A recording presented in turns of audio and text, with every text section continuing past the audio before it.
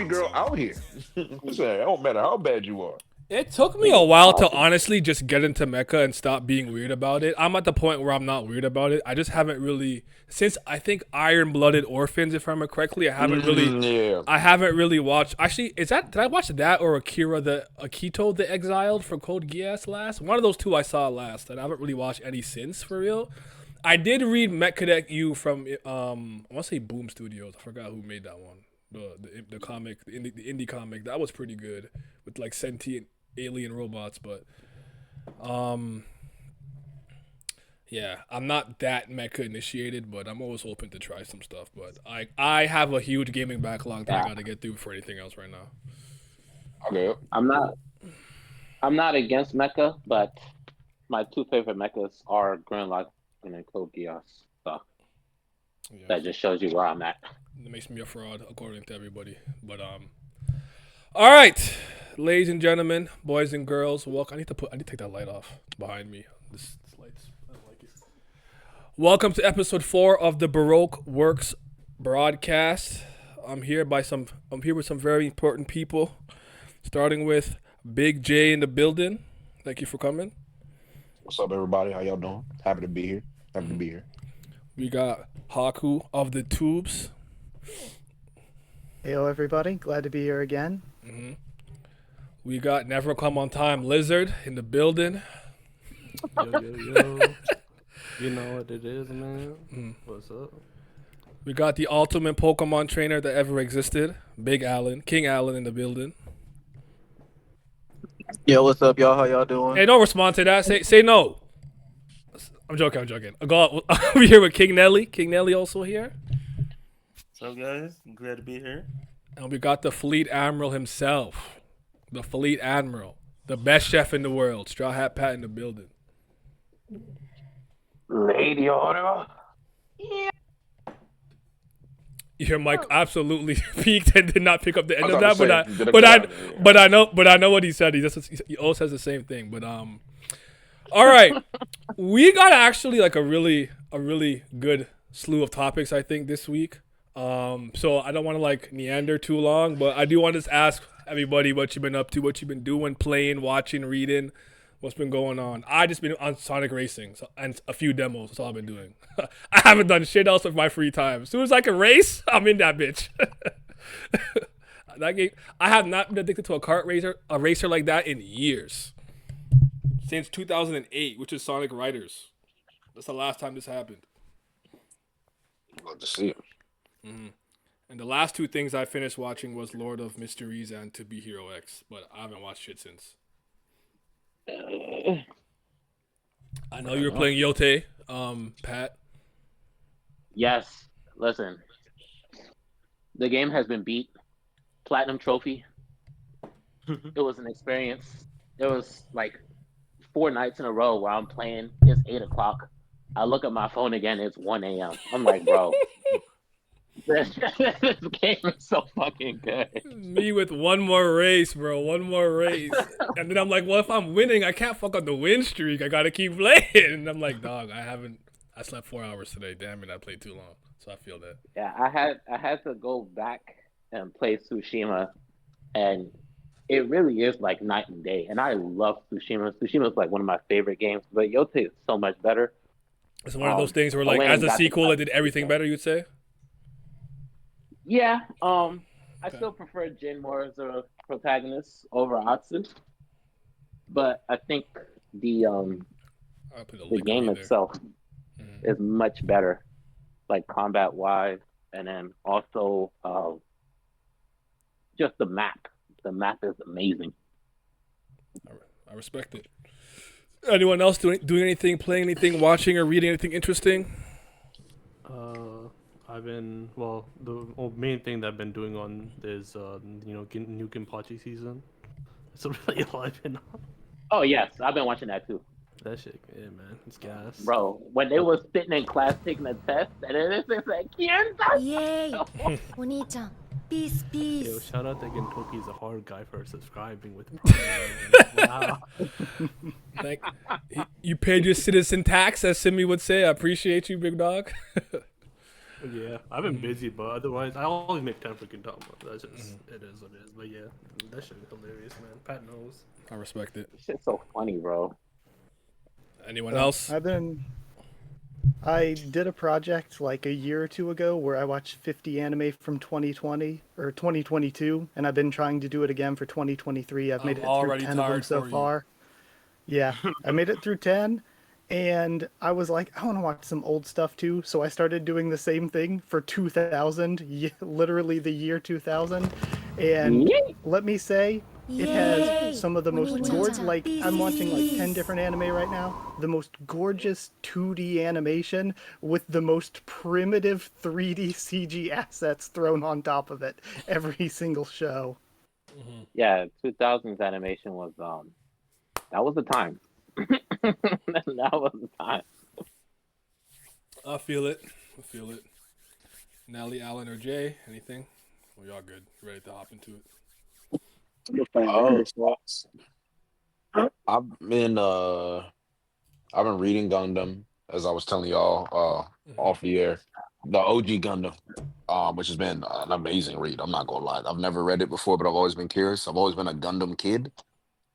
So reading the OG Gundam has been I don't know, it's turned me into a manga reader again because I was kind of off of manga for a while, but it's made me fall in love with just the genre, the medium itself again, because it's so old school, but the art is still good. The paneling is clean, the writing is clean. Like it's just good. It's just good stuff. Like it's a classic. I feel like I'm reading a classic. So I it's didn't know been you were that. always into Gundam, but yeah, I feel it. It took me a long time No, to get into it. It took me a long yeah, time. I was a machine hater. I didn't like Transformers, Beast Wars, Beasties. I'm like none of that. None of it moved me. I'm like, ugh, get me out of the robot. So pretentious. get me out of the robot is crazy. Nah, but it's always been good. So I've loved it. I mean, the experience itself has been great. And then Gashi Kuta is the newer series that I read it to start, Hmm. and I'm still ahead of the anime, but it's good. Like to me, it's definitely next up. Hmm. Gachi Kuta is definitely next up. So if you guys haven't tapped into that, watch that. I see them That beating is the good. fuck out of some chick. Bro, he beat the piss out of her. Nah, And when I read it in the apparently she manga, I deserved was like, it. yo, she did. Nah, she did. That's the crazy part is that she actually did, bro. Like he beat the piss out of her. It was wild. But I was like, hey man. And it's so funny because like in the anime, people are like, how could you do that to a girl? And then he crashed out and explained his reasoning. And Mhm. even the girl that was there looked to the side because she knew she's like, damn, he kind of right. Like, damn, she really deserved that actually. So I feel it. yeah, definitely tap in. Alan, what you been up to? I'm playing Wonder Star. I got that in Pokemon last night. I'm on that today. Okay. And Nelly. Well, for me, the Hishida fans won. They dragged me to the torture chamber, got me reading Chojin. Oh no. I've been Man. stalling for years, but Sorry. it's been pretty good so far. I just got a few more to catch up. I, I'm gonna wait till I catch up first before All right, say I feel so. it. Yeah, and I was actually kind of curious about the Sonic Racing too. I was debating getting it, but Look at my I wasn't review. too sure how people liked it. Look at my review though. My review is out. Yeah, I was like, okay, I might actually try to cop soon enough. 'cause I was Listen, curious. I'm saying wait for a sale at this point because you're not gonna get the pre-order bonuses at least. But like wait for a sale because no game is worth that much money. Not a single game ever existed. But That's what scared me away too. I that was shit like, is damn, fire. That shit is word? fire. Yeah. All right. All right. So recent chapter discussions. I want to get into that, and obviously we'll kind of branch off into other topics. Thank you for the subscription. Yay! Tier Bonita. 1, 6 Beast, months. beast. Appreciate you, Gojo. I actually kind of wanted everyone's general thoughts on the latest two chapters, or latest chapter, I'll say for now. Before we get into anything specific, but just kind of general thoughts. I'll kind of start off by saying Yay! one of the things that I like the most is kind of seeing Big Mom almost preemptively preparing to leave the Rocks crew at some point. Like she was never going to stay here forever. Like saying, okay, I got this fruit for Katakuri. My crew's going to be strong, yada, yada, yada. I did hear that apparently it contradicts something in the viewer card because apparently in the viewer card it said that Cat had eaten his fruit by the age of 5, and here he'd be like 8, 9, 10, or whatever. I can't do math. I don't do timeline stuff, so please don't ask me. I can't add, but no, I really liked it. I really liked seeing them like kind of plan ahead. Then like Kaido just his shit eating grin. He eats the fruit midair. Yeah. It lives rent free in my head, dog. That shit is so Ridiculous, funny. bro. And So and she serious. deserved it. She was not about to give him a did. good fruit or a fruit at all. He said, like Pat said, I'm gonna take what I'm owed. Yes, sir. Yep. Yes, sir. Give me that. Give me He that. came and took that shit. Yeah. Yeah. Kaido was the MVP for me. And I've been a hater, and I'm like, how are they going to make me fall in love with Kaido now? Because he had me dying. I'm just reading as normal, and then you get that panel of just the Kaido silhouette coming up behind her, and I was like, oh my god, no, he's going to sneak her, isn't he? Next panel, he just bashes her in the side of the head. I was dying. Nah, that shit was hilarious. Nah, Bro, it's toxic, man. We needed that. Full blown swing too, bro. I was like, damn, dog. Full swing. You put his soul into that swing. I said, this man is toxic. I'm like, did you hockey up? Was that just pure physical brute strength? Yeah, bro, it's just pure brute strength, bro. Oh my goodness. Yeah, no, Nah, this shit's so funny, bro. The nigga ate that shit, and he was like, whoa, no, guys, look at this shit. I'm a dragon. Yo, he's so hype. He was so hype. I loved it so much that he had a whole bubble for the Wororo. He's just, guys, look at this, and then a whole other panel. Wororo. It's so funny. And Rox is like, honestly, I'm glad somebody's having a good time because I'm stressed out. I'm stressed. But you know what, little bro, you got it. No. The dynamic of seeing those three there moved me as well. I honestly expected, based on what we saw earlier, for Shiki to be there because I believe when they come to Elbaf, it's Shiki, Buckingham, Stussy, and Whitebeard with Rox. So I thought he'd kind of be like the third in command, if you will. But seeing Rox with the future strongest creature and world's strongest man, it's kind of fire. Can't lie, it moves me. I'm moved by that. Bro. Yeah.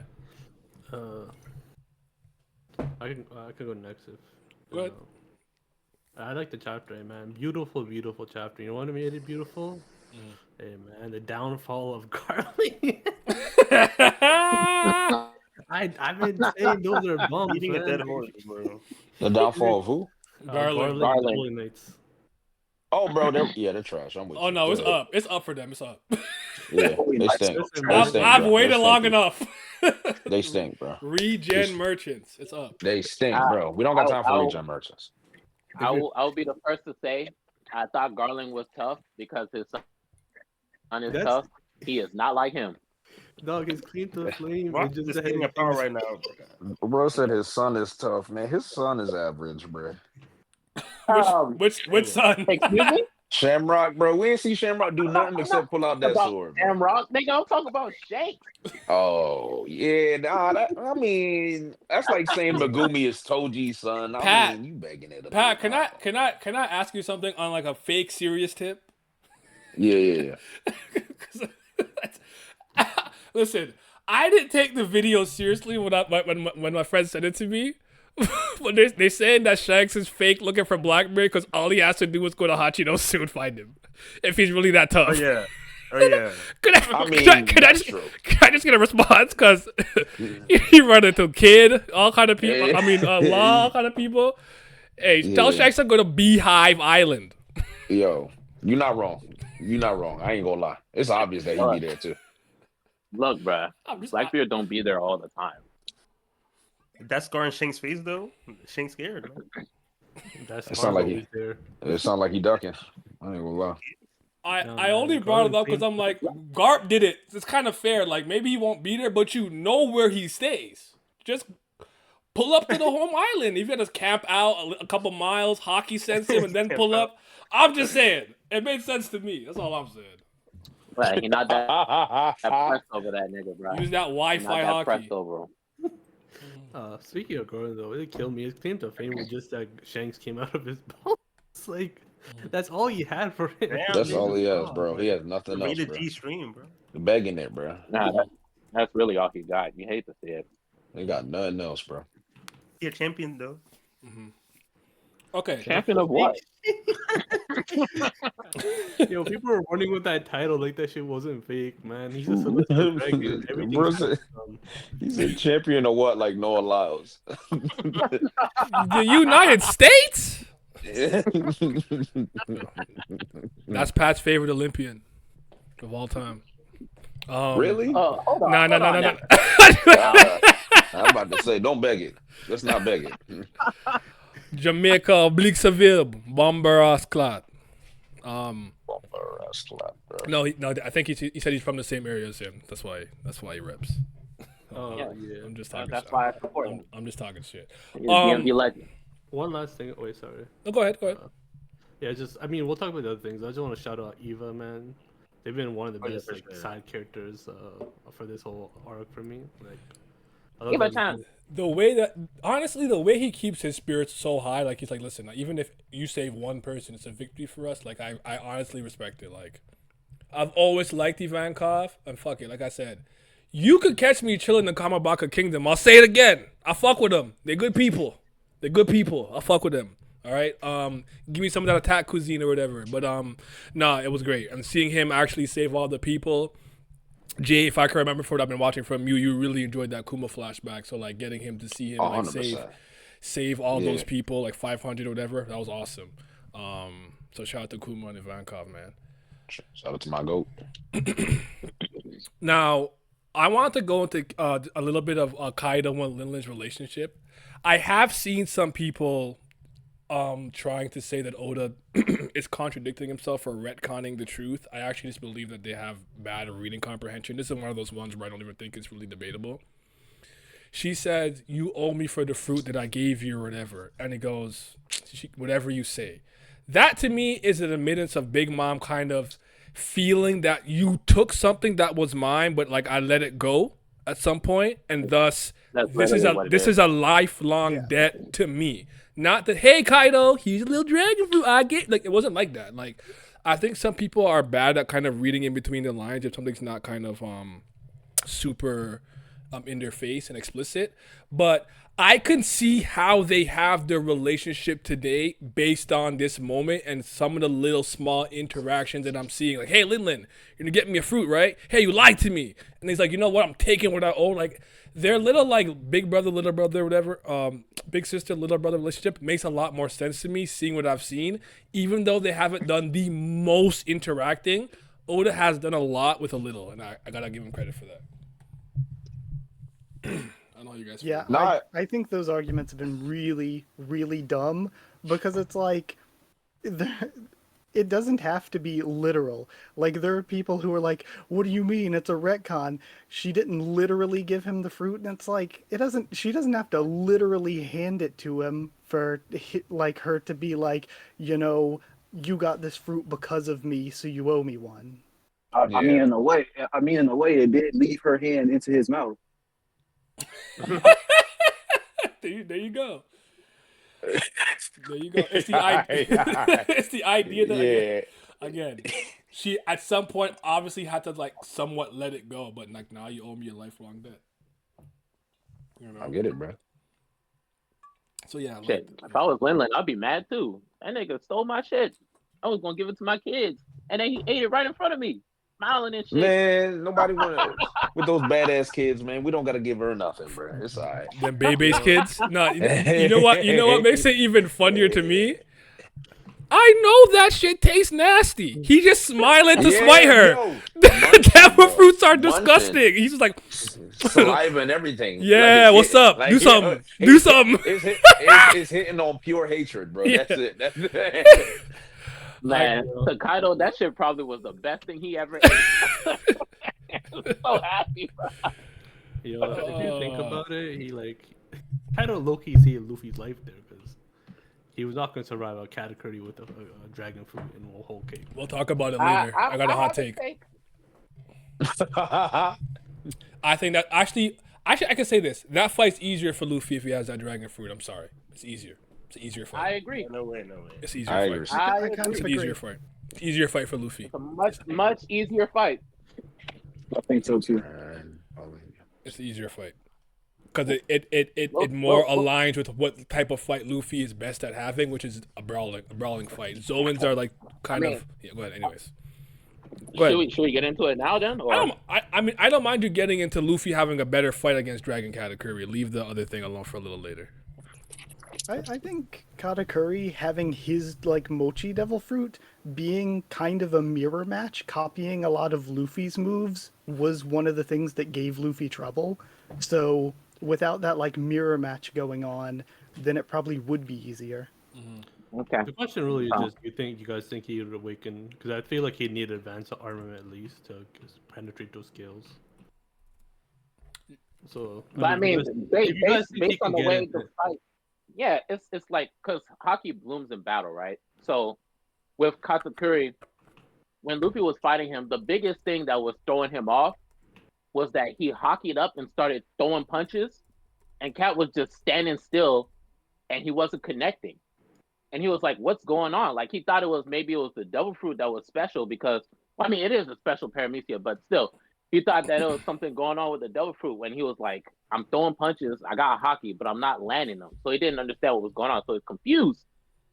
And because it couldn't touch him one time, he was like, "Man, this thing feels invincible." So when he finally hit him, he was like, "Oh, okay, I get it now. It's because you're using your hockey to see into the future right before I throw the punch, and then you make yourself malleable and then you dodge it." So like if he had the dragon fruit, it wouldn't work the same because he would have to change up the way he fights. So if he was using advanced armament when he was hitting Luffy at the time instead of using advanced observation, and I think Luffy would have just adjusted and adapted in the middle of the battle. And a quick question: are we attributing Kaido's incredible durability to the Dragon Fruit ability, or was it the fact that he was covering it's a himself in mix of both. Conqueror's Haki? Wasn't that a thing that him and Big Mom were doing? Oh, I think you're gonna I think mention it's Oni blood, like or the. yeah. I think was about to say, I think it's three things. I'm gonna attach that to that later, but I want to start with the hockey part because wasn't that a thing like laws like I can't move him, his hockey's too strong, I can't fucking room him, move him around and stuff like that. Like wasn't he protecting himself for Conquerors too? Yeah, I Yeah. think it's the hockey, the Oni- Oni blood, and also the devil Yeah. fruit itself. My argument is Katakuri would have much better durability and not a glass jaw, but it would take him from having a fucking what's the first nigga you fight in Punch Out? Glass Joe. It takes him from having that chin to a slightly stronger chin, but he's not gonna be on the level of a actual like Kaido or a King or something or a Seraphim. It's not gonna be that much of a jump. It'll be tougher. It'd be tougher, but it's not gonna jump to that degree in my opinion, because that's how much of a glass cannon. If you, I don't even know if I can call him a glass cannon because Katakuri doesn't even have knockout power for real. So, anyways. I just think that fight is easier for Luffy.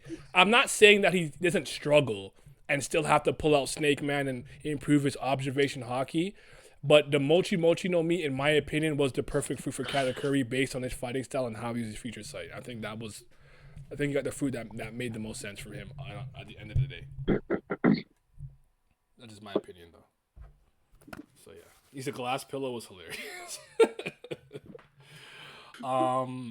Eris really surprised me this chapter because it's one of those things where, like, I've said this for a while. I felt that Oda has always been pretty good at getting to get people to care about new characters very quickly, and I personally think he missed a little bit with Odin. I'm trying to, I don't know if I don't like Vegapunk personally, but I'll leave that alone. But even with this one chapter of Eris just being like, listen, if I couldn't even protect one child after you guys accepted me after being a pirate, being in a Davy clan, yada yada, you wouldn't have fallen in love with me, right? And I was like, damn, I put my hands up. You got it. She's tough. I rate her. She's tough. I like it. And he's like, why the fuck am I the one getting saved here? Like, I came here to protect you. What's going on here? So I like Eris and Roxy's relationship a lot. Obviously we haven't seen it in its full capacity yet, but how are you guys feeling about it thus far, just based on what we've seen? All right, nice. I think it's been really good. If anything, this made me wish that we saw more of the build up to it, like him meeting her, some of that kind of stuff. If she was around for just like another chapter or two before we got into the God Valley stuff, instead of just him having a family off screen. Like, if anything, this makes me want to have seen more. You think we'll get that? Yeah, I agree with that. I think we could see more of that in Blackbeard flashback. Yeah, I hope that at some point we get into like how they met and where they met and how that kind of happened and everything. Even if it's a quick little like, I don't care if it's like one page or a few panels. I think you could do a lot with a little, but it made me a lot. I would argue at the before this, I wasn't too interested because I didn't foresee us getting this much, a scene like this. But now I kind of care a bit more, so I'd like to see a bit more if I can. I do have a question that's a little maybe I can't read. It's a little confusing for me. So no, but she said that like when they had their conversation, they were talking about like the fate of the members of their clan. So like she's part of the Davy clan as well, or is she just another D? No, she married into it. She married into it. She She married. married yeah. into it. Yeah, she married. She Okay, was a but pirate. She's not. She doesn't necessarily have Davy blood herself, but you know through rocks and yada yada, she married into it. I'll continue. I don't know if you wanted to elaborate on the death part. I don't know if you're gonna keep going. Keep going. No, but I was gonna say like, so is she a D as well? Because like I feel like all the Ds get attracted to each other.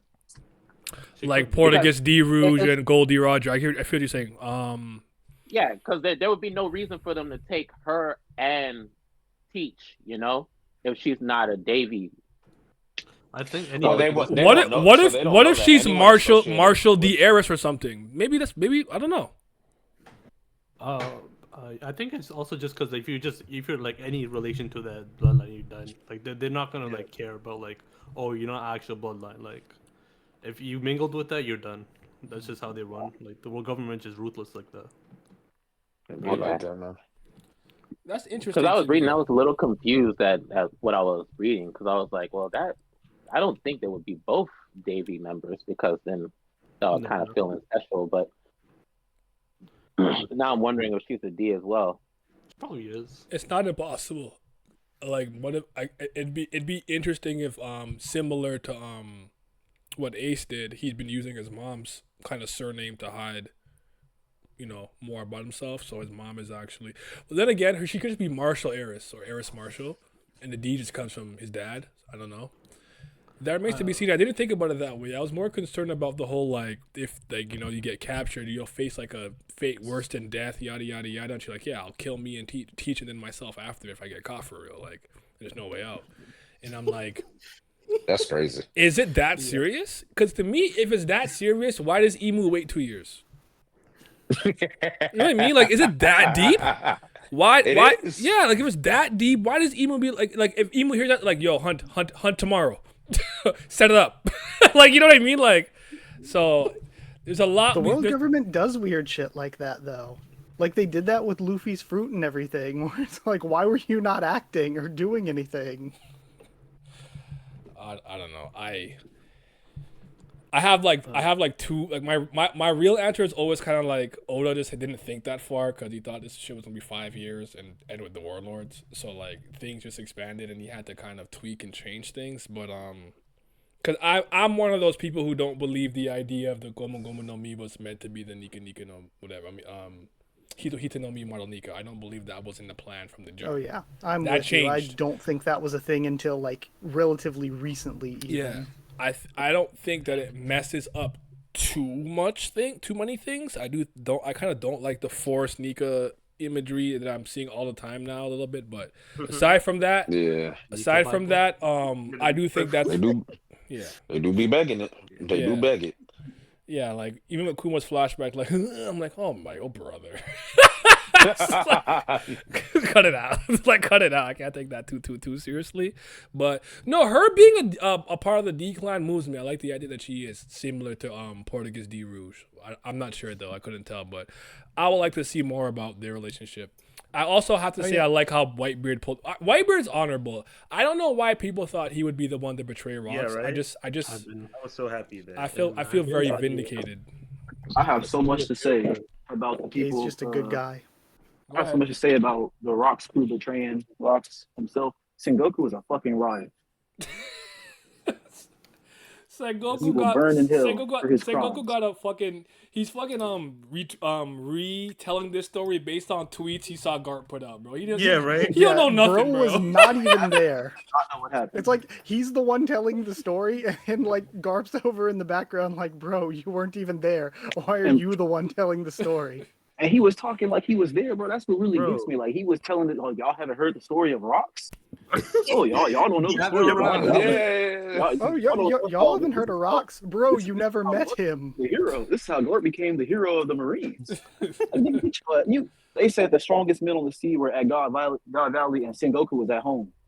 Yeah, I seen somebody call Sengoku the Chinjao of the Marines. That shit was killing me. Like, No, don't kill me. Chin Chow Marines is nasty business, nigga. That's crazy. Because Xinjiao better than him. yo, respect. Okay. So we begging it. We begging it now. We begging it. Hey, all right. Well, you saying that to the next chapter we see Chinjao out there in God Valley too? Chin Chow not doing nothing. Open continent, Yaga. What else I'm not joking. I think Xinjiao is better than him. I don't, hey, I man. don't, I don't, but I don't I mean, respect. I don't. Xinjiao was out here, like, Sengoku slander moves me. I Xinjiao was understand out it. here, I like get it. splitting islands or continents or whatever with his head, wasn't he? We have Yup, not yup, seen he was. Sengoku do that. Man got Sengoku the didn't do fakest that? Buddha fruit, man. That shit fake. And Goku got blocked like your third That Luffy. shit a smile fruit, like. Garp actually had to go get ready before he fought Xinjiao. Don't forget that. He's like, hold on, let me go train. Let me go train real quick. Why are we begging it this hard for Chin Chow, bro? Let's have a. All I know is I've never seen a man get a deformity beat into his head, then beat back out. That shit was so funny to me. Garp punched his deformity back into his head, and Luffy punched it back out. I said, what the fuck is going on? Yeah, that is wild. I ain't gonna lie, man. Oh man. But I just, Go ahead. I just want to say I like about Eris. I really liked her. I'm kind of sad because I had this little pet theory that like Eris was a village girl. You know, Archie married a village girl. being a mom in a One Piece flashback is the hardest occupation of all time. So pray for Eris. And, Prairie's not doing anything. They be suffering, except for Kuma though. Kuma got it. Yeah. I mean, Ginny, Yeah, since- she didn't make it. That's my Yeah. point. Yeah, that's crazy, dog. Yeah. It's tough. Yeah, It's yeah. tough being a battle man. Like the list goes on, man. Where's Luffy's mom at? She's dead. Yo, there's Since you're three back on bad. Eris, like, have you seen like the people pointing out Imu Gunko for Imu Gunko's like summoning circle or whatever that they were using? It had Eris in the summoning circle, I did see that. like the letters. Yes, Yeah. and when he pulled up, once Emu pulled up the book too, I think to maybe shoot off, was it Dory or Bragi's arm? I can't remember which one it was. I think I don't know, but I saw the name was there. I'm not sure why, but yeah, like Eris D Star. I think I posted it in the Force. I don't know if you guys remember when I posted it a few weeks ago. Oh yeah, I know. I'm not sure what it means or symbolizes, but I didn't catch that when I was reading it. Eris the Yeah. Hey man, shout out Eris. I think it symbolizes that Emu was a fucking hater. Yeah, I think so too, man. First it's Lily. Now it's Eris. You're just a hater at this point, Emu. I'm sorry. Yeah, I was So what we're thinking- saying is, Emu get no bitches. Hey man. Yes. We Yes. been knew that. Damn.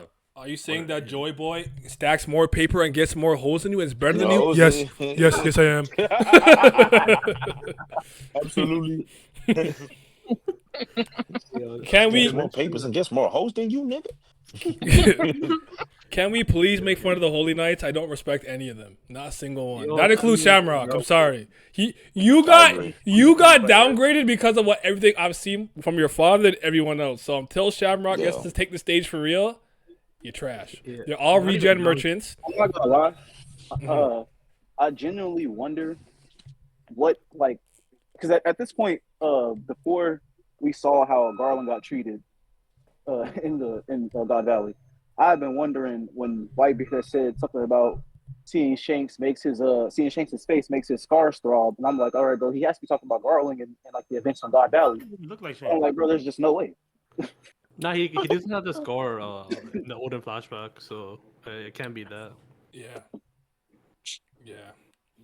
So I have no idea why the hell they said that at this point. I don't know if it was Shamrock biting Yeah, like blade. was I mean, it? Roger, like that's so mean. I feel like it might be Shamrock at this point. I'm ready to go back to it being Roger. Yeah. That's my favorite answer again. I don't want it to be anyone else but Roger who did that. So that's just me. I'm not saying I'm right. I'm just saying that's the answer I want to see. But Yeah, before we get like fully into slandering the God Knights, I do want to say, I think that what's his name? Summers, that is the most bitch made nigga I have Absolutely. ever met. I've ever seen. Golly. You mean red Nigga's pill? such a bitch, You bro. know- Get that nigga out of here. you say red pill? Bro, he only Yeah, bro, them only boys, attacks them women and boys, children. red pill, boy. He only attacks women and children. Yo, I mean, sounds like a cold villain to me, bro. Bro.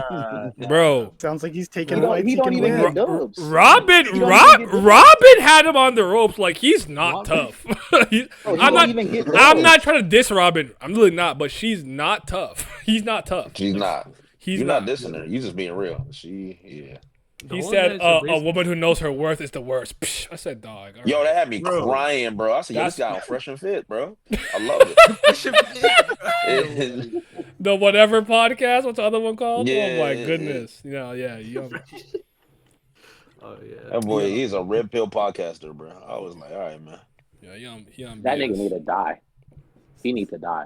I don't know Straight how up. they didn't kill him, bro. That's crazy. You dropped your crown, King. Yeah. With Summers getting packed up by who? Actually, he took a kick. He took a kick from Shaki when she was tied up, and it hurt him. Robin almost got him. I know Gaban packed him probably on God Valley. Then again later on when as an older man, Rayleigh did it. You got no fees, brother. You stink. Shamrock, even when you hurt a tied up Loki, great, and you didn't even use your own attack. You use your biting blade. You didn't even do it yourself. Like I have nothing to say about him yet. Gunko hasn't moved me. If anything, Jimbei disappointed Fair, me. Gunko cooked the Straw Hats. Yeah, that's disappointing for Jimbei. Jimbei disappointed me. I expect you to cook Yeah, like Usopp half and the Nami. crew got cooked.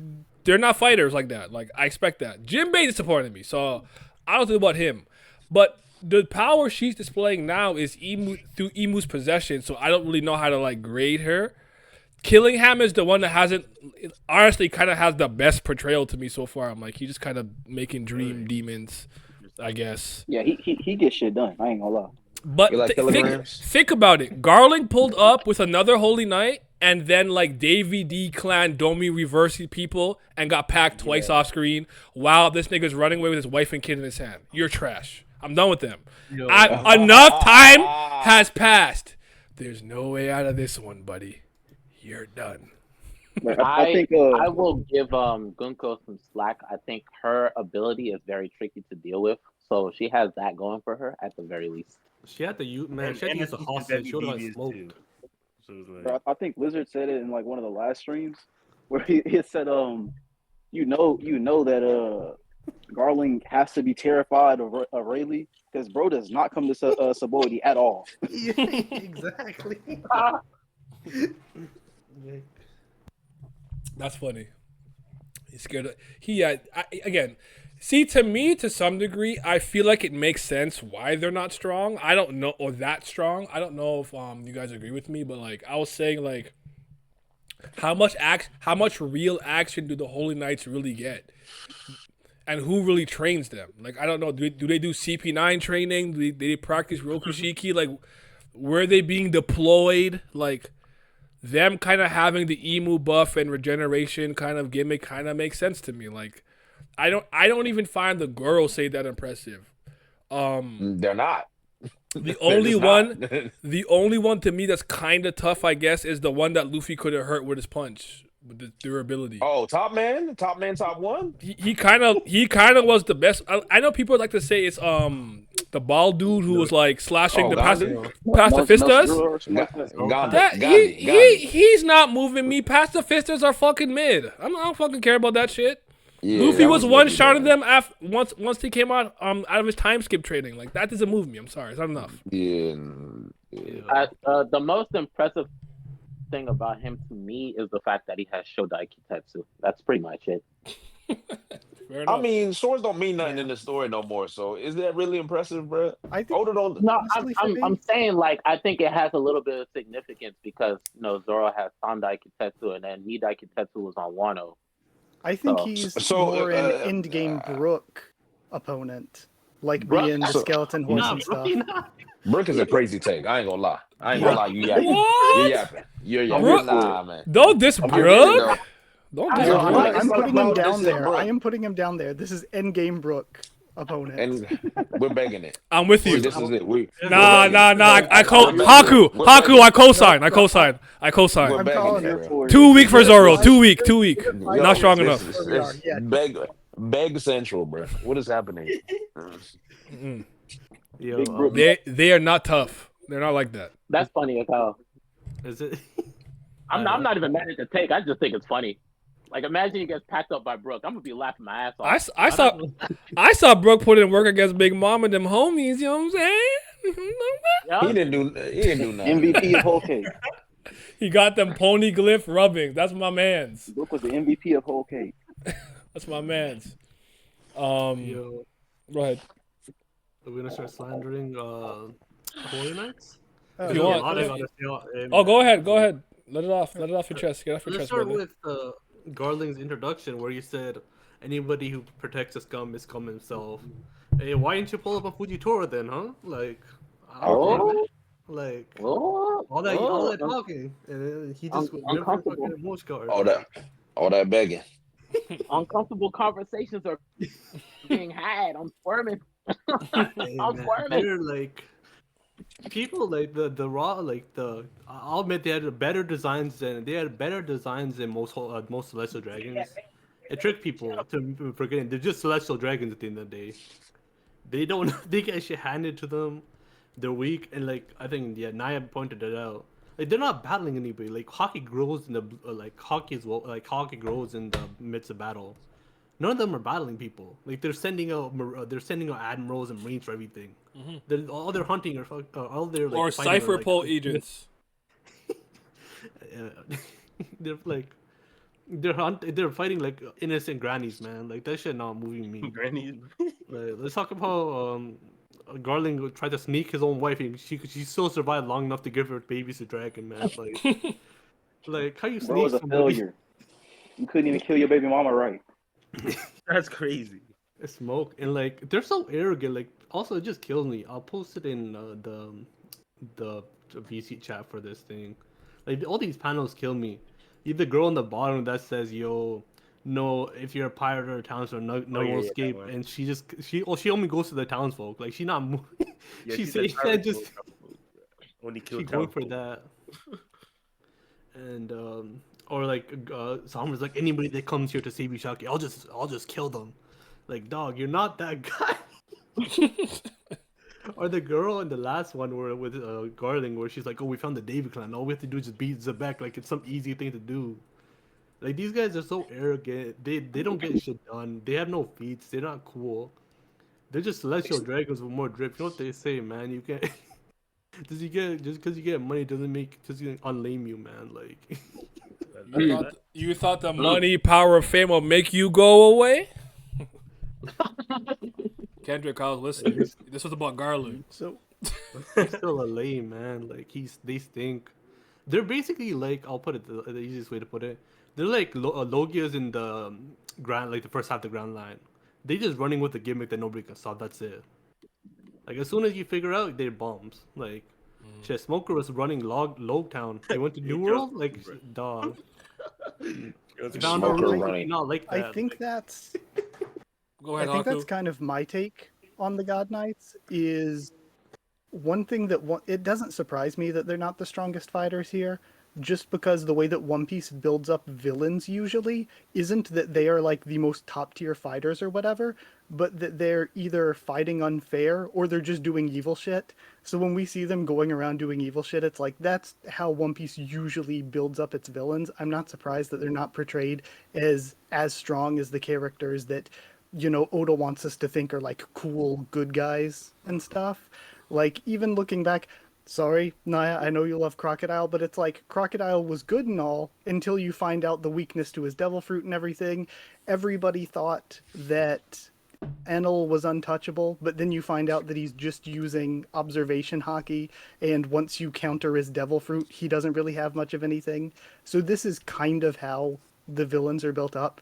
But I also want to say that I don't know if this reference will land with anybody, but when we first saw Garling chasing down Rox and Eris, I thought he was going to be the one to kill Eris, and Oda was going to have him on like a reverse Christian Cage agenda where he's like, I heard you had a mom, just going around taking out all the moms in the series. Just everybody's mom taken out by Garling. Well, did you guys see the Toad Gashi meme of him being like, I didn't sign up for this. Where are the slaves? Like, those guys don't seem to really be about real action and real smoke. I'm guessing is that a wrestling reference? Yes. Yeah. I figured Pat or like to Simi would get explain that. the reference. Yeah, he always, for wrestlers who have dead fathers, in all of his promos, he's like, so I heard you had a dad, and always talks shit about everybody's dead dads. So I thought we were going to do that with Garling. That's kind of fly. I'm not gonna lie to you. That's kind of fly. I'm a bad person. Christian is a wild boy.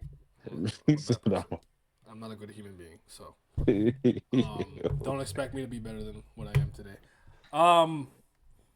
Okay, but yeah, I am already kind of done with the Holy Knights. I'm sure there'll be outliers and exceptions, but for all the people that I saw trying to be like, ooh, the Holy Knights are better than the Admirals. What's up? That's crazy. Yo, What's up? What's up? He still is. No, you're insane if you ever said that. Yo, I'll tell you what, it ain't me. I ain't say it. I ain't say that shit either. And second, vindication. Garb did not know. You see, and then people,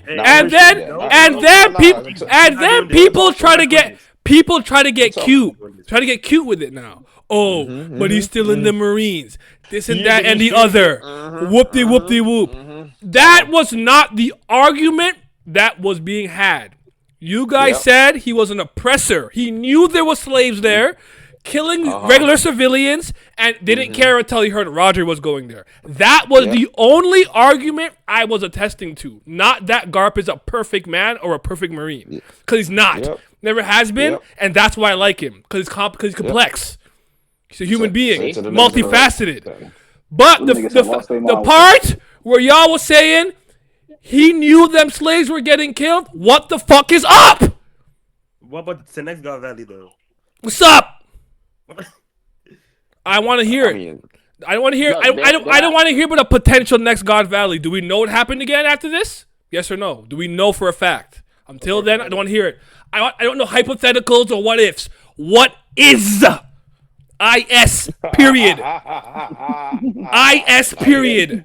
Naya is ready for everyone. No, because I sat silently for months. I was one of them. Bro. The fist of oppression. I heard all the jokes. Yeah. What's up? Nah, hey, look, Naya, last Baroque work stream, did I not say that Garp is not complicit to this?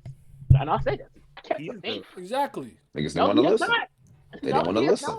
They didn't want to listen. Like niggas, if anybody, if they ask, niggas are stupid. Like, and again, he's not perfect. Never has been. Never will be.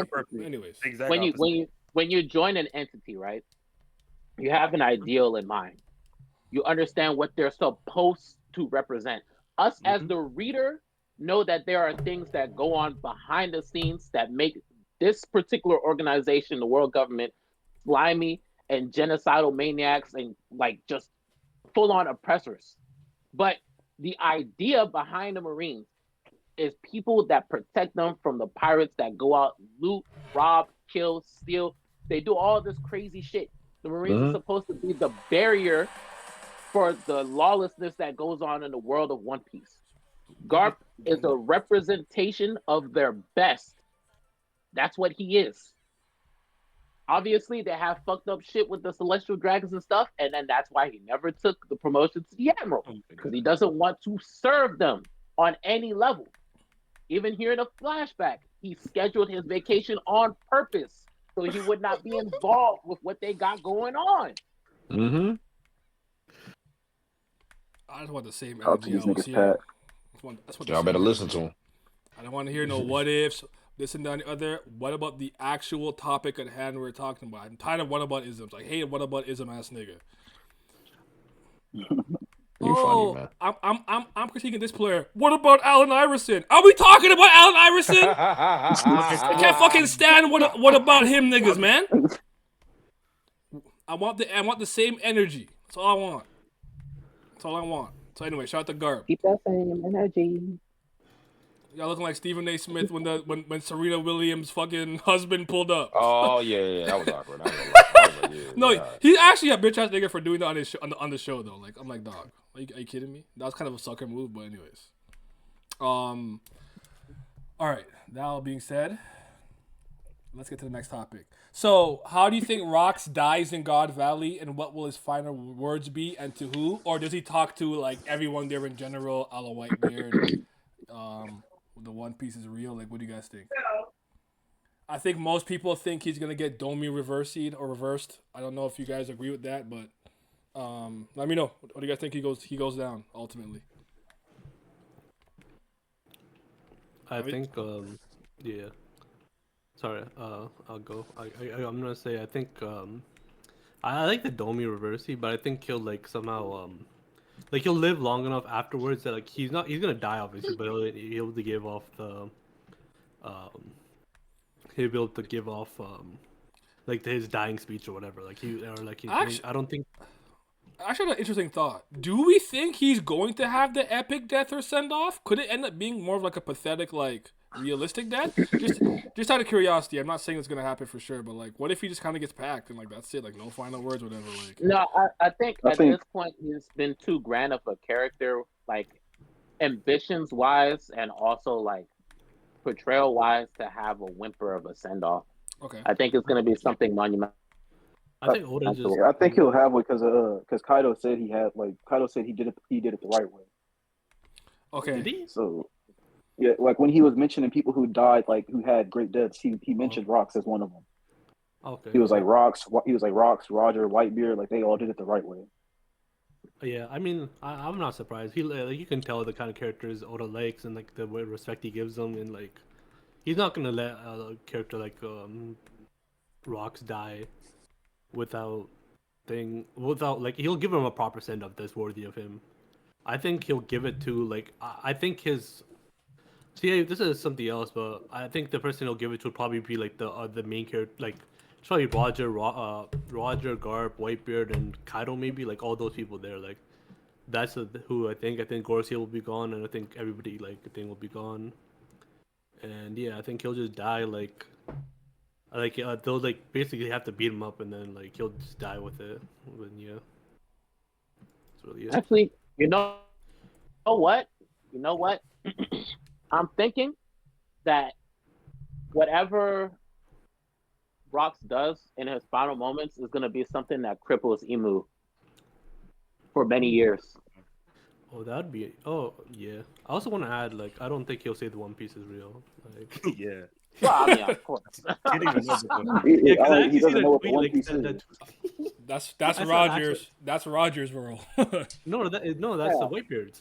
No, I mean like Roger was the one who finds out about the One Piece in general. Oh yeah. Do we want to talk about that? Roger versus Rocks? You can. I don't. Go ahead. I don't even think they're gonna fight. No, it's not. I'm not talking about fighting. I'm talking about character. Because I think Rocks is considerably better than Roger right now, and I don't think it's a contest. I mean, I'm not I mad don't at that.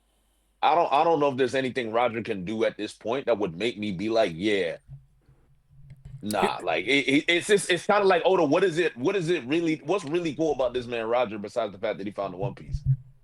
Well, hold on now. That's the coolest. What do Roger, you mean? Roger has a He lot. defied destiny. He Yeah, Roger defied But has wait, a destiny. lot of things. but think about it though. We don't even know what the One Piece is, so he's getting a lot of Okay, gas about something that we don't know. If it was, it but should have named after it. it's That's all the yeah, gas you need. exactly. Like, That's It's what I the guess. central basis of the series, bro. So like, once we find out what it is, it's gonna make him look that much better. It's the essential basis of the series, but at the same time, it's like think about it this way: as a character, not about Mm-hmm. what they accomplished. As a character, Roger is nowhere near Rocks in any capacity. I Just wouldn't from say what we've nowhere near. I think Rock's That's not better, true. but nowhere so near is a little bit much. I don't I wouldn't even say that because then let me ask you something, right? And what do you look for in a character if we're going to talk about character writing? Because I'm not acting like Rocks is some deep character, right? Because he's not. Yes, But he at the is. No. same time, from what you've seen, I mean, look, you I don't think Rocks is that deep, to be honest with you. I think he's very straightforward. I think he's Odin done right, if I'm gonna be honest. Like that's kind of how Rocks comes off to me.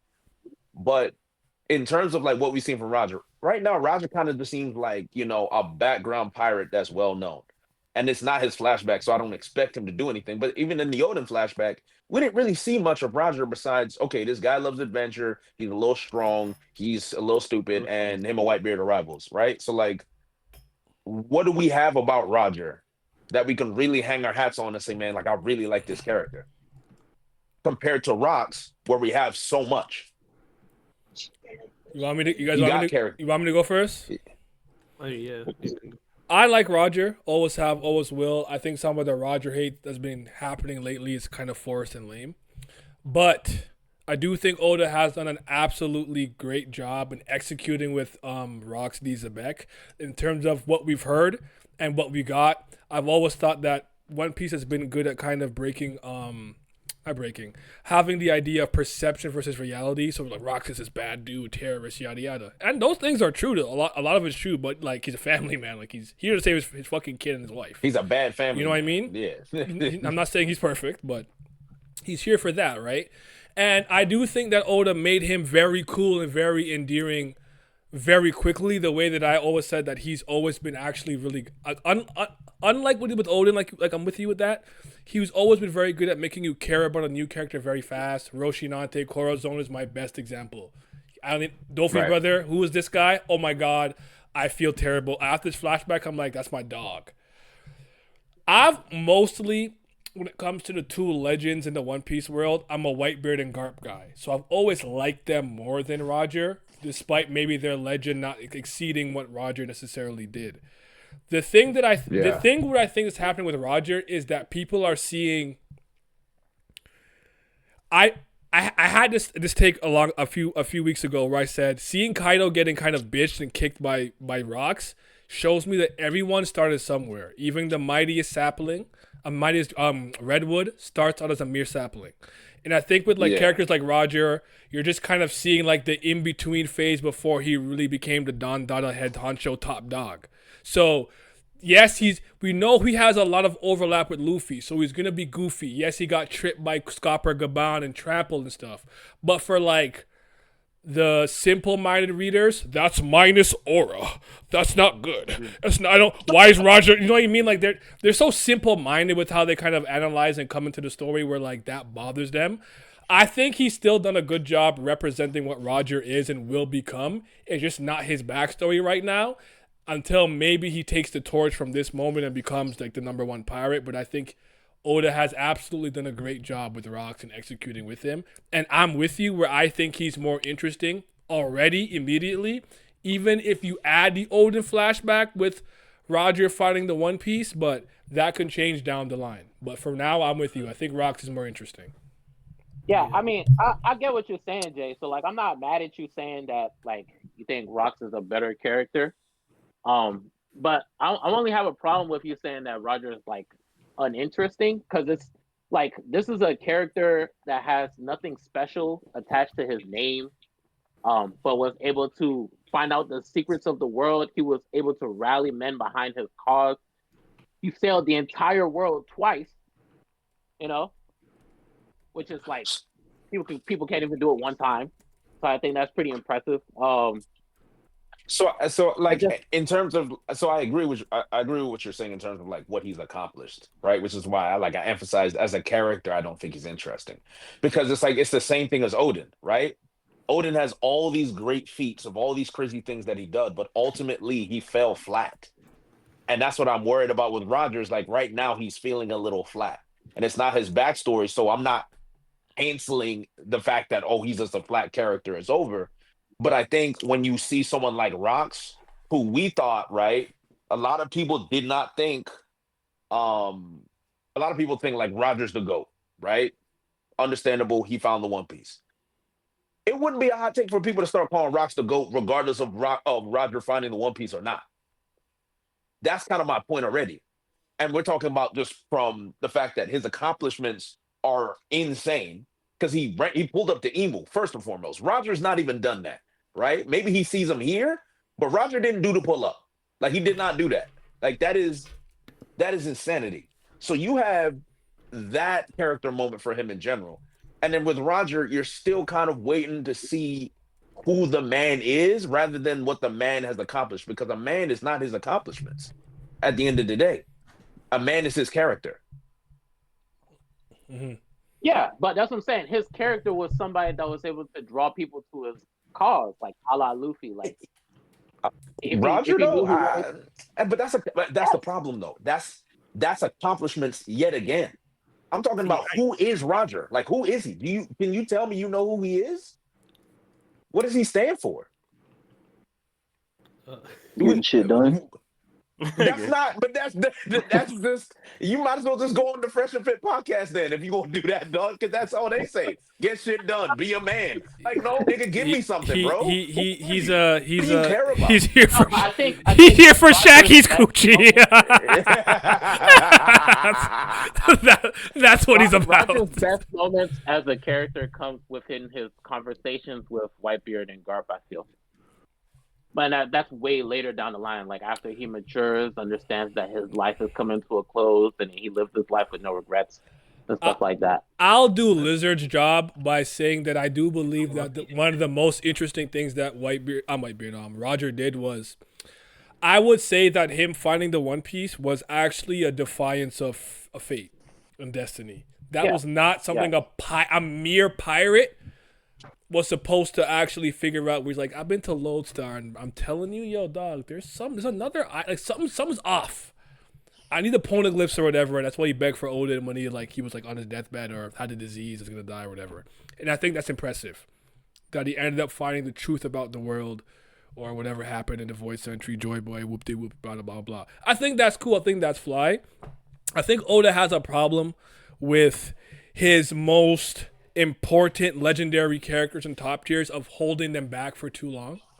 And because Rox is a character that I don't know if you guys think he's alive or in Blackbeard or whatever. Like I do.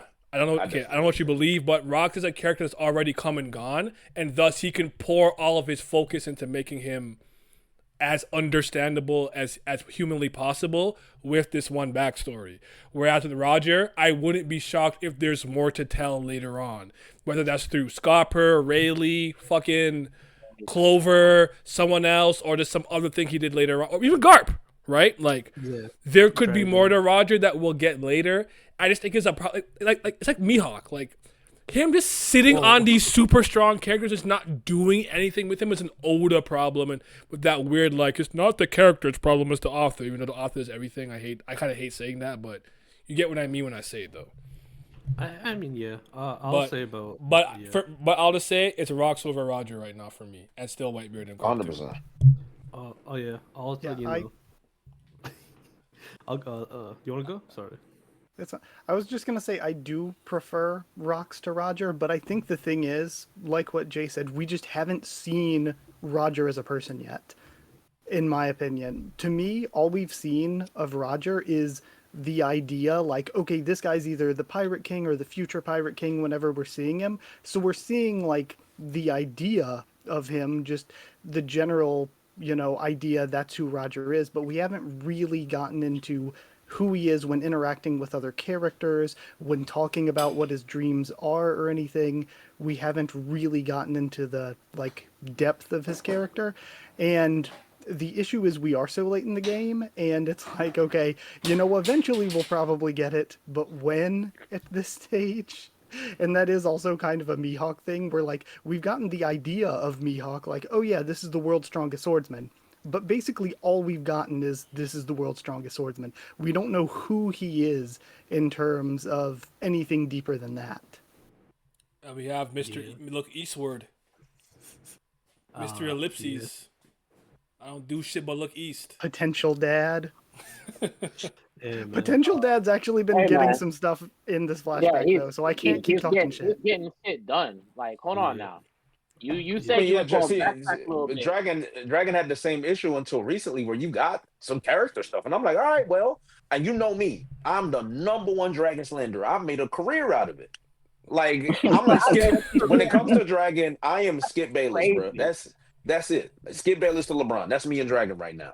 And the fact that I'm able to saw him, it's like, wow, he what was it that Skip said when LeBron won his first ring? It's about damn time. That was me, bro. Can't even say congratulations, bro. Yeah. On the topic of Rox and Roger, I like Roger more. I think Rox is I haven't really thought about it, but I do think he's probably one of the best, one of my favorites still. I get the whole Rox, this is Rox's flashback, and Rox had better moments. I'm not gonna deny that. It's just it's just we haven't seen him, and most of it is you can just look if you just know the history of what's happening around these times. It's just most of the shit that Roger's crew is doing is just off screen. It's just I'm not defending and saying the same thing. It's just they found Lodestar. It's implied they were boxing with Rox's crew a bunch of times in that era, but we don't see that. The crew adds into things too. Rox has a really cool crew. Roger's crew has 3 guys and then a bunch of nobodies. Respect Sunbelt, man. Respect Sunbelt. Wait, hold on now. Crocus is that guy. Yeah, I said 3 guys. You got Crocus, Scopper, and Rayleigh on his crew, and then a bunch of nobodies. You got Rangram, bro. Peelit Mind.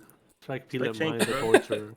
But I think the thing is just we haven't seen I like the this certain things that make him interesting, his love of adventure. We've seen a lot in this at the end of the chapter really his most interesting the thing where he says oh, there's so many interesting things in the world. He has this thing where he it seems he just wants to discover everything about this world. It almost comes across that he's interested in knowing more because he doesn't know. What did he say? There's so much mysterious shit happening on this island. I smell an adventures. I can't remember what he said exactly. Oh, he's there's so much stuff to learn about this world, and he seems this is crazy, but to walk with me, he almost seems like a combination of Luffy and Robin in that he's an adventure Luffy in certain ways, but he also just wants to know shit.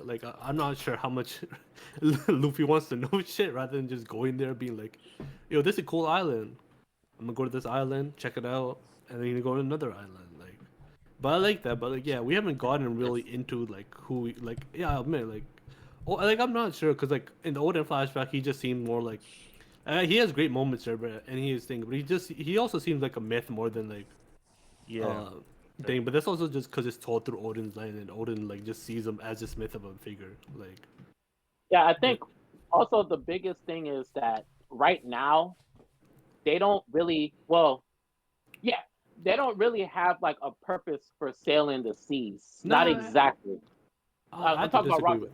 No, I have to disagree with that. No, treasure, notoriety, freedom, doing your own thing. Not no, because he found Lodestar, so he's he's looking for the final island already. Yeah, but that comes after he God knows Valley. about the poneglyphs, so I think he's been what I'm trying to say that comes is after God Valley though. Yeah, it's a year before. He found Lodestar. No, but what I'm saying, listen, they couldn't read the poneglyphs, so they don't understand anything yet. And I think this moment here is gonna be what propels them to actually seek out the final island. Because I think at this point they're just having their own adventures, having fun. There's no pressure, there's no rush. They're okay, we'll find it out on our own time. Whereas Rox, his goal was to be #1 on top of the world right now. King of the world. Their ambitions are different. Yeah. their ambitions are different right now, which is why it's making Rocks look in a better light because we're like he has a goal in mind. He's getting his crew together and then he's going off on the adventure and then looking for things to accomplish his goal, like pulling up on Emu, fucking trying to get Harold on his side, all that stuff. It's for this purpose of being on top.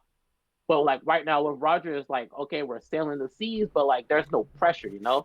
And I think him seeing Emu at the end here in God Valley is gonna be like, okay, obviously there's something more afoot that we don't know, and then we have to restart. Because remember, they started their journey over again, they went back to square one, and then have to go all the way over to Lodestar and then find the One Piece. I don't know, because I always had the thing where like I think the only reason he's doing all this is to achieve his bigger goal that's the same as Luffy's, right?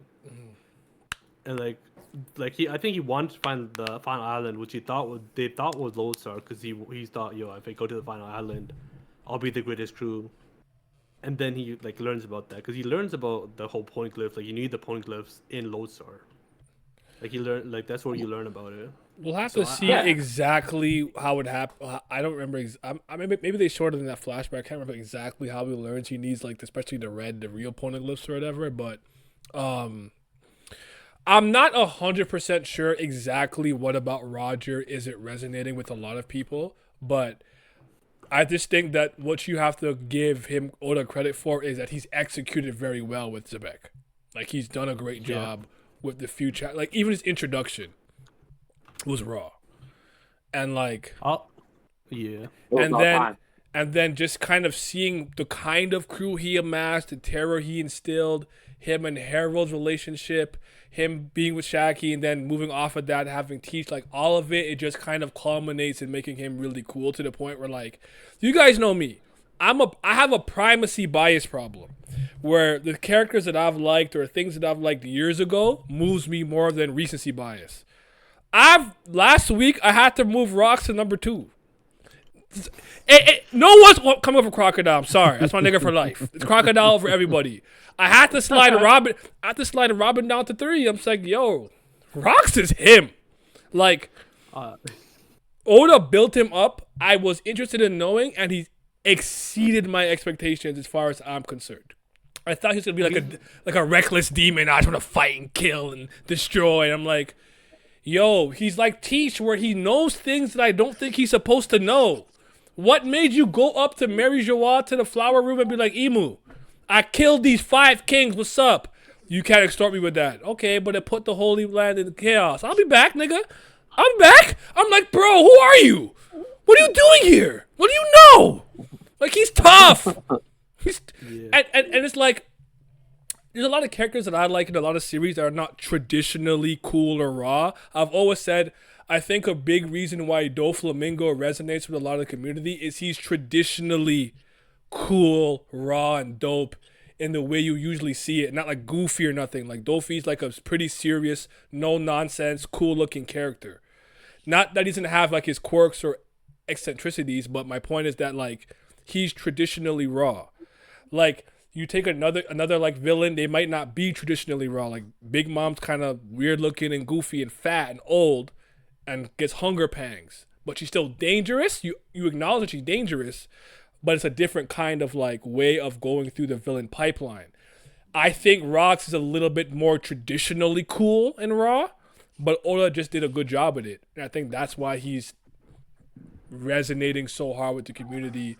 I think Roger is a little more in that Luffy category where like some people think Luffy's too goofy, not serious enough more often than not, and stuff like that. And that could be throwing them off. Especially, yeah, go ahead. Sorry. After this, I want to move on to the next topic. Oh, okay, yeah. I just want to say it's like 2 things. I think Oda just thinks that, like he just like I think a part of it is he believes in the reputation of Roger, and he thinks, yo, I can just, no matter what I do to him, he'll still be Roger, so I can just do whatever. And there was, you remember like was it like 11:57 when Shaggy pulls up, and the one time we seen Rocks tweak out for Shaggy, right? Like the hard eyes. Yeah. Next chapter, right away, like we go, he has a kid, and like he just settled down, like he's done with it. Mm-hmm. Like even when he like gets the, like he gets a gag moment, like Like it'll be fixed right away. Like, and I'm not saying that's a bad thing or anything. Like, it's just like Oda just does it right. It's in a way like where you can't latch onto that. You can't be like, oh, like he was thinking because the next chapter he's like doing that. But yeah. Yeah. Out of the main players in God Valley, who has the most to gain, and how do you think that will impact their character or character arc moving forward? Who has the most to gain here, in your guys' opinion? Most to gain. And how would that affect them kind of moving forward as a person? Honestly, for me, I've been for years and years, all this time, one of the biggest dragon haters in the world. But for me, it's Dragon. He came into this flashback with nothing for me. Never did anything in the entirety of the series, pretty much. To now, he has something, and that's like so many more times than what he had before. Okay. I want to piggyback off that too. I also think Dragon got the most to gain, mainly because Boo.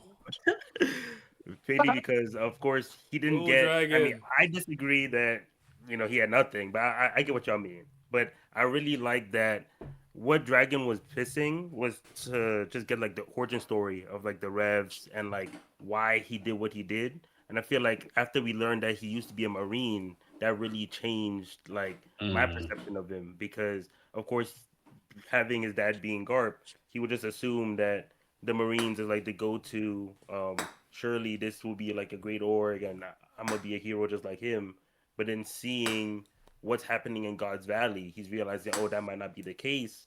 And then him immediately taking responsibility, even though he didn't actively do anything evil, but he was still part of I saw the him org. tranquilize a civilian. Civilian, that was a CD. But yeah, so him even to the point where like he's risking his life to die, just to They trying to lie to me. kind I of know get this what I off. saw. He's both. I'm about to find the panel. They're trying to lie to me.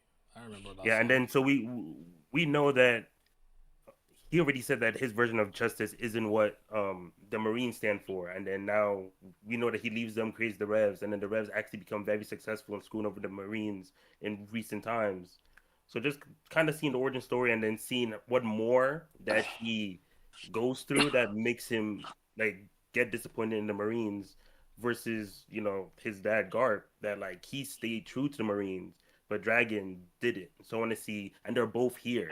So seeing the difference between how they reacted and like how their experiences is pretty interesting. So I want to see how the arc finishes in Dragon's POV. I kind of think Dragon gets knocked down a little for me. He doesn't get as many points as he should have because at first, when he shot the Celestial Dragon in the back, I was like, oh shit, that's so cool. He killed a Celestial Dragon. But then I remembered, oh no, it's just the sleep darts or whatever. So if he had actually killed one to like show this resolve of like killing a celestial dragon, going against them to save innocent people, that would have been bigger upscale for me. But also somebody in chat said Kaido, and I gotta say that's true too. Worororo. He was funny, and on top of being funny, he's now like been put in that 3 like spot with Whitebeard and Rocks. Okay, I'm with you. Just real quick. Monkey D. Dragon, future Supreme Commander, Revolution Army. There he is. Sorry, if you let me detain you, I won't shoot you. I know what's going on with this island. Civilian! Don't lie to me. I know what I read because I'm a hater. I remember what I read. He shot a civilian and a CD. Don't have to lie to me, Nelly. It's okay. Don't have to lie, though. He shot both. It's all right. He's also got that white guy with the tribal tattoo around the bicep look. I have a. I will give Dragon some praise later. I promise. I'll be nice. I got a nice thing to say. A nice thing. One nice thing. Go Pat. I like the Dragon praise, but I think the character that stands the most to gain here is probably Emu. Because we start off this flashback immediately with Rocks and Emu having a conversation, right? and then now it's like the situation is reversed. So now Emu is pulling up on rocks in the midst of all this that's going on in God Valley, and I feel like this is gonna leave the door open for a conversation to be had between the two of them that can give us like a little bit of insight as to what exactly his goal here is. Like obviously, I know he's like unknown king of the world and shit like that, but like I would like to know a little bit more about what happened during the God Valley. I mean, God Valley, the Void Century that put him in this position. So if we could get a nice conversation like that, I think that as a character, he would be boosted the most, considering he is going to be potentially an endgame boss. Off screen by Makes sense. Blackbeard, man. Trust. Off screen by Blackbeard is insane.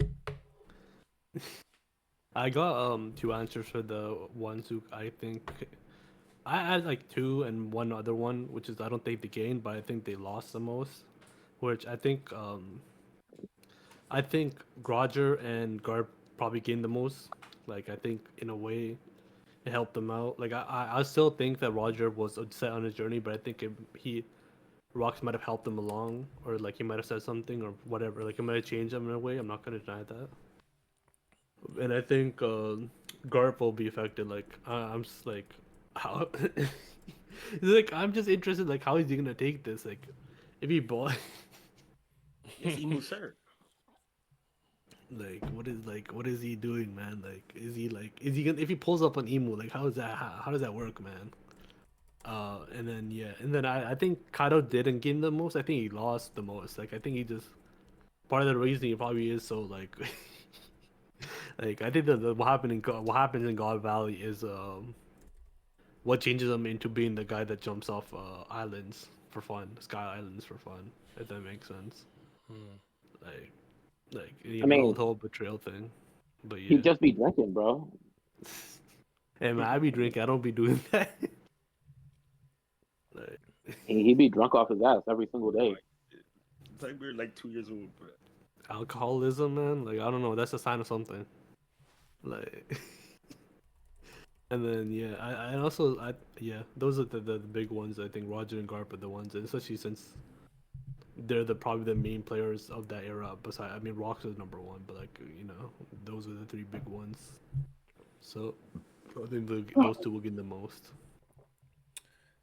And yeah, My answer is the future fat Somalian pirate and the one armed red haired pirate. Ooh. This shapes Yeah, I was Shamrock? just about to. this shapes what they end up.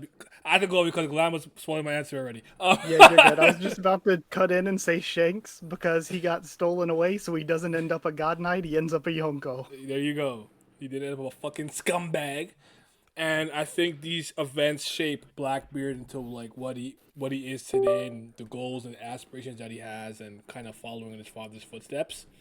But it seems in a lot of ways right now he's almost kind of actually not necessarily right now from like Ace. Think about Roger and like a lot of the things, like even taking out Wang Shi or Ochako, whatever his name is, for like Pirate Island. Like he's kind of spun the block in a lot of ways for some of the people who, in some way, shape, or form, were against his father or snaked his father. Even Whitebeard, though Whitebeard, I don't think personally did anything against Rocks. Even showed up to help him. Said, "Hey, listen. If you remember what Marco said when I think he was talking to Neko Mamushi, whatever his name is, Cat Viper, he was like, yo, Pops was stingy. His tab, whatever, he always sent money and treasure he got back to his home island. He never, ever let us have any of it.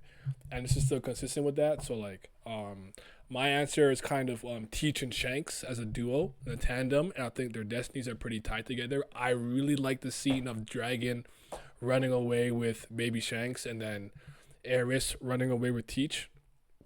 But to just to like give credit where credit is due, which I thought was interesting. My cousin brought this up to me, I think 1 or 2 weeks ago or 3 weeks ago, because there's a break. Dragon's him being pragmatic probably starts here, because immediately when he's trying to save both babies and he gets shot in the shoulder, and that big titty holy knight who got cut in half by Whitebeard, who's still trash, takes one of the babies. he doesn't go, fuck, I gotta get the baby back and save both. He's like, it's too late for Shamrock. Not that he knows their names. He's like, but I can save Shanks, and he just runs away with Shanks.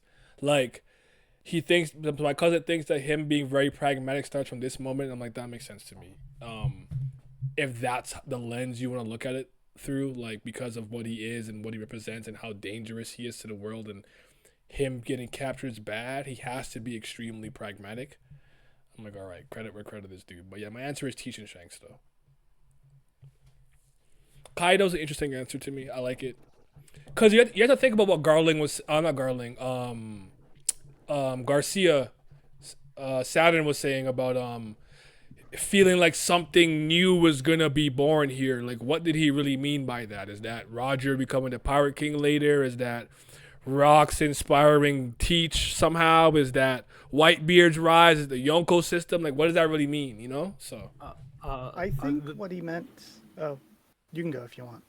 Oh, sorry. Yeah, I just want to say quickly, like, I'm not sure if it's some like ideology or like we're talking about, because I feel like how desperate he was. Like, I don't know if he would just like I don't know, man. Like the way he's desperate, I think it was something physical that could actually be out there. Because if it was something that's like an ideology, I feel like he could have easily stamped it out afterwards. Like, he pulled up right away. Like, as soon as he heard Saturn said that, he's like, yeah, no, this is over.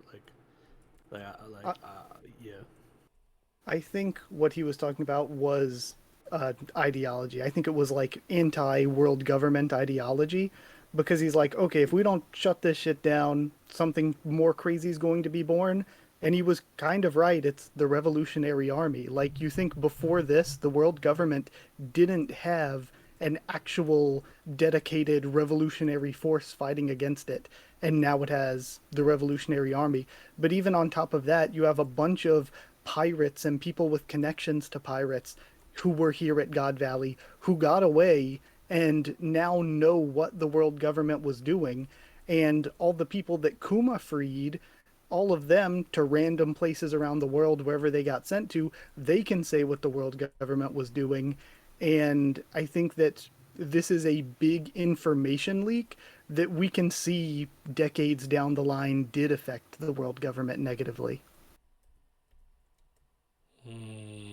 Maybe, but yeah, I don't know if Emu would have reacted that quickly to it, but yeah, it could be an ideology. Like, KG, I'm not saying what I'm saying about Shanks is new information. I'm just saying I think he benefited from not going down the Shamrock fucking path and becoming a piece of shit Celestial Dragon Holy Knight regen merchant.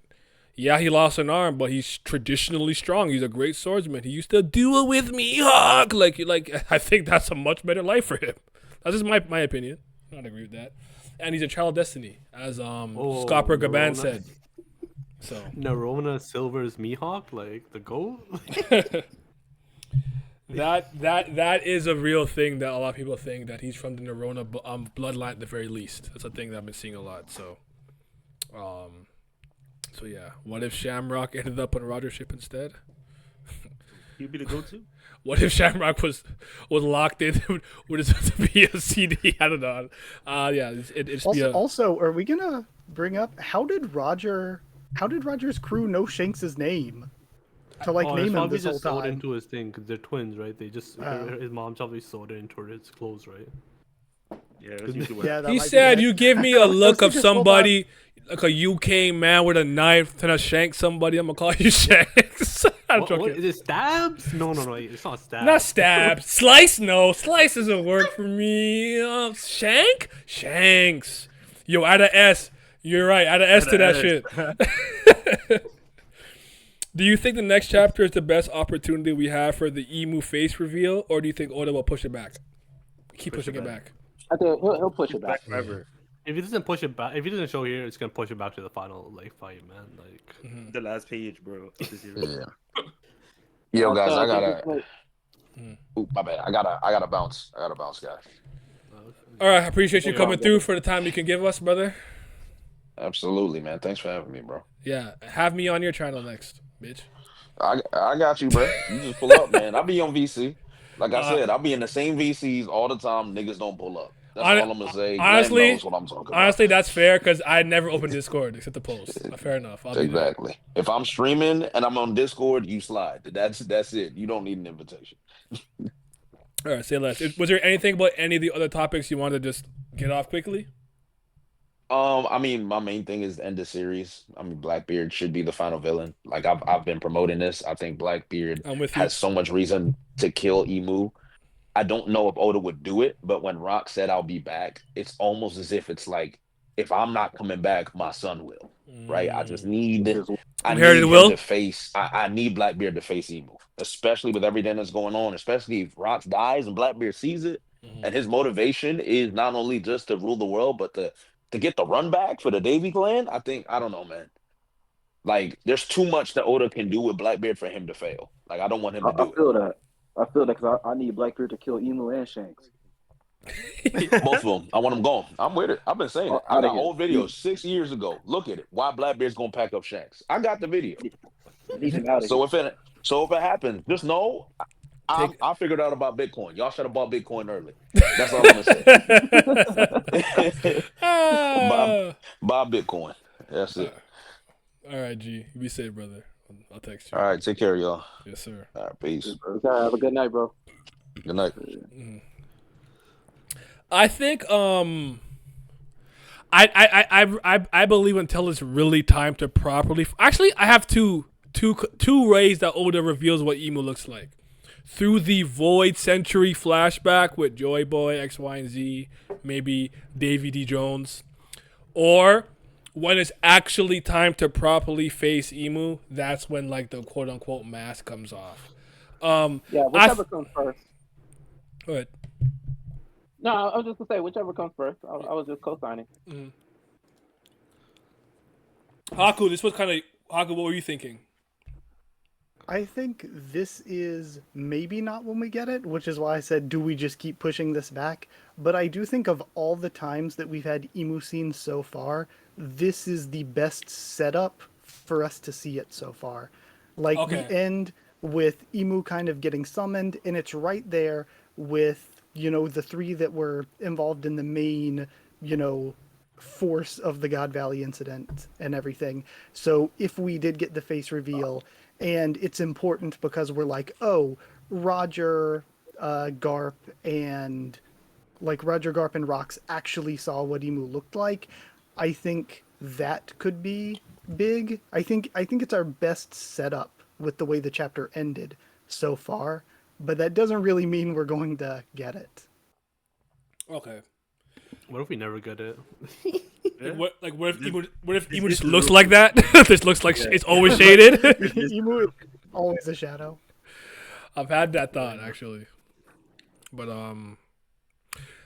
the reason why I thought it made sense is because like, okay, if somehow you're doing Emu face on a Gorosei, it's like it's light outside, there's sun and stuff. Like, do you have some special fabric that covers your face and makes you look that way? Like, is that like some obfuscation with their ability? Like, what's making you so shaded like that, right? So like, if you're just out in the middle on a spider, Yoki, whatever, I should be able to see you properly, right? So Yeah. that's why it makes sense. Yeah. We have to see it next chapter, man. If we don't, like, we're already not going to see it with Albaf because he on the Gunko gimmick. Or she, man. Shout out. Emu, man. We there. Hell yeah. Also, when we were talking about, what was it?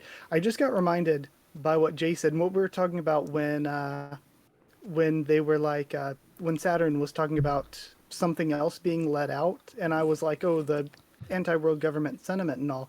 One other thing I thought about is a lot of people were arguing about would Rox hate what Blackbeard ended up becoming, and I think that plays into it too, because the world government wanted to take out Rox so badly, whereas Rox was still kind of this honorable guy. He pulled up to Emu and was like, I'm gonna be back here, and he collected his crew through the Davy back fight and everything.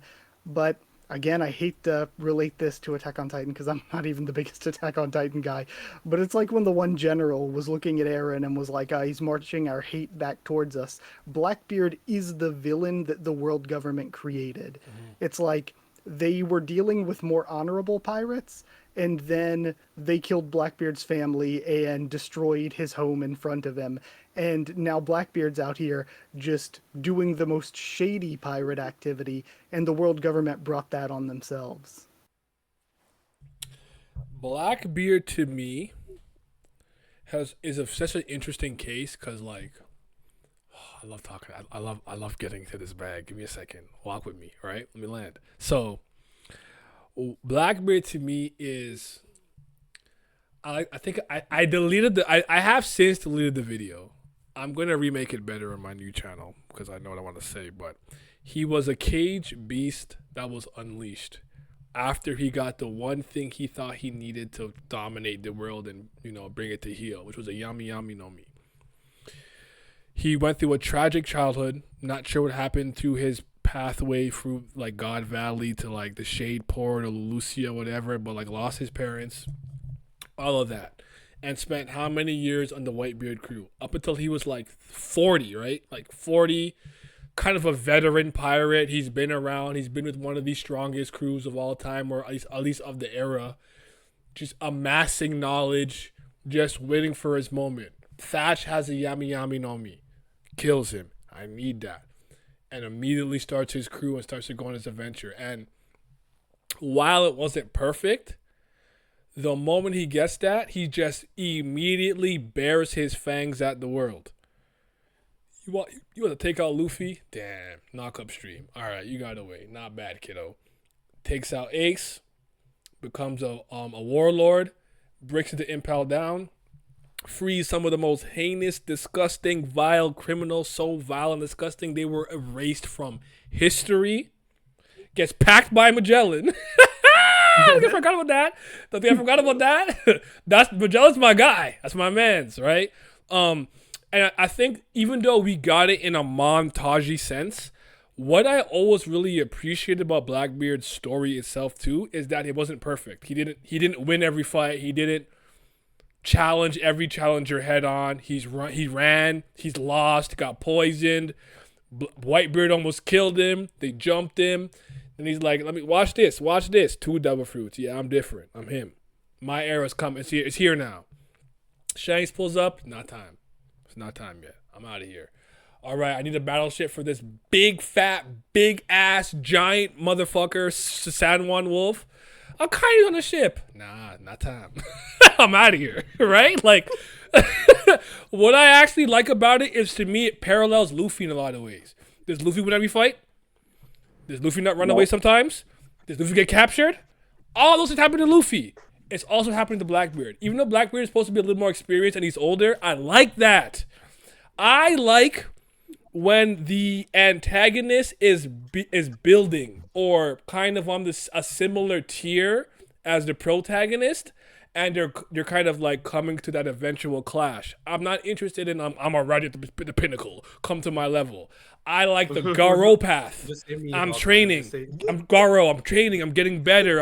I'm folding my old master, whatever the old man's name is. I can't remember his name right now. Like, so I can try to maybe fight Saitama. Like, he's going through almost like a shonen traditional, hey, beat this guy, I'm stronger. Power up by power up by power up, and Goro's getting stronger. That's more fly to me. I like that. And that's why he's always been so intriguing to me, because I'm like, the last thing I'll say is Blackbeard. I'll say this. Me and Pat had this conversation. I've seen him block 2.5 attacks. He's blocked the Seraphim. He blocked what's the other one I'm forgetting right now? Oh, he blocked Law with like his Guru punch. And it looked like when he fought Ace and Ace hit him with the crossfire, like he could have blocked that move, but like he don't block shit. And I'm like, for a character to be at the top of the verse and he can't dodge a goddamn thing, but and Haku, you'll appreciate this. He's taking the Ran-kun, what Machete told him. When you fight the REA family, you just take the hit and you hit him with something stronger. That's fly. Because usually the main villain's fast, strong, sick ability, hacks, all of that. That nigga is fat and slow. I could tag him. Badass, man. And that's just cool to me. Like, that's so much more interesting than just raw villain emu. Like, nah, bro. I need Blackbeard to be the final villain. I need that. Take Emu's Yeah. take Emu's power and start Domi reversing your crew. I need that. And one thing I would do kind of add to, I like how you mentioned that he was fighting his time to bear his fangs as soon as he got the fruit, and I feel like that's what Shanks felt was extremely dangerous about Blackbeard, because Shanks was like the only Silver exception that Bang, like yes. Blackbeard. Continue. Sorry. Yeah, because like Blackbeard ended up actually hurting Shanks, which at the time shouldn't have been possible based on how low key Blackbeard was staying, and then, so that's when they're trying to hunt Blackbeard. Shanks probably felt like, yeah, like this guy's feel a little different. Like if he was truly as like impulsive or as like straightforward as he looks, then sure, you guys can go get him. But even before all of this, like he could like scar him, and then now Whitebeard was, well, Ace specifically was trying to get him, and Shanks had to, go give the warning saying Blackbeard is not someone that you guys should take lightly, and they should kind of be on their guard. So Man, Blackbeard has to listen, man. If for my agendas, I need Blackbeard to fight on the villain. They're fighting for the Pirate King glass over the throne for the world, man. I don't know, man. That just tells me what the more important title is. All right. I'm not mad at Hey, it. what Nelly also was just like saying about Blackbeard. Shanks, still, hear me out. I've been saying I think introducing Shamrock is a red herring, like, not just because they have red hair, but I think it's a red herring because they want us to think that the one going up to the Gorosei and being like, I need to talk about a certain pirate. They want us to think it was Shamrock, that it was the evil twin, but I still think it was Shanks going up there to say something about Blackbeard. Why would Shamrock be covering his face in his own home? Exactly. that's Shanks' That's home how the too. nigga travel, bro. I don't know. He always wearing that stupid cloak. Nah, I'm with you, and I wonder if like here's my question, and I think this is a good segue into the next two topics, which is like the two things that I think is gonna be the most interesting thing we tackled today, right? Is it possible that through Shanks they learned that Teach was Xebec's son and a part of the Davy clan, and that's when on Egghead, when fucking Katarina Devon and Van Augur pulled up, like, what do you want here? And he's like, the world, or like Teach's lineage is special, so you know about that. And he's like, I'm like, how, like, because it will look crazy if you knew that for as long as you've known and not do anything about it in any capacity. So I wonder if that was information that was not to say that Blackbeard and or Teach wasn't dangerous, but you're his son and Davy clan. Yeah. Now this is why Emu had the knife in his whatever, like him, Vivi, Luffy. Like, oh, that makes more sense now. You're wary of them. Yeah. I like that. I have the thing where I think I actually think my like theory about this. I think they found out in Marineford. I think they found out in Marineford when he ate 2 devil fruits and still survived. Like, because I have a theory where I think only Davy clan can do that. Like, I think that's what makes their body special. Like, they're able to eat multiple devil fruits, and when he did that, they're like, oh shit, yeah, he's a Davy clan. And then when he started walking the zebra of Xebec, people they probably just put two and two together. And yeah, that's my take to why there's there. But yeah. Like, All right. Now, are the Marines and or world government at this point a force for good? Or has Oda already dispelled that illusion? What do you guys think? Wait, dispel the illusion to who? Like to the Of- world of- of One Piece or to the readers? Ooh. Ooh. Let's do both. Start with the readers. Yeah. Well, I To the mean, readers. Go ahead, Pat. no, I was just gonna say, I mean, if you were a reader and it took you this long to see that the Marines aren't all good, there's something wrong with you. Because, like, even freaking what's the one arc that everybody always blazes talking about some, oh, this is what made me love One Piece. he's Arlong. How did I forget the name? Exactly. Arlong Park, yes. And we already seen that fucking rat-faced bastard taking bribes from Arlong to make sure that Kokoyashi Village is staying under the fucking control of Arlong and his pirates. We already knew that they were corrupted on several scales. Captain Morgan, like the introduction Like, of Zoro arc, like exactly, Captain Morgan. Like, if you thought that was a one-off thing, like as soon as you get to Arlong Park, you see like, oh, this happens all the time. But it's like I've been saying from like the very beginning when it pertains to Garp.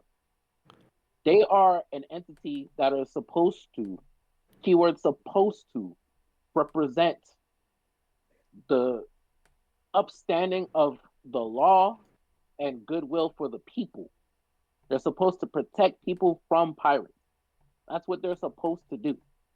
And within the organization itself, there are a lot of Marines, I think, that embody that cause. You got Garp, you got Smoker, you got Kobe, you got shit. I think Thuru is probably on there. Like, just fundamentally good people that actually want to go out there and help and make sure that people are safe. Oh, sorry, bro. Was somebody saying disagree? Yeah. Nelly. T-Bone was a good guy. T-Bone was a good guy, and then he got off screen by a random for it. I'm not done though. I'm saying Okay. there's a lot of people in the Marines that are actively working to preserve the image that they're supposed to have. But the issue is just like fucking real life. You have people at the top who are only concerned with certain interests that they will preserve for themselves and not the whole of society. We've seen that they have corruption on a grand scale. They've seen that they're genocidal on a grand scale. So it's layered. There's a lot of nuance to this. Overall, I would say the Marines do more harm than good. But I understand what they're supposed to embody. I think that the issue has been with portrayal with the world government and Marines, because we're told, oh, there's good guys and bad guys within the Marines and good guy and bad guy pirates. But when it comes to the portrayal for the Marines, we've just been we've seen so much more bad than good, mostly because of their connection to the world government and working as just the world government's goons. Because there are times when Oda tries to write things with like, but somebody like Blackbeard might be trying to destroy the world or something, or oh, but these pirates are also doing these evil things. And I think we run into an issue sometimes where Oda may have just written the world government to be too comedically evil. Like, we're slaughtering islands every 2 to 3 years level evil. So, like, whenever we start to bring up this other stuff, like with the Marines, it's like, you guys are slave trading child murderers. Like, you can't have us pretend you're not evil. I mean, my take is I don't think he did like. I mean, I don't know, like the whole take of like there's a balance. Like, sure, there's some good, but like for all the good, there's like 10 times worse. Like there's like like there's way worse people like in there, and then like that's just not ignoring. That's just ignoring the people that just like follow orders and they don't question anything. Like if you just follow orders and you do shit like the whole Ohara, the human hunts, you're just as bad. Like you're not like you can't just be like I'm just following orders. Like it doesn't work like that. You're complicit, and then yeah. Take back off what you're saying, Liz. My main thing is that when it comes to the pirates and Marines, the biggest difference is that the Marines are all one group. Like there's no like they all follow a structure. So and then the people on top could never be disobeyed. Like there's this false sense of freedom and choice that people believe the Marines have. If Emu, the CDs, and them tell the Marines, all right, this is what we doing, they're doing it. Like there's never been one case where I don't agree with that, Nelly. Come on now. If they told Garp to do something that went against everything he stood for, he would not listen. We talk about the what ifs, like that ain't happened. So I'm just saying that like no, but like based on their character, we're talking about Garp, Smoker, Kobe. Those guys would stand 10 toes down on what they believe in. I would have loved to see. The only one we've seen so far is just Dragon. There's no other Marine that's shown that like when they've seen. What do you mean? Kobe terminated his contract. You said who? Oh, Sword? His contract, yeah, Sword. Oh no, that's actually Sword is like they're pretty much just Marines. It's like it's just a fake like it's like this false sense of like, okay, you guys are doing your own thing now, but they're still part of the Marines at the end of the day. Like yeah, they're part of the Okay, Marines. but It's just like they don't yeah. answer to the orders of the world government though. No, they do until like they pretty much No, the regular Marines, but they're like they handed in their Yeah, it's like they're more like a disposable force. They're like a suicide squad. Like they yeah can like kind of do what they want, but if they don't follow orders, they'll be killed. Like okay that. they had That's the how it is. resignation no, they handed in What's that's the up, not what boss? it resignation is. letter. Big loss. They What's already up? handed their resignation, bro. So they're free to handle things the way that they see fit. Like The general. reason that they end the reason the organization exists is so that if they go out and do their own thing, they cannot be affiliated with the government Yeah, should they do something that they don't like. So Yeah. it goes both ways though. It goes both ways. So they can't tell Okay, them what to that's do. good. yeah. For like yeah, I mean, like I'm not gonna say there's not a thing, but it's like if like no matter how much good you're trying to do at the end of the day, if you're in like it's in the system, right? Like they can do as much good as they're gonna do. It doesn't matter the system. It's like I also feel like like I'm not saying none of you guys see it, but I always see the take oh Marines might be bad or the world government, but the pirates are worse. And it's like Pirates are they're not like worth. pirates, like, and I'm like, give me examples because I can give you O'Hara, I can give you the human hunts, I can give you what they did to the potential babies of Rogers, like, and then if you mention like things like sure, like you can say Kaido, but we gotta mention that Kaido only came about because of the heavenly tributes that caused him to like his kingdom to put him up for ransom. Like I there's will say this: on Mhm. average, on average, the Pirates are worse. I don't No, think there's even I a debate disagree. about that. No, I on disagree. average, they Yeah. go out there and they cause havoc and they have people Now, live see, in fear Pat, and yeah, terror. but my thing about that is Here's that the is the problem, like I scaling. said Is the earlier. scaling because like the pirates that the Marines hunt or the pirates that the Marines get out of here are very low scale. It's like street thugs. But Well, like the this is actual problem pirates, they never touch. They actually sponsor them, like the crocodiles, the Dofis, all of them. Like the Marines support, or at least they're complicit in allowing the big time pirates to actually do what they want. But they will Okay, focus but on like the okay. that's a peacekeeping. Hold select on a few, second. Nelly. This is what I was saying earlier about the portrayal and it being too comedically evil, because you could say that on average the pirates are worse than the Marines, but then we learn that the Marines are helping the world government to slaughter an island every 2 or 3 years. Like, again, yeah, we just like kind of jump to being too comedically evil. Okay, but look, are we forgetting that there are pirates in Impel Down in level 6 that committed such grand atrocities that they tried to erase them from history?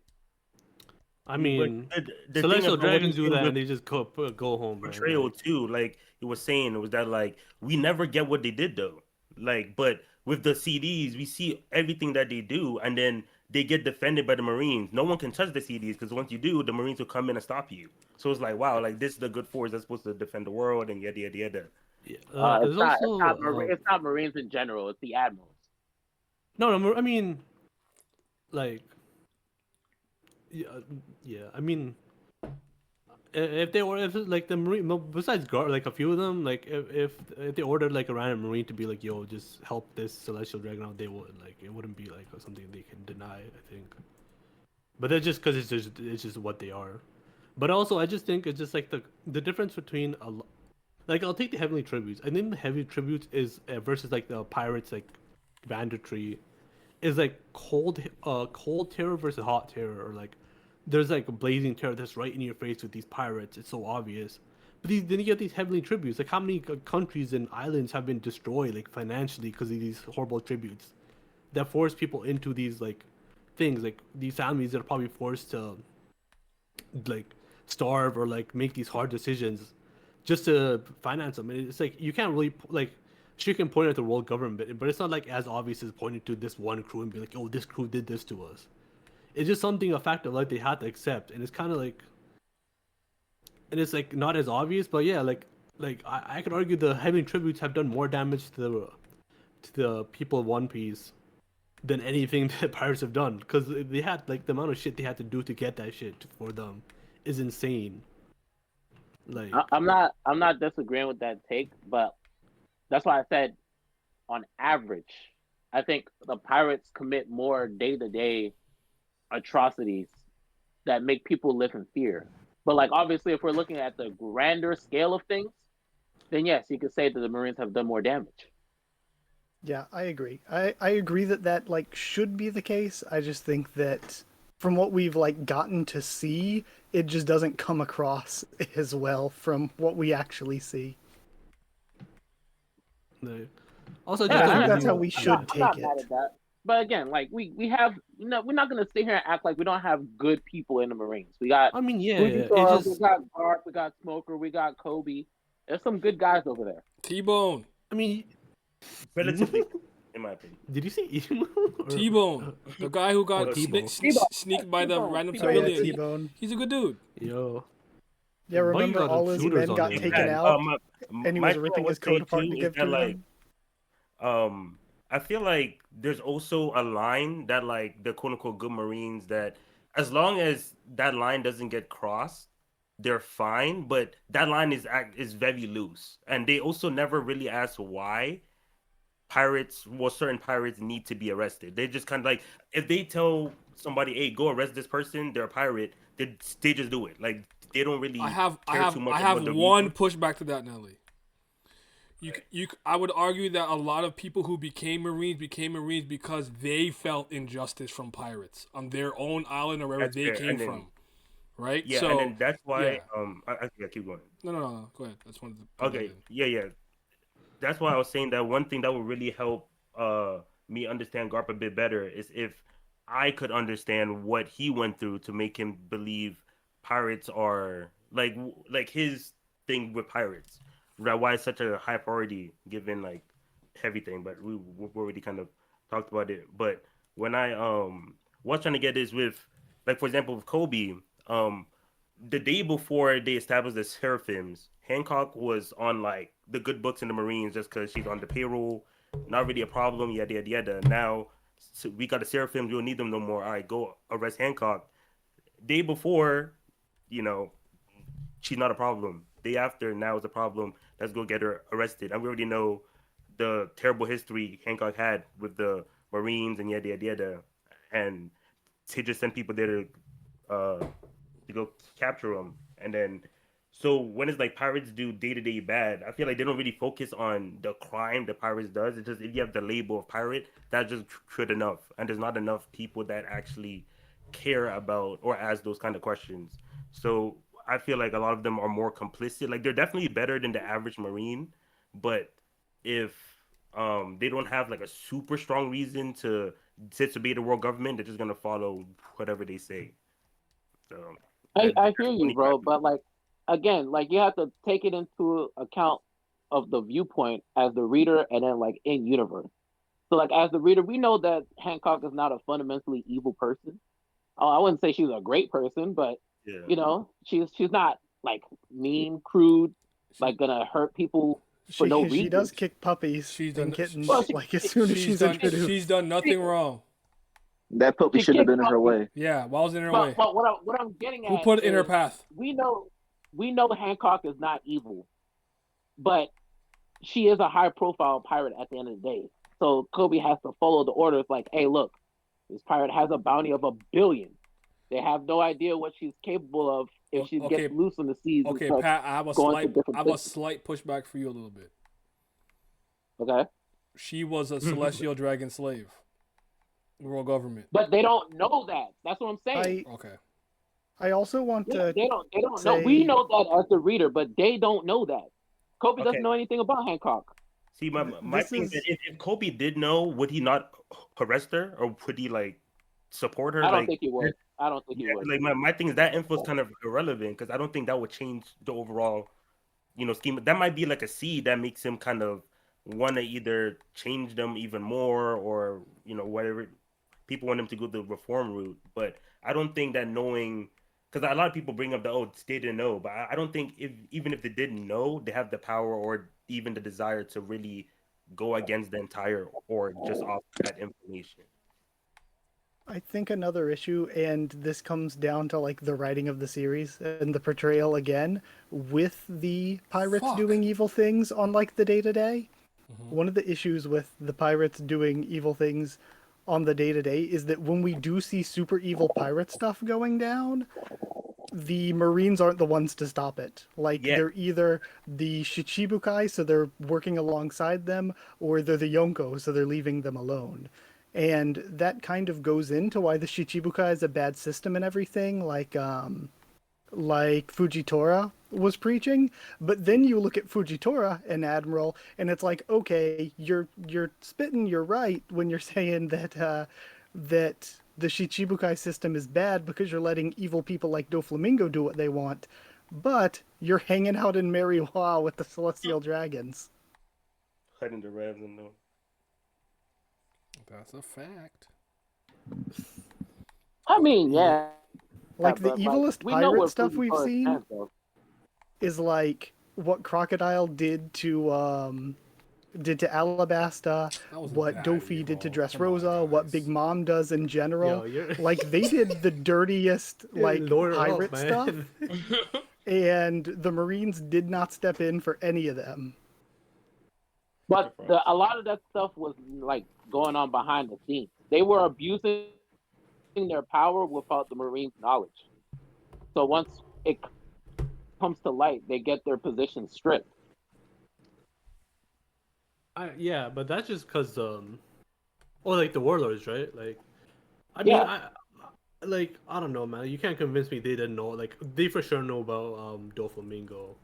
And No, it's but just, they couldn't have known because of Sugar's ability. oh yeah, well, Oh, okay. I see what Pat's trying to say. Yeah, they didn't know. Like everything that these people had going on, every key figure from their history was erased because of Sugar's devil fruit. I get it, but it also goes back to the like, if they knew, would they take them out the payroll and just attack them? like, don't forget like, the Marines. The world government probably wouldn't, like, because they care about their reputation more than they care about a lot of the things. And like, why would they admit to that? Like, even Akainu says, why did you admit to that? Like, why did you admit to our faults? All right, I'm B- rank Like- in Sonic Racing now. Like, that's just more like how evil the world government is more than anything. All right, tag me in. Go. go ahead. Tag me in. Okay. First and foremost, when it comes to Oda dispelling the illusion, the readers know the world government is trash, and we live in the real world. We know the government's trash anyway, so we know. But the most people in the One Piece universe who don't know any better probably think the Marines and world government are a force for good. To get it out of the way. It's tricky and complicated because there's like two different things that I have to tackle, and one is Oda not necessarily preparing the story to be this long and elaborate because he never planned to go this deep, which has caused a lot of problems with the way he portrayed them. The pirates, in my opinion, pose an immediate dangerous physical danger, where it's like, I'm on your island, I'm Arlong, you're slaves now. Give me money, heavenly tribute. But where did he learn that from? What is Arlong Park styled after on Sabaody? Yeah. Okay, I guess the slave house. Yeah. No, we know. Oh, okay. Yeah. Sorry. We're letting you cook. Oh, my bad. Okay. You're cooking. That wasn't that we know it's that's my rhetorical. bad. That wasn't rhetorical. That wasn't rhetorical, right? You think of like pirates like Kid. Oh, why does Kid have a higher bounty than Luffy? You cause civilian damage. You actually like attack normal people or whatever. I do think that, and when Whitebeard's territories got taken down or because he died, though Blackbeard came and reclaimed it, they were all in a lot of physical danger as a result of that. So I think you can argue that pirates cause an immediate, like, natural threat, just killing, pillaging, stealing, probably some kidnapping and slave trading. But you can say long-term effect, mentally and emotionally, and what could turn people into a life of crime or not necessarily on the righteous path is the world government and Marines maybe not doing enough to protect the regular civilian. And though we don't have to go into it immediately, it kind of ties into the main question I wanted to pose to you guys about the world government. I don't want to jump the gun too far if we're not ready to go there yet. But I would argue the immediate most present danger because there's so many because of the age of pirates that Roger created. Is pirates are the most dangerous thing on the sea, especially if you're from like a east blue random island. You're not even like in like the New World or like Grand Line or something, and some asshole comes there. You're in a lot of trouble, and a lot of those Marines are corrupt. Though there are a lot of good Marines, I would argue I have not seen one good world government agent really. Stussy is kind of like the best one I can think of off rip, but she's like a weird clone, right? Like, is Rob Lucci with Dark Justice a good person?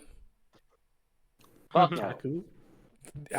Is any CP0, CP9 agent you've seen a good person? Fucking Spandam and his dad, they're all horrible, terrible people. Kaku is the closest to being a good guy. Yo, there's streets saying Spandam's dad is Garling Rayleigh, man. Like I don't. Yo, fuck that nigga, bro.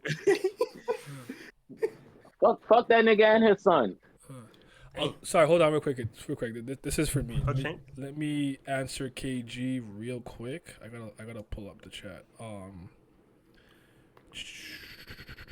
got disconnected. Where is it? He added me too. Okay, never mind. Hold on. Give me a second, cause I'm struggling right now. I don't know what's going on with my fucking thing. Okay, cause it's damn it. It's doing the thing. Okay, you talk for now. Let me find this. Cause I have to fucking set this because it's not even working. Yeah. I think in the Nines are like. Let me post this real quick because there's something I want to. Okay, hold on. A lot of people Yes, justify Garp and others not doing more to change the Marines because they don't have the power to do so. But Fuji, a weaker character than Garp, can go remove the warlord system, free Holy Land slaves, reveal the truth of Dressrosa fight, and an admiral, and nothing happened to him. Two things. You're conflating an argument that people make about Garp and the argument that I make about Garp. This is like one of the most annoying things that I started dealing with the One Piece community from Whole Cake Island. If 800 of us are Garp fans, does not mean we're all Garp fans for the same reason. I remember when Hawkins and Law had that fight and it looked like Law lost and people were like, oh my god, you got packed. I didn't say that. But I got associated with that very statement because of what every other Hawkins fan was saying. I never said that. I am looking at you right in your eye and telling you Garp is not perfect. Garp is fucked up. Garp has done things that is not okay or let things slide under him that is not alright. My only thing was people were saying he knew the Celestial Dragons were doing this and only came to fight Roger. That's not true. Suck my dick. That's all I cared about. I'm not going into all the deeper things about Garp because I already acknowledge him as a flawed man. And that is the very reason why I enjoy Garp as a character, because he's not perfect. He's not the ideal Marine. He's not. Mm-hmm. I would argue Kobe and Smoker are a little bit better in that category, especially Kobe. Which is why I think Garp is putting his all into Kobe, because like you'll be better than me, and you can actually change and fix the Marines. And ultimately, depending on what side of the aisle you sit on, there's two arguments. There's two ways to go about it. I'm not saying one's any better, but here's the thing: I could be a part of the Marines and still save as many lives as I can and defeat as many criminals, pirates, bandits, whatever the case may be, as humanly possible, and just save the maximum amount of lives of my lifetime. Or I can see it's corrupt and go outside the system to try to attack it and change it a la Dragon. I think Dragon's path, admittedly, more admirable, more difficult, salute. And you know I don't like Dragon, so I'm giving him credit. But trying to save the most amount of lives as you can is still admirable in its own right. And I'm tired of people acting like that means nothing. If a fucking random island is being attacked by pirates and Garp comes and stops them, that means something. It still means something. He's not just sitting there like, oh, I'm depressed, I can't do nothing, let me fart and sit on my ass. He's still punching pirates at 78 or however old he is. That means something. That's all I'm saying. Yeah. Two things. I like that you Haku, you go like after you're one. Oh, sorry. who Oh, I was just going to say, I also think, speaking on Garp not being the best person, if Garp really isn't a bad person, but he's just like, hey, I want to throw hands with as many pirates as possible, and the best way to do that, as many bad guys as possible, and the best way to do that is by being a Marine, and he just wants to go around fighting bad guys, like, you know, he's not a perfect person working with the world government, but that is the best way to just do it. Yeah. Oh yeah. Two things. First of all, I'll just shout out. I mean, Naya. I think when you call them flawed character, that you're like, not you, but I've seen like people, the Garp fans, be like, "Oh, he's a flawed character," and then use that to deflect any blame he gets. Like, I'm "Oh, he's not a flawed deflecting character." blame. I'm saying Oh a no, no, lot of oh no, no, I'm not saying important you lives are. are lost and slaves Yeah, were. yeah. I'm Yeah. not. Go ahead. I know. I said you aren't. So that's why I'm shutting you out. Then I'll post this in VC chat where like you're talking about like these One Piece civilians be Jedi mind tricking themselves like during the Egghead thing. They're like, oh, did he get killed? And he's like, there's like, was it the world government? And he's like, no, it's Straw Luffy. He held them hostage. Like they're just tricking themselves. Yeah. So it really was Luffy land. Yeah, hold on. I'll post it. And the world government would never kill off the world's greatest minds, even if he did break. Like, are we sure about that, man? Like, That's another thing too. Like the world government has Morgans running propaganda news pieces for them. oh yeah, they're Their like, propaganda is yeah. too strong. My boy Big Hands Morgans. That's why I don't take the whole like, where like I see people say, oh during Marineford they were like all these civilians were saying like, oh, you know, like they wanted the Marines to win and like it'd be the good for the good of the world. It's like, sure, but they're also propagandized people. Like they're gonna think in a certain way. Like, you know. Yeah, and it's not their fault because they don't know any better. Like Oh they yeah, just yeah. have. I'm not blaming them. I'm just saying like you can't just use that as like a proof as something like proof that pirates were evil because like half that shit is propaganda. Yeah, Okay. that's what I'm saying. Like they only have either their experience or what Morgan says in the newspaper. That's My, really my, all they go off of. and like mind you, this world is made with mostly islands, and going island to island a lot of the times is just like like it's like you fly like if you're not flying with a thing like half the time you end up just being pirates, right? Because just if you just fly them shit, like how do you gonna, you know, like it's hard going around without ending up as pirates. Katie said, I Or, like, think you missed perceived my as point pirates. though. That wasn't my argument for you, but an argument for on how Fuji brings issues for other good Marines morally. I would just argue that in that case, that just means Fuji is a man that is less afraid of the repercussions of the world government, and that could be based on his experiences. Remember what he said to was it like who did he say this to? Was it Akainu? Where it's like you can What? say that like some I can't remember what he says something to somebody like you can say that because like you've never been one of the regular people who were like starving or at the bottom or who were oppressed, arguing like the fact that he came from a harder, you know, upbringing than maybe Akainu even did. I'm not sure that's right or wrong. I'll find it. I'll look for it in a second. I'll find it. But to me, that just means Fuji's a better man and less afraid, perhaps, of the repercussion of the world government. I find that when it comes to generations, it's with each generations where the upcoming gen is a little more radical or more involved and less afraid. Where it's like, I've lived this many years with this belief and know if I go against this, it could mess with me or my family. Let me just keep me and my family safe. The next generation is like, nah, I'm not with all that. But maybe not to the next degree that the following generation is like, no, I'll crash out and throw a Molotov cocktail into the fucking White House. Fuck the government. Like, I find that it becomes more radicalized with each generation going down. I know Fuji's not a super young guy. I think he's like in his 50s. But to me, that just makes him a little bit of a better, morally less afraid person than Garp. And I'm okay with that. I like Fujitora. Again, Garp's not a perfect person. And I'm okay with that. Yeah, and you know that person that I've been sending you videos about now on Instagram, the girl. Yeah. That be having those really nuanced takes. Yeah, so I'm gonna share like one of her takes. It's kind of like what you said just now, where the Monkey D family represents three different generations Fujitora's a that are YN is parallel. crazy. Sorry, keep going. But they represent three different generations that are parallel to real life. So like Garp is part of the old generation that believes that the world is a certain way. You have to conform, do things the right way, and then at the end of your life, you'll be able to sit down and relax knowing you did what you could. And then Dragon is part of the generation where it's like they see all the fucked up stuff that goes on, and they're like, no, this is ass. We need to change it. We need to do this, this, and that, and we need to fight back against the system. Whereas Luffy is part of the generation where it's more so not really fighting against the system, but like more so fighting for being able to live how you want to without the system interfering with that. Because it's like with Dragon's goal, right? The way that Dragon and Luffy are different is that once Dragon um overthrows the world government and then like they establish some order, they're gonna have to put somebody in place to Yeah. make sure that things stay smooth and then like they don't Okay. renege or go back to the way things were before.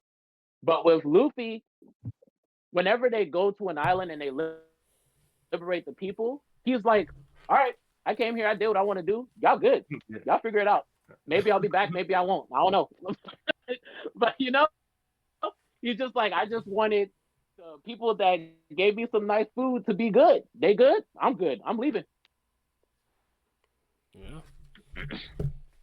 Kizaru's just here to grill. Kizaru's just chilling. Oh Oh, yeah, and one thing I would say about Fuji too is that like especially the warlord system, they've already been like he kind of had a very like they already paved the way for him to help get rid of it. He was like the final push because Smoker, of course, has already been pushing it. They've already had Higgapunk working on the Seraphims. If they didn't have like if he was the first voice, I doubt it'll go as smoothly. But of course, him still helping back like the slaves and Perry's Draw and stuff like that. That's still all honorable for him to do, regardless. okay. Now, staying on the topic of the world government, right? Let me pose a question to you guys. So walk with me for a second. Does the world government actually like pirates? As in, they are useful to the world government and the main reason they can still exist as an entity by having the Marines and things of that nature because of these criminals and these pirates and things like that.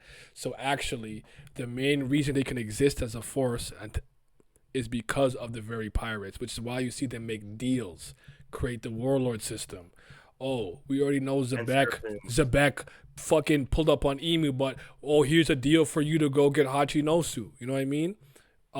Blackbeard zero billion berry bounty became a warlord. Like I still And think they're Arrow too. incompetent, but does that make them less incompetent if they're actually using the pirates for their own personal agendas related to what Emu wants? What do you guys think?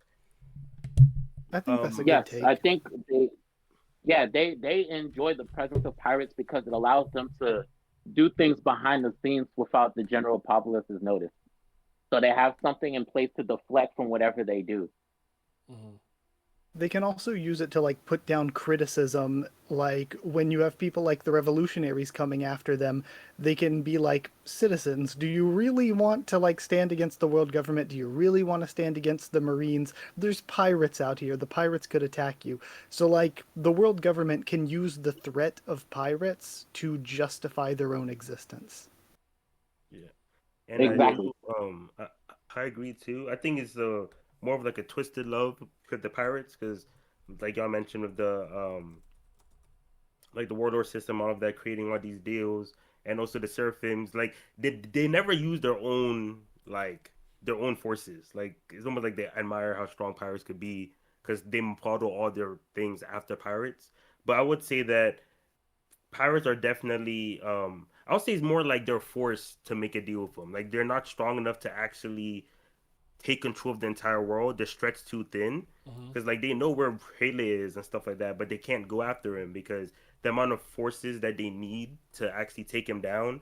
That you're gonna, then there's gonna be weaker defenses that maybe a Yonko could take advantage of and stuff like that. That's why even when Fujitora and Admiral is like totally going against them to beat him, they're probably gonna need other admirals, and then what if they kill each other and stuff like that? It's like their manpower isn't actually strong enough to do everything they want, so they have to fall back and rely on, okay, let's just have them on payroll. Let's just give them some bread, and then we can at least pacify them. And then on top of that, they could use it for like propaganda, like we've been mentioned, to hold back public criticism and stuff like that. So it's more like I think they're forced to deal with pirates because they do like lack the power to completely control the world, but they're still making the best out of that situation with like the deals and everything.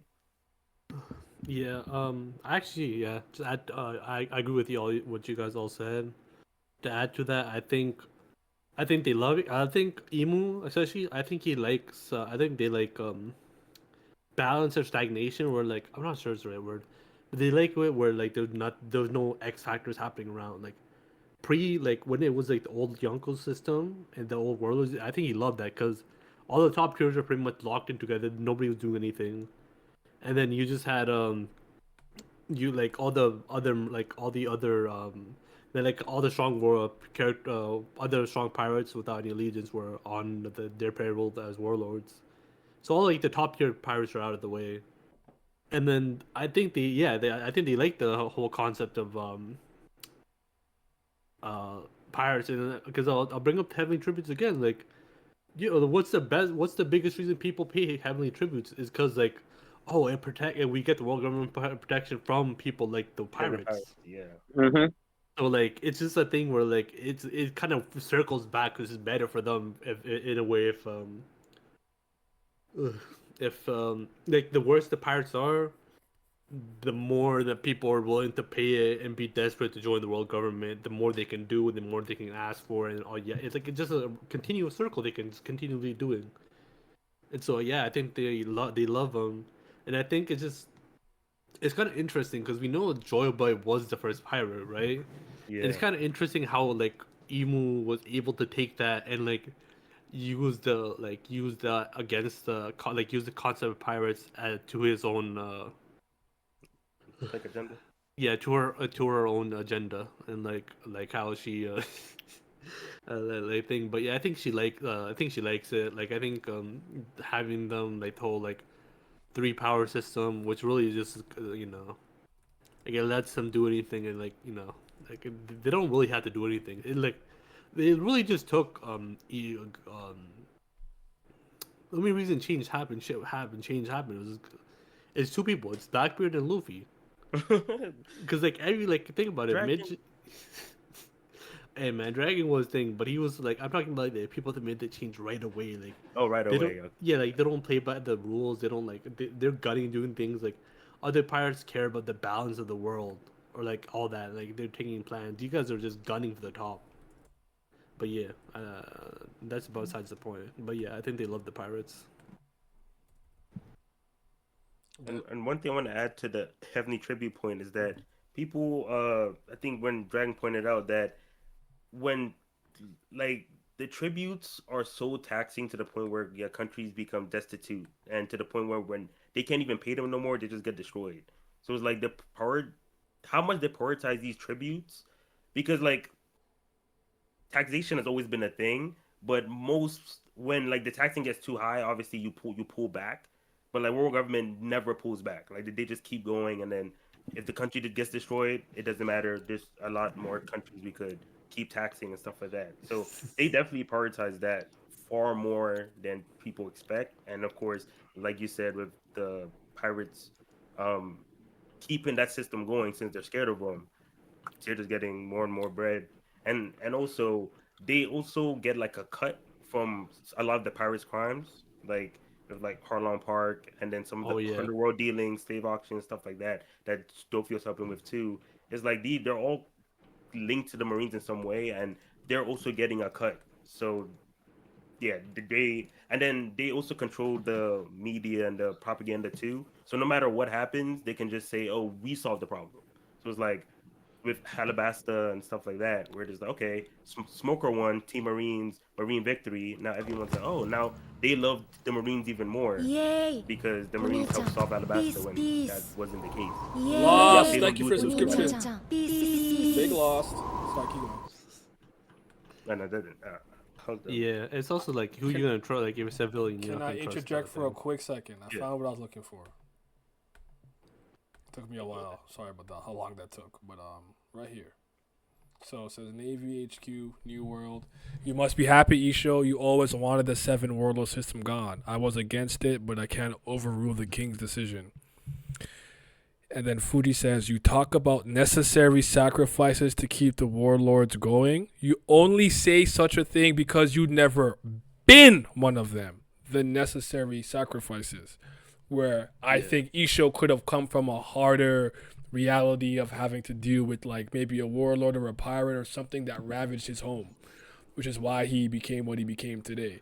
So I wanted to And blinded his eyes too. We're still wondering about that. Yeah. So oh my god, that took In way like too long to all find. yeah.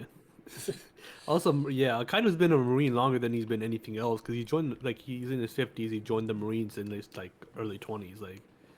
Like in a lot of ways, like the life he lived here is more defining of who he is, and like he probably had an easier time here compared to what things. So like how do I put it? He can't relate as much anymore.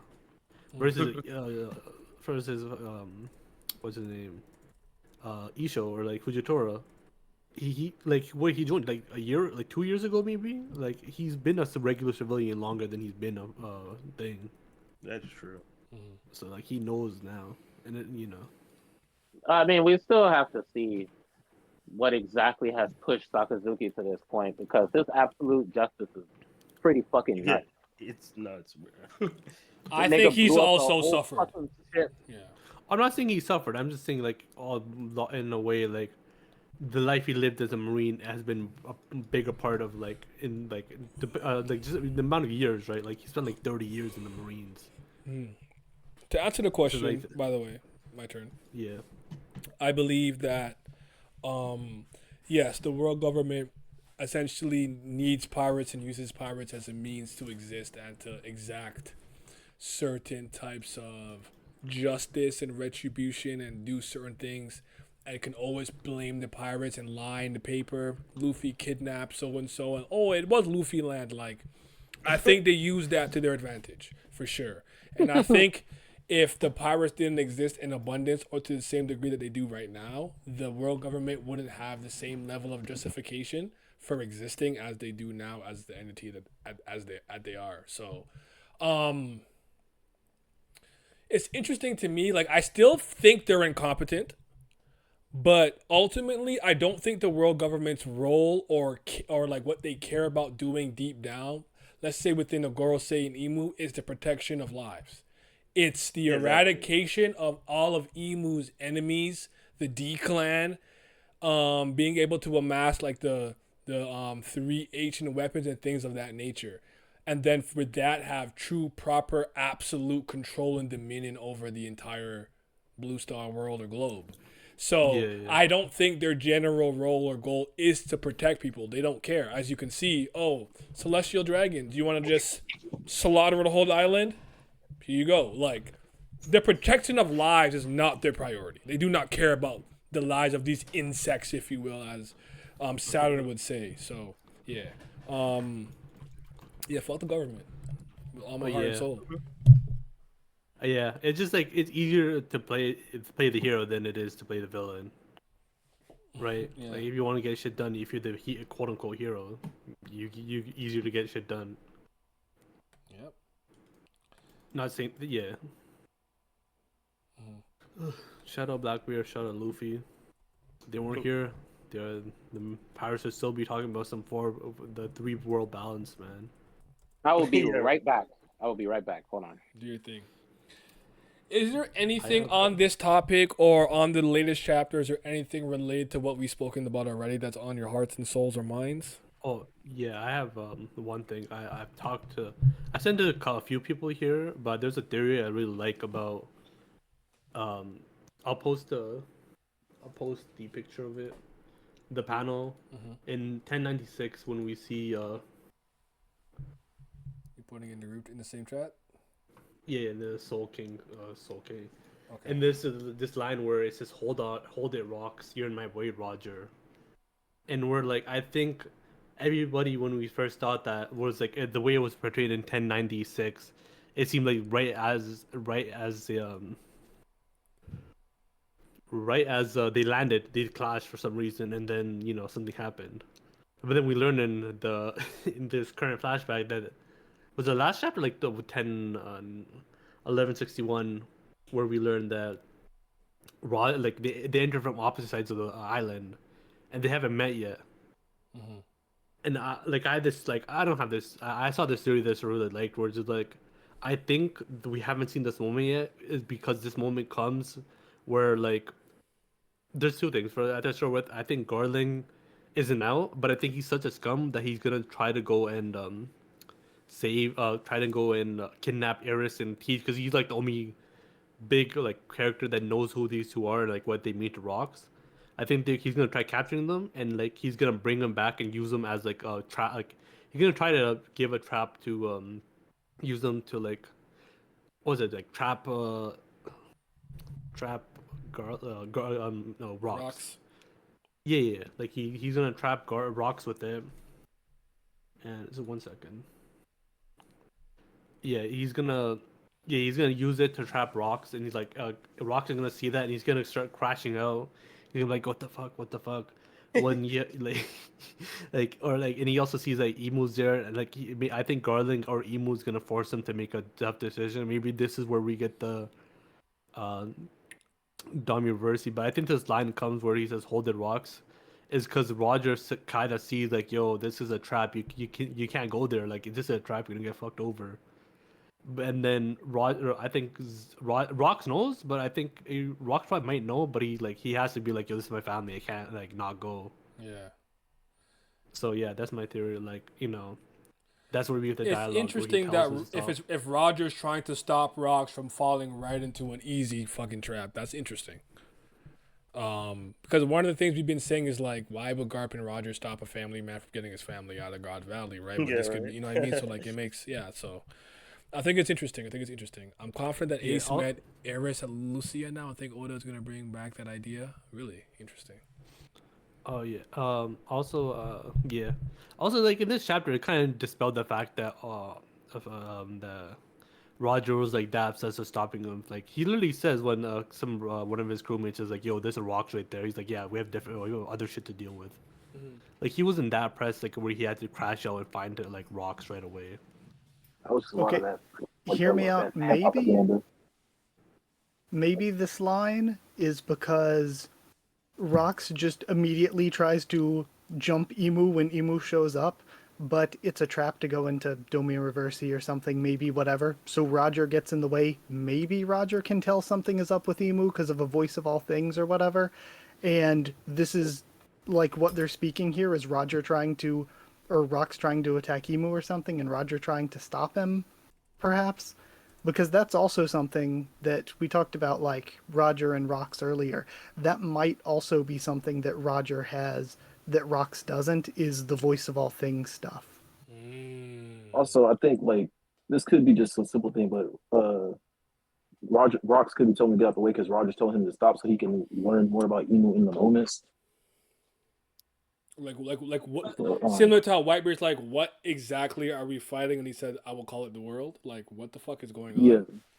and so Roger could be telling Rocks like, "Hey, bro, relax for a second. Let me try to figure out something." And Rocks is like, "Nah, bro, we're about to get Emu out of here." Interesting. I like that. Yeah, I also like the yeah. Oh, sorry. oh yeah, I just want to point out now that we got a bit more insight on Emu's like moveset and abilities. Like, did the chapter like seeing Garling kind of well, we didn't see it directly, but Domi Reversi being used on his side, and with Saturn also being possessed as well. Did that like compared to what we saw from Elbab? Did you guys get any honestly like theories or stuff like that with how his moves work or how his powers work now that we got a higher sample size of what he can do? Because I know before people thought Domi Reversi is just him, like so someone else couldn't be able to use it, or but now that that might not be the case, then um I'm not too sure how you guys saw that or saw what his moves or his moveset could do moving forward. Yeah, I thought it was something that only he would be able to do as well, up until we saw them with Garling. Yeah. It's a But I think that oh, sorry, you can go if you want. no, you go. Okay. I think with all the like devil symbolism we've seen and everything, if it is a devil fruit or just something devil related, I think from seeing the Domi Reversi on Dory and Brogy, it seems like the main part of the power is maybe making contracts with people. Because remember, Emu goes through this whole contract of, okay, you will now like get the power of a demon, and in exchange, you will go and Oh, kill the old man Yarul. I think oh you'll yeah. go kill Yarul, and then you'll become the kings and ally with the world government. So I think that's, the explanation for all of the God Knight and Gorosei regeneration and stuff, and for like how some of them age and some of them don't. I think it all has to do with the contracts of Emu gets something, maybe just servitude out of return, and in exchange for making the contract and basically selling their soul to Emu, they get the regeneration. Some of them don't age. They get the ability to use the mark again with the devil symbolism and stuff. Like you get the mark of the beast or whatever. You get the mark of Emu and can travel through the summoning circles and stuff. So I think it has to do with contracts. Yeah, And I like. Garling's must have sucked because he ages. So the summers, I He think. didn't get He did he wasn't worthy. re-up recently though. The fake is contract, man. That's like so when But they that new sign like max contract. when they sign that mid like trash third level option to max because like they can't let him go. Like that's just what he is, man. Like they're like we can't like let Garland go. Let me give him a 5 year, $250 million contract. Like man, but I like the idea where like somebody pointed it out where Yeah. um like I think Emu can take the powers of other people. Like I think with the arrow thing, I like the idea that he took the arrow fruit from like he took the powers of the arrow fruit from Gunko. Gunko. Yeah, if Domi Reversi is Garling's power, like he just takes the power from Garling. Like if you sign a contract with him, he Oh, can tap into your powers. I like the idea of that. that'd be crazy. Cause We also cause kind of see that it with big gun. Saturn's What was death. that? Was that like Baby Five's ability? Yo, Like what was that? yo, walk with me here. Mm-hmm. Walk with And me. that actually hurt giants too. It's crazy. Walk with me. Oh, well, actually, just wait 1 second because I have to do something. Okay. Yeah, like with Saturn's death, Emu's like, oh well, you failed. I guess maybe you didn't uphold your end of the contract by failing. Took away the powers, and then Saturn just instantly dies, ages and dies. Mm-hmm. Yeah, That gun, that gun. people thing. That gun is Rox's gun. Walk with me here. Look at Rock that. is done, bro. Hey.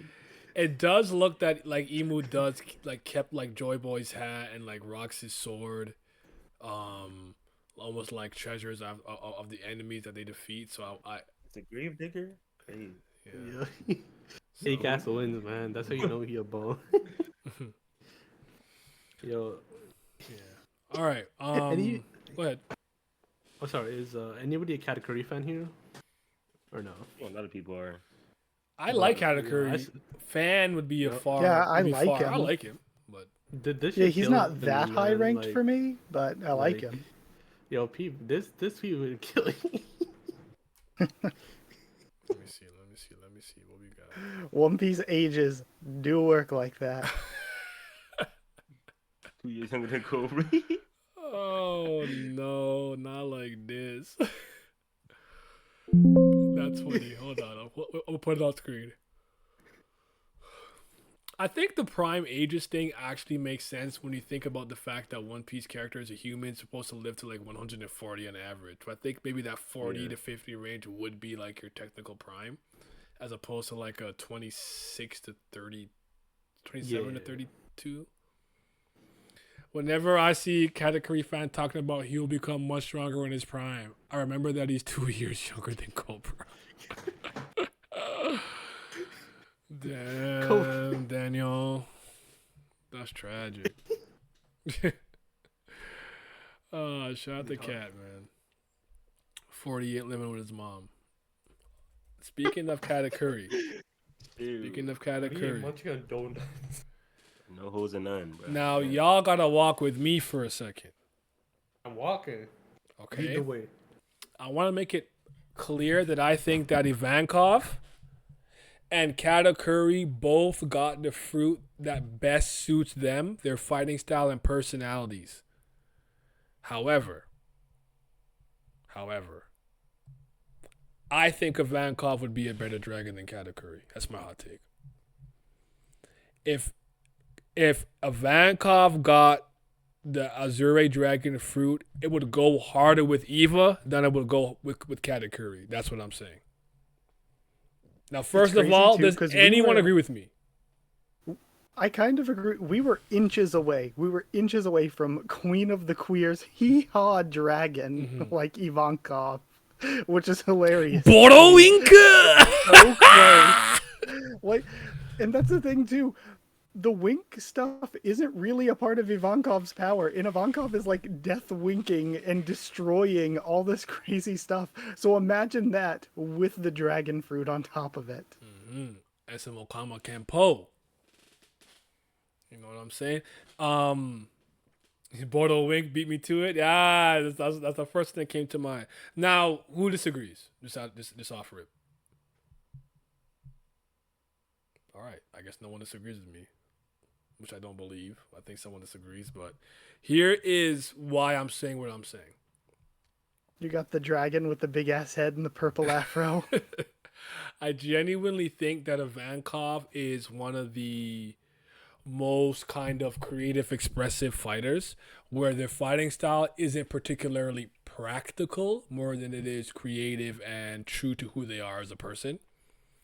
Where I find that Katakuri is a much more practical fighter. I do think both of those things can overlap. I'll kind of get into it before. I think maybe I should dive into that topic right now a little bit, but it's not a matter of necessarily who I think would be stronger.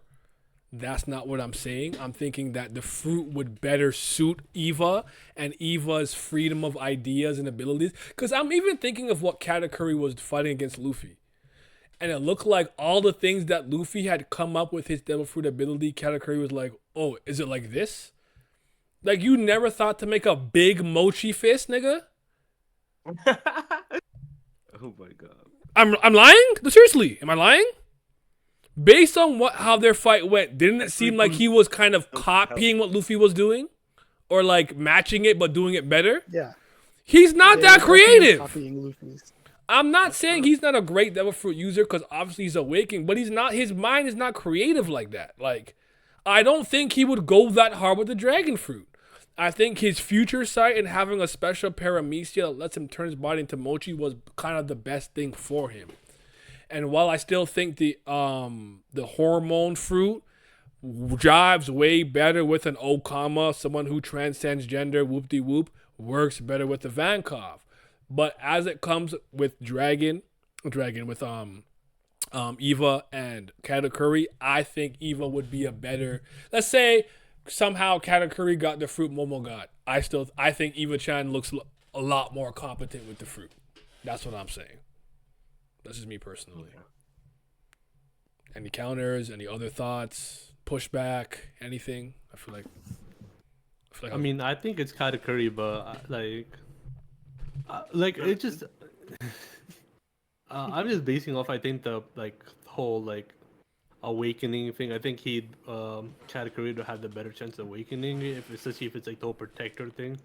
Does having an awakening mean you're necessarily better with the fruit or more creative? Because do we know how a paramecia really awakens? Do we understand the concept behind that? What you need to do and figure out? I feel like it's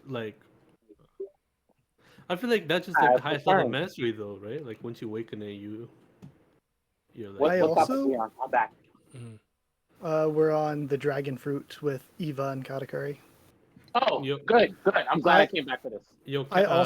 Though, I don't know how different the fruit would be because, I've been preaching for a long time that I think maybe not the full power of the devil fruit, but in general, how you think a devil fruit works to some degree is how it works. Like the straw fruit works the way it does for Hawkins because Hawkins thinks it would work that way. The same thing with like Queen doing the Brachiosnachus and stuff, and then saying, "Ah, that's just how Brachiosauruses work."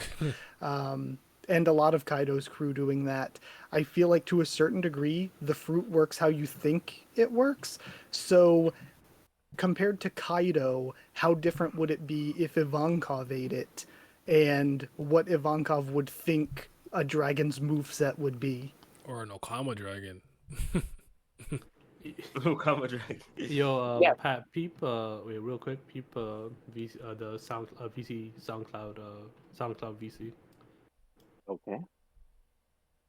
Oh yes, the Katakuri and Cobra thing. I saw Yeah. this. Okay, yeah. Mm. That shit was killing me. But yeah, what do you say? Go ahead, Pat. I haven't really gotten Now- too much pushback yet. I wanted more pushback. Yes, so I think Katakuri would be better with the dragon fruit koi model, whatever, than Ivankov would. And this is my reasoning. So we know Eva is more of a utility person, right? So like I'm not saying that he can't fight, but as far as combat goes, he's not really somebody that's gonna strike terror into other people's minds.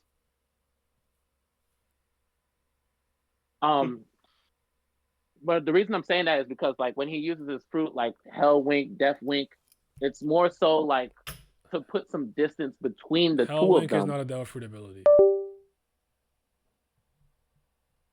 Oh, that's just him. That's just I think it's Okama Kenpo. I don't think it's not related to. Remember, he has a hormone fruit. What does winking hard have to do with hormones? I just thought maybe the hormones in his body are just accelerated to the point where he can do some shit like that. I don't know. It's hard to keep track of what happens in One Piece sometimes. I think it's Okama But, Kenpo more than anything, if anything. But go ahead. Yes, but what I'm trying to say is that with Katakuri is a offensive oriented guy, right? That's like his whole stick. Like second son, strongest kid in the family. Everybody looks up to him. And then like within this battle with Luffy, like he did not underestimate Luffy at any single point within that battle, and was always being cautious and wary. I think somebody with his level of level-headedness, flexibility, and adaptability in battle would be able to make better use of the devil fruit than Ivankov would. Even though, like, you know, we had the whole thing like earlier this week about talking about practicality versus creativity. I will give that Ivankov is more creative with what he does with Okama Kempo plus his devil fruit ability. But I think like the dragon fruit is more reserved for battle. Like it always comes down to how you use it. Like I only have one example to base it off of, which is just the way Kaido used it. But I think with Katakuri using it, he would be much more. What's the word I'm looking for? 1 second. Keep going. I'm here. I think he would be more decisive with like what he's doing. Cause like Kaido was just like shooting borrow breath like left and right, right? Like he's just blowing shit up. And then like even when he did the hybrid form, he was just smacking shit around with the club. I think Katakuri would find a way to make it more offensive. Yeah, I guess yeah. You kind of, if I'm getting you right, I think you're saying like Ivankov is more like strategic in a way, and like you need to be more straightforward with how you use the dragon fruit. Yes, because it has a lot of destructive capability. So like you have to be very intentional with what you're doing. I don't know how much more the dragon fruit really would add to Katakuri, more than his fruit that he actually had in the story did. Though, given that to me it feels like Katakuri's a bit of a hockey man. He's kind of a hockey man and a spear fighter, and then he uses his devil fruit to kind of boost that, or to like augment that, to supplement that. So if he had the dragon fruit, he had access to like Boro breath and stuff. I don't know if that really augments his usual fighting style all that much more than what he already had. I mean, Yeah, I feel I think like it would go. definitely be different. It would be a different approach because like the Mochi Mochi made him like he was able to do a la Enel with like using his observation hockey, make himself malleable, make himself look like he can't be touched. Whereas with this, there's not really much you can do in terms of evasive ability. So like he'd have to take more hits. So his style, I think his approach would probably change. Like instead of having advanced observation, he would probably be more of like an advanced armament user. Okay, and one thing I do want to say is that Ham, I think I get what you're trying to say, but I don't know if you're saying that the way Vankov uses their fruit would translate better into the dragon fruit, or is it the martial arts, or a combination of both that would You talking translate about better? me?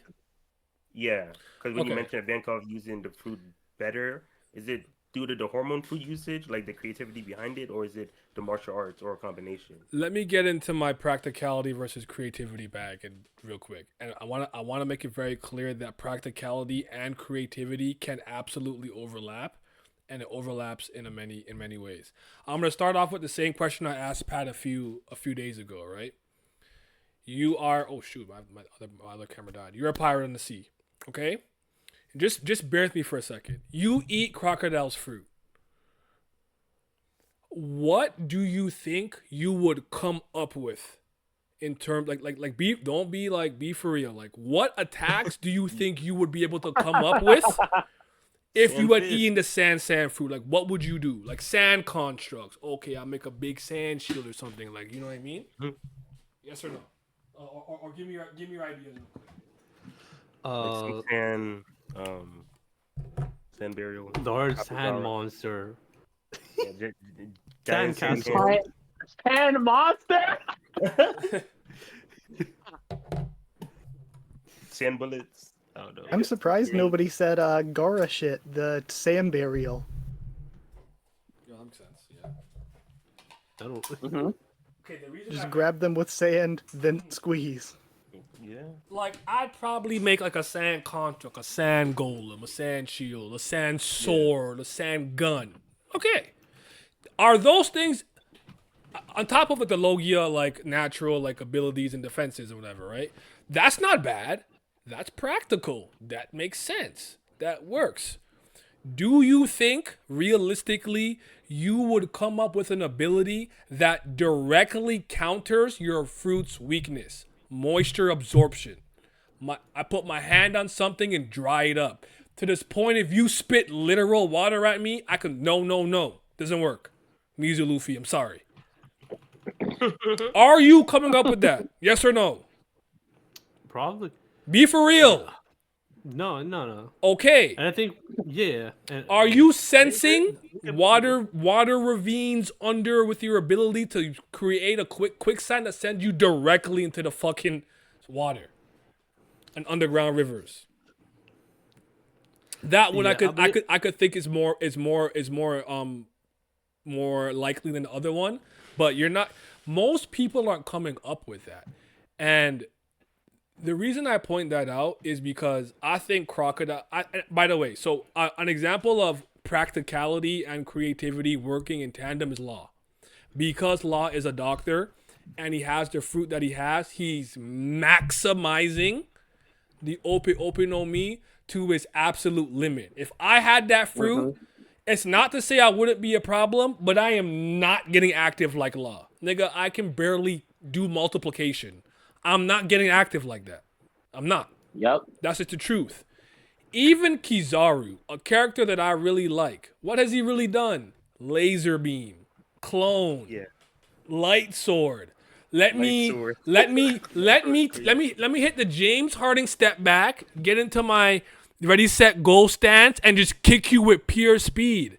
It's practical. It works. Is it that creative? It's not rhetorical. no. No, I don't think. Honestly, A just spam Vankov's Final fighting Flash or style to whatever. me Everybody's blind. is actually creativity over practicality. Vankov's attacks are kind of dumb. We're like, You got what super fucking makeup on so the poison didn't hurt you that much. Like I actually would argue that Vako's fighting style's not very practical. It's just very creative and over the top and zany and wacky. That's Okama Kenpo, whatever else that maybe you learn from the revolutionaries on top of your devil fruit ability. Which to me, if I translate that to the dragon ability, I think a lot more creativity comes out of that fruit. Though I do think Katakuri would be more practical. And to me, I'd rather see a dragon do things I would never think a dragon is doing, as opposed to just like borrow breath with, I don't know, advanced arm and hockey in it. Cool. But I expect a dragon to breathe fire. That's not moving me. I want to make it clear that I don't think that this is a conversation about strength. To me, it's a conversation of what, to me, creativity with devil fruit is better than practicality more often than not. That's just my opinion. I'm not saying I'm right. That's how I see it. So if someone has a devil fruit, the same ability, but one person is a little more practical, but one's more creative, I think the creative person more often than not will win. But obviously other things matter. How fast are That's you? How usually how durable are you? Luffy wins too. Yeah, Luffy's very creative. Usually the more creative I'm one. gonna just drink this water, store it in my body. Mizu Luffy, I look crazy. I do not look like I'm a threat.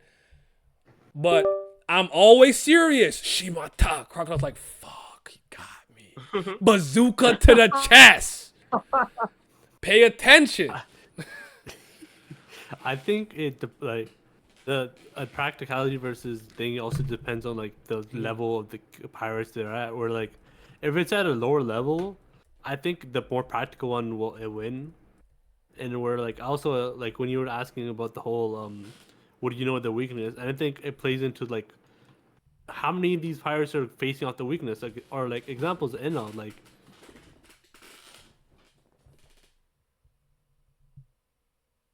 Hello?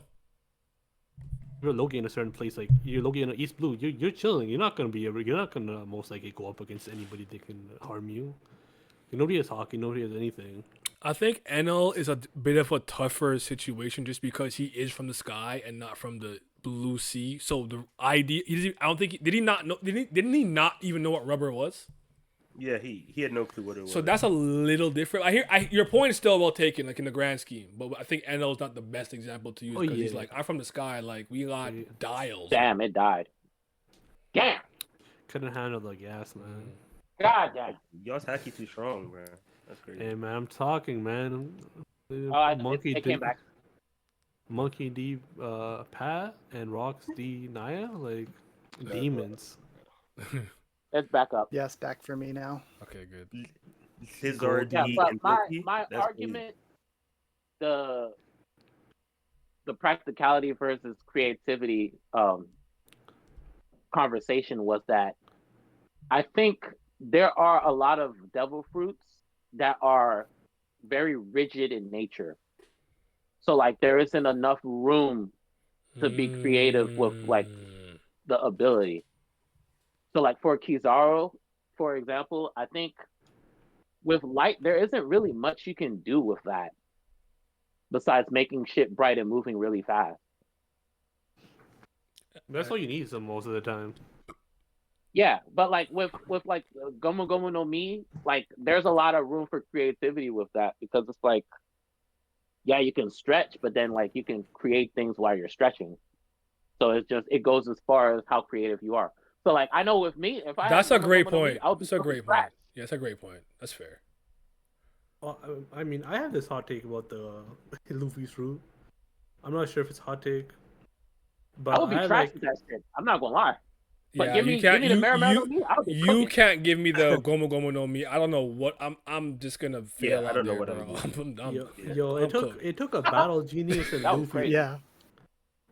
So it's like it's both a really versatile and OP devil fruit, but also his uses of it are kind of a lot more varied than what we've seen of other people. Yeah, I think Doflamingo is still one of the best devil fruit users within the series. I like that he was the first major obstacle post time skip to show us like how crazy you can actually get. No one's respected him, bro. Man, fuck Gaspino. Also, wait, I want to say like My hot take on the Luffy's fruit, and I'm talking Nika as well. And I take like 30 plus fruits over it. Word. Okay. And Wait, like, is it because of that? I remember you saying that you don't think people could awaken it. Is that like yeah, your that's the debuff? biggest thing. Like people like, I feel like people take the fruit and think they're gonna wake you. You're not Luffy, dog. You're not awakening that shit. Like you're gonna get the gum fruit. You know, spend like 5 years learning how to use it. Shit, give me a Logia. Give me a mythical zone. Give me like a like. It is There's some mythical zone, zones. bro. Give me a proper mythical A zone, man. proper. Oh shit. I'm not trying to learn how to fucking walk for 5 years before I can use my fruit or semi perfectly. And Yeah, then go give me that fucking, give me Marimar no Me, give me the fucking Phoenix fruit, give me Oro- goddamn Orochi's fruit is like Loki insane, like 8 lives. I would yeah, but want the Goro Goro he ugly. or Pika Pika, but I said if you give me the Bomu Bomu no Mi, that bum ass Mr. Five ad flicking boogers, I'll put that to work. Yo, That you can't like. that I could work with that. Yo, you know he can't get damaged by his bombs, right? Like I don't know why he like. Yeah, that it's You like can look surprise at all those the bombs. things that Bakugo did in My Hero Academia, and Bakugo's just as sweat, whereas Mr. Five's fruit, it can be anything. It can be your Be his breath. breath. Like Yeah, that's and way he chose crazier. boogers. So it's like you could do anything that Bakugo could do plus more. Yeah, there's just like so many things. Like yeah, like Luffy's fruit. Like people think it's gonna get the Nico. No, you're not Nico. Yo. Yeah. Some people- Ryan said Logia would scare me too much because I go to sleep and wake up in a puddle and freak out. Give me the Buddha Devil Fruit. I'm pulling out Tenbu Hordens like Sengoku's bum ass. Hit him with some fucking Virgo shaka. Well, anyways, yeah, I just thought that was a little funny thing I wanted to say again. I'm not being overly serious. I still like stand by what I said. Like the idea of Eva Dragon is more interesting to me than Cat Dragon. But yeah, I felt what everyone was saying. But I just hope that I made sense on the practicality versus creativity portion. And again, I think Law is the best example of both overlapping, like perfectly. Yeah. I actually think if you gave me kids fruit, I'd go hard. I give me the power of magnetism and I'll do some Magneto type shit. I could figure that one out. Yeah, that's a really cool power. I would try and study and try to tap No into the poison spoon? electromagnetic spectrum and everything too. So Oh yeah. It's not even a good power. I've just always wanted the Yuki Yuki no Mi. I've always thought the snow fruit would be cool to have. it's underrated, I think. Even though because it's not because even of a good Monet. fruit, really. You know, I think it's underrated. I just thought it was cool. Even though like practically there's so much less you can do with it than some others. I just think it's cool. I think one thing you could have done more with though, with that fruit is Monet had the power to suck the heat out of things. So it's like use that power. That could be something if you like trained more with that. I think removing the heat from things could be cool. Ooh, I like that. Hot take: I don't want any Zoan fruit, not a single one. No Yeah, mythical? don't turn me into a fucking animal. No, I don't want to be an animal. Fuck that. Literally just a furry. I don't want to be I don't want to be a fucking cheetah, nigga. I don't want to be one. I just don't. I'm not interested. You gamble and end up the giraffe. No, I'd be sick. I'd never use it. I'd be sick. Yeah, nah, bro. My only Give me exception is Paramecia, Logia. That's it. kind of Marco's fruit, but the longer that like Marco has existed, the less I think his power is that great. It's not bad. I like him, and Marco's cool. I'll never dislike Marco, but like I'm not into the Phoenix fruit I was I was during Marine 4. It doesn't move me the same. I still take it. You think about the fact that Luffy has to like. Imagine learning that to really get to use that power, you have to give up your lifespan with like Gear 4 or Gear 2. I'd be good, man. I that's one fruit I know. You give me the go Hito no Mi Maralnika, I am dead in a week. I don't know what I'm doing. I'm stretching. I'm not retracting the arms Gumma Gumma no properly. pistol. Yeah, I'm a Gumma Gumma no pistol, some random marine miss, and then just one sword swing, bam, your arm's gone. Right? Give me like 10 years to train like Luffy did, and maybe I can make something work. Oh, Listen, thing- I'm reading the Back here. encyclopedia. I'm not eating anything unless I know exactly what I'm getting and thinking I could work with it. Otherwise, you put up that fruit in my face, I'm selling it. Yeah. With Blackbeard's fruit, like the sharkness fruit, do y'all think he's peaked? Oh, not peaked, but do y'all think his practicality and creativity is up there as well, or is the fruit just overpowered that it kind of overcompensates for? I think it's more practical. He uses it practically. I haven't seen really anything Yeah. from We the Yummy need Yummy a no Me bit that more. screams creative. We need a bit more, but I want to give him props for understanding that he takes double damage and still being okay with taking it. I think that's something that's lost a little bit in the conversation, where he I absorbs actually everything. think But he did master the most Guru raw, Guru no Mi in 2 years. That's impressive. Yeah. That's the Go ahead, most Haku. raw, get Chopper's fruit. Just become like Baki, just peak human. peak human. Become enlightened. Yeah, just eat Chopper's fruit, become Pink peak human is human. so crazy. Walk with me. Jack is Like I Jack can't fruit. swim, but I am. I could become a peak human. scanner. I'm the pinnacle of my species, of my race. Wait, hold on now, Lizard. Did you say Jack? I know. I said Jack and jacket fruit. Oh, Jack is Jacket. Oh yeah, that's say. fruit. Jack I'm about fruit to low say, key like. Jack. Oh, you know what? You Yeah, know I'm what? about Another fruit that I've always believed I can use really well is the Noro no Mi. Give me Foxy's fruit. I can put that to work. That shit. No. Liz loves that fruit. I know that. That shit is crazy, man. I could put that to work. I wouldn't be If bad you with that have- one. If you have no morals with Foxy's fruit, literally just freeze anybody and kill them. It's like Yeah. that easy. You know I what the most even hate- think I'd be bad with the Quake fruit. I'd be like, oh fuck my house. That's crazy. Yeah, right. Like, Yeah, you, I'd be like, you "Shit, can't, man, I've destroyed the whole ass environment. you can't trust me with that one. I can't use that one either. You know, Like you- I'm real with myself. If I insert myself into a series, I'm real. Like nah, this wouldn't work for me. I couldn't do this. Like I feel like I wouldn't be the best at armament, but I'd be a decent observation hockey user. I'd be pretty good with that. That know that's definitely something you have to train in the forest with. Yeah. Can't do that around the houses Yeah. and shit. Nah. Look You what know I what the can wor- do. Oh, there goes my neighborhood. Oh no, it's gone. Yo, A yo, complicated look at one. me. Imagine Yo, having I got it. Bege's Lizard. fruit. Ooh, but then I need like more friends. I need more friends and minions after Right, that. you need to make a lot of Need more friends. minions. You know what the biggest hater fruit? If you're the biggest hater, if you like the biggest hater fruit is the sick fruit that doc. Oh yeah, dog cute to just give people cancer. Yo, you just imagine me like walking, the guy trips you or like bumps you, you just give him cancer. Like, Yeah. you If I'm being cannot have that- I'm being realistic though, give me Hawkins fruit. I think I'd be a very dangerous person. Oh yeah, because Hawkins just does it like Hawkins was using that fruit right away. Like, why is he like? I'm not It's a- making anybody I know or Hawkins care is- about a life minus doll. Every Right. life minus doll is an enemy that I don't like, or you like. Luffy punches me and I fly across the street into a wall. You just see Nami get flung into the sea. Like, are you guys crazy? I'm not making no life Hawkins- minus doll of my friends. I'll go crazy also with that Hawkins fruit. fruit And I feel also like had the debuff of being held by the lowest IQ character in the series. I will say forever, man. like- chill. That's somebody's goal right there. Hawkins is the Their favorite- lowest IQ their character in the favorite series. Nelly, come The guy outside. The guy gets taken out. He gets taken out by Killer and then goes, "What? How could this happen? Brother, you've been with Kid for like 2 years. You know this guy doesn't have an arm." I'm with you, Ryan. The Doa no Mi, pocket dimension. I'm putting in work with that one. Reconnaissance. Better. I'm a scout now. Shout out to Tower of God. I can put in some work. Listen, just give me Fujitora's fruit and we all good, man.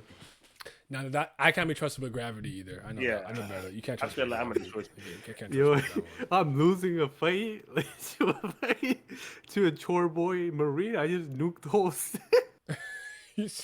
You're on your Frieza gimmick. I can't win. Fuck the planet. Exactly. There's a reason that they give it to a nice man like Fujitora, because anybody else would have just like just destroyed that. If Oh, you yeah. don't want to be a Smoker, y'all- fighter, you Vasco drinking Shots smoke? fruit. Just make as much alcohol as you want, sell it, and then you are like the richest person in the world of One Piece. You been your Walpole gimmick, but with alcohol. Yeah.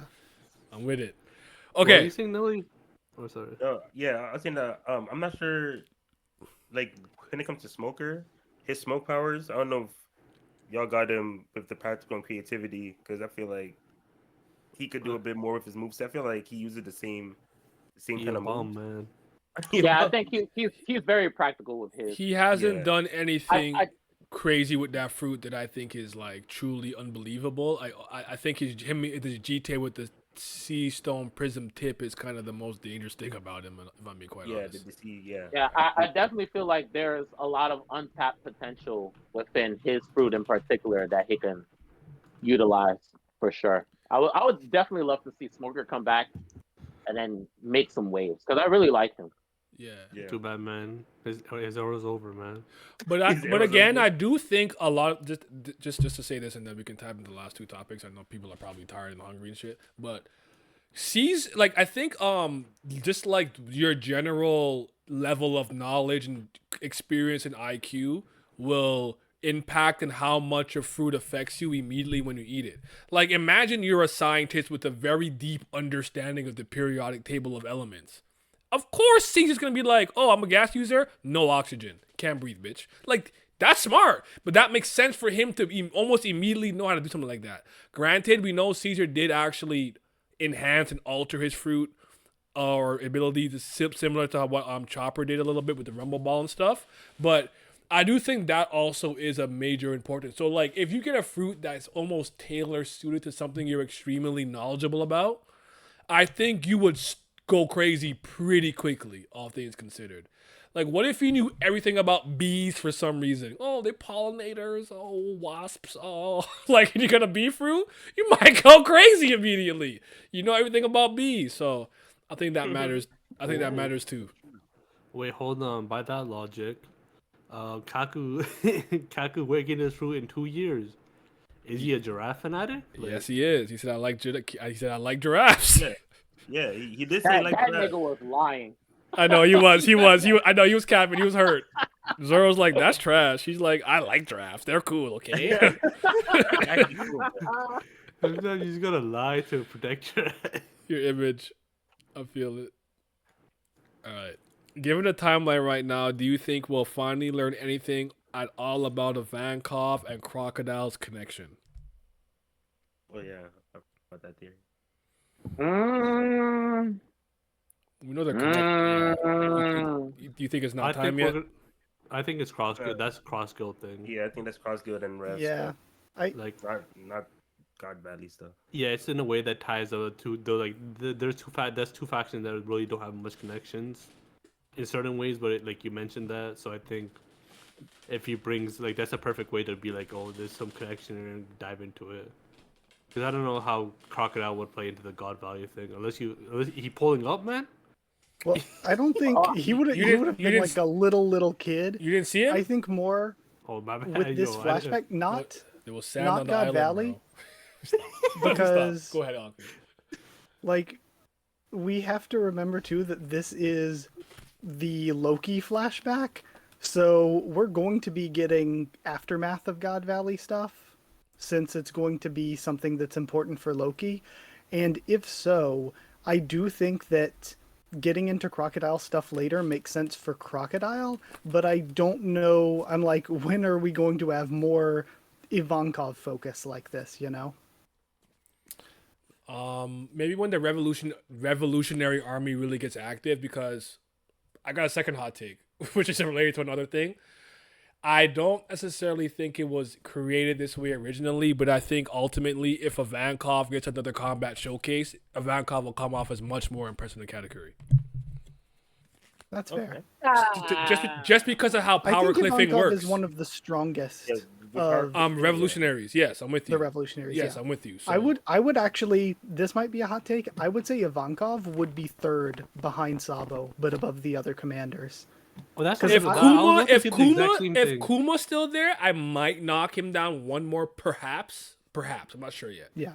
But I think I agree with that. I think I agree with you. But I always saw it as like they were like the East Commander, South Commander, whatever, and they called Ivankov the Grand Commander. So I always just assumed, okay, they're the 4Cs. He's like the Grand Line sort of commander. So I always viewed Eva as above those four. That's interesting.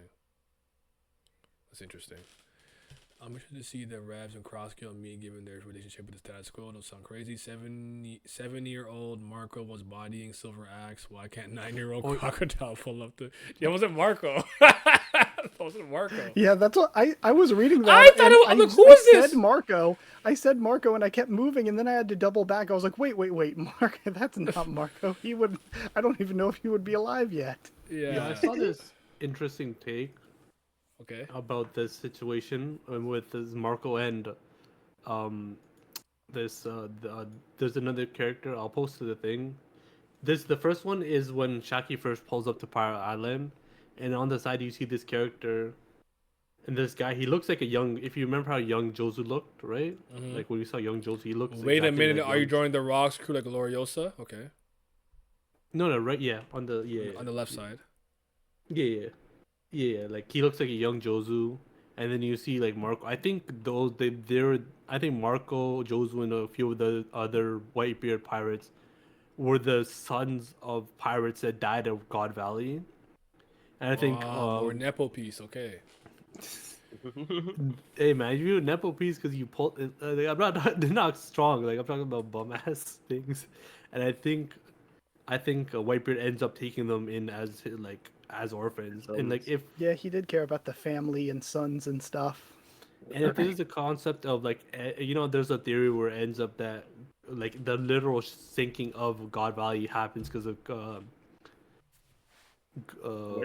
Whitebeard's fruit, that adds into it. I think like the whole thing of like I buried like I essentially buried these parents sons as dads in sea. Let me take responsibility for that. I feel like that would be interesting to his character. Interesting. So, long story short, I think that's just Marco's dad. I will say before we move on, though, the reason I was thinking about the crocodile stuff is just because, I've been watching One Piece reaction series and stuff, and one of them just got to Impel Down and has been going through that stuff. And in that scene, Ivankov is like, I know your dark secret past, your history. And that to me means like there is a crocodile flashback. That means we do get a crocodile history, a past at Luffy's some point. mom! Sort of like we did with Luffy and everything. Luffy's grandma? I like Crocomom theory. I like Crocomom theory. Tritomo makes more sense to me, and I don't even like that one. Yeah, it's weird though because Dragon's so old and Luffy's so young. So unless we do weird stuff with time, it's like if Dragon were to meet Tritoma anytime soon, it's like, okay, so he meets her anytime soon, and then he waits like 20 more years before he has a kid. It's kind of just funny. I mean, logically that makes sense in the real world, but a lot of these parents in One Piece have kids at an old age. Because like Garp's the exception. He had a dragon at 23. But like most of them having the early like 40s and late 30s, man. Like something about that, man. Because they be outside. You heard what Rayleigh said? He wasn't ready yet. He was outside. He never ready, man. He's still. He's ready now, but before he wasn't. He was outside. Shaki not ready, man. Women always ready. They always want a family. That's wild. They always. I'm not lying. They always ready. Hancock 24/7. Luffy, marry me. Luffy's like, no, I'm outside. They say Ray still chasing the young girls. Yeah, I mean. All right. Oh shoot. Nelly, there was something else you wanted to bring up in tandem to the world government. Did you get that off? We kind of talked about it a little bit, so it kind of overlapped. It was about the being implicit, like Dragon's POV, like when Dragon said that him just being, even though he had no clue, but he wants to take direct atonement. Does that logic apply to like the other Marine characters, or is that more of a like you think Dragon is a special, like his mentality is a special case, and we shouldn't use that as like the standard to measure like what other Marines should do or how they should feel when it comes to being a part of these kind of assuming the Marine officer or whatever knows. I think most of them would either go the way of what Sengoku told about that one guy, like I'm leaving, I don't want to be a part of this, or but not actually like become like a revolutionary or anything, or be so scared they'll pretend it didn't happen. I think a lot of them don't know. I think they're in the dark, and honestly, I think some of them are purposely staying obtuse and not wanting to know, even though they know something's wrong. I'm sure a lot of their gut instinct is like something is wrong here, but they're afraid to follow it through. Dragon was blessed with something that most people don't have anymore: critical thinking. He's like, why are we? These are civilians. What's going on? What are you doing? Right? He's like, bro, what is going on? And he's like, stop, don't, challenge chain of command. And he's like, nah, what are we doing, bro? Like, I'm seeing what's going on. And then he felt very responsible because he's like, I'm a part of what made this happen. I don't think most Marines have that in them. But I think if someone like Smoker and Kobe saw this, it would. I don't know. I'm not saying they would do exactly what Dragon did, but it would not sit. It would sit with them in such a way that they do something. Because the one thing I resent. This is not your argument. I was talking on Twitter or somewhere. When Kobe was like, "Bro, we already took out Whitebeard and Ace, and we're just killing pointless Marine lives." Who did he step to? Knowing he had no chance. Yeah, Kobe's the type. Don't play with the Pink Mamba. He's the type to do the right thing, even if it means I'm not a quote-unquote Marine or something. Like, nah, you can't do this. I will not stand for it. Kobe's in that category. I want to put Smoker there because Smoker was not comfortable taking any of the W's he got, which made him go up the ranks. Like, I did not capture Crocodile. Are you kidding me? And he's like, oh, the higher up said you can't go to the Grand Line. Tell him to shove off. I'm going. I don't care. Like, this is what I believe.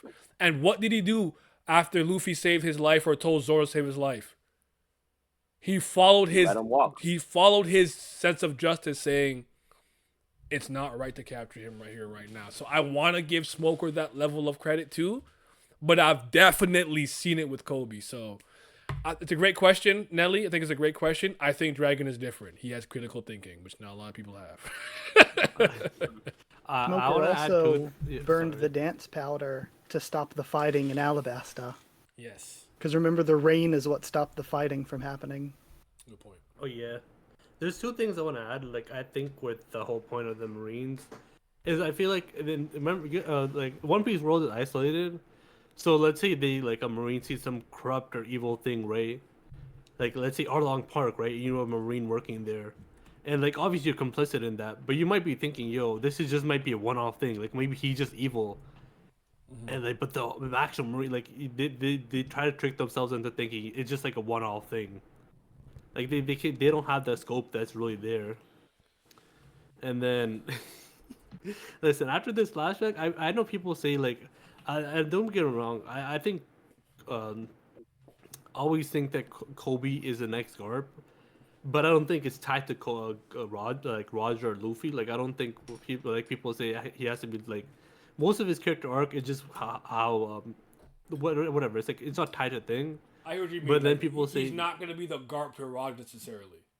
But yeah, he's not going to be the Garp to Roger. He doesn't have to be that. He doesn't have to be. Yeah, exactly. But he's still carrying a Garp sword in a different way. And I don't think that diminishes it because unless you think Garp's character is entirely just chasing Roger.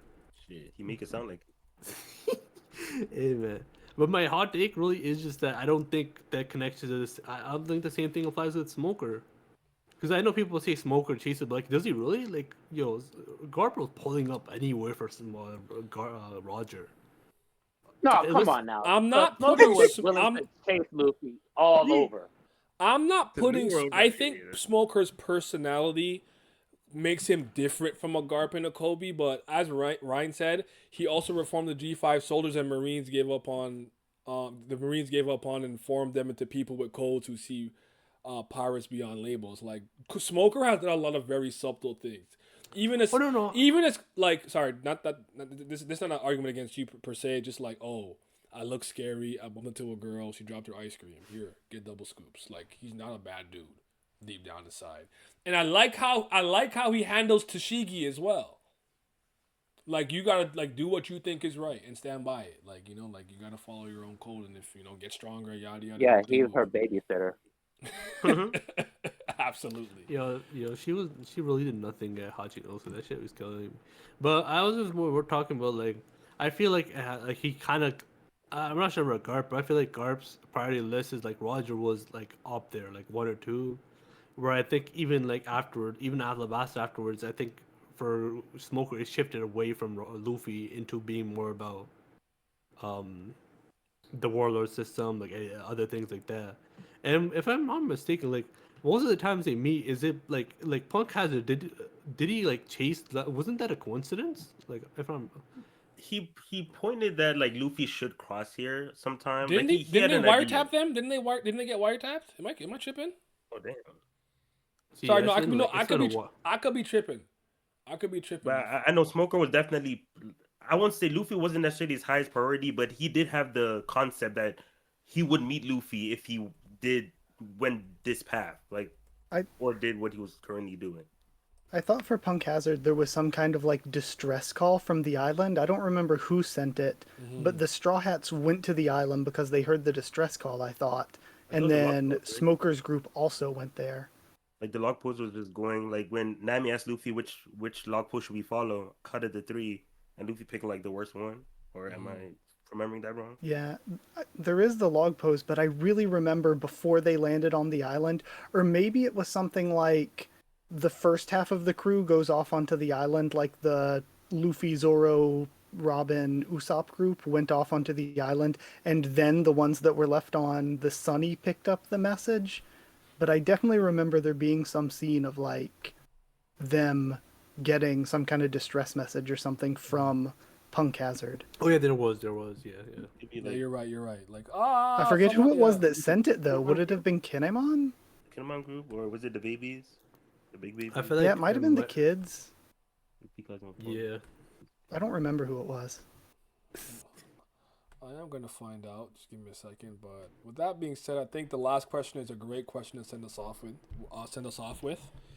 And it's what's going on with Lulusia? Ace went there looking for Blackbeard. Kobe saved his princess.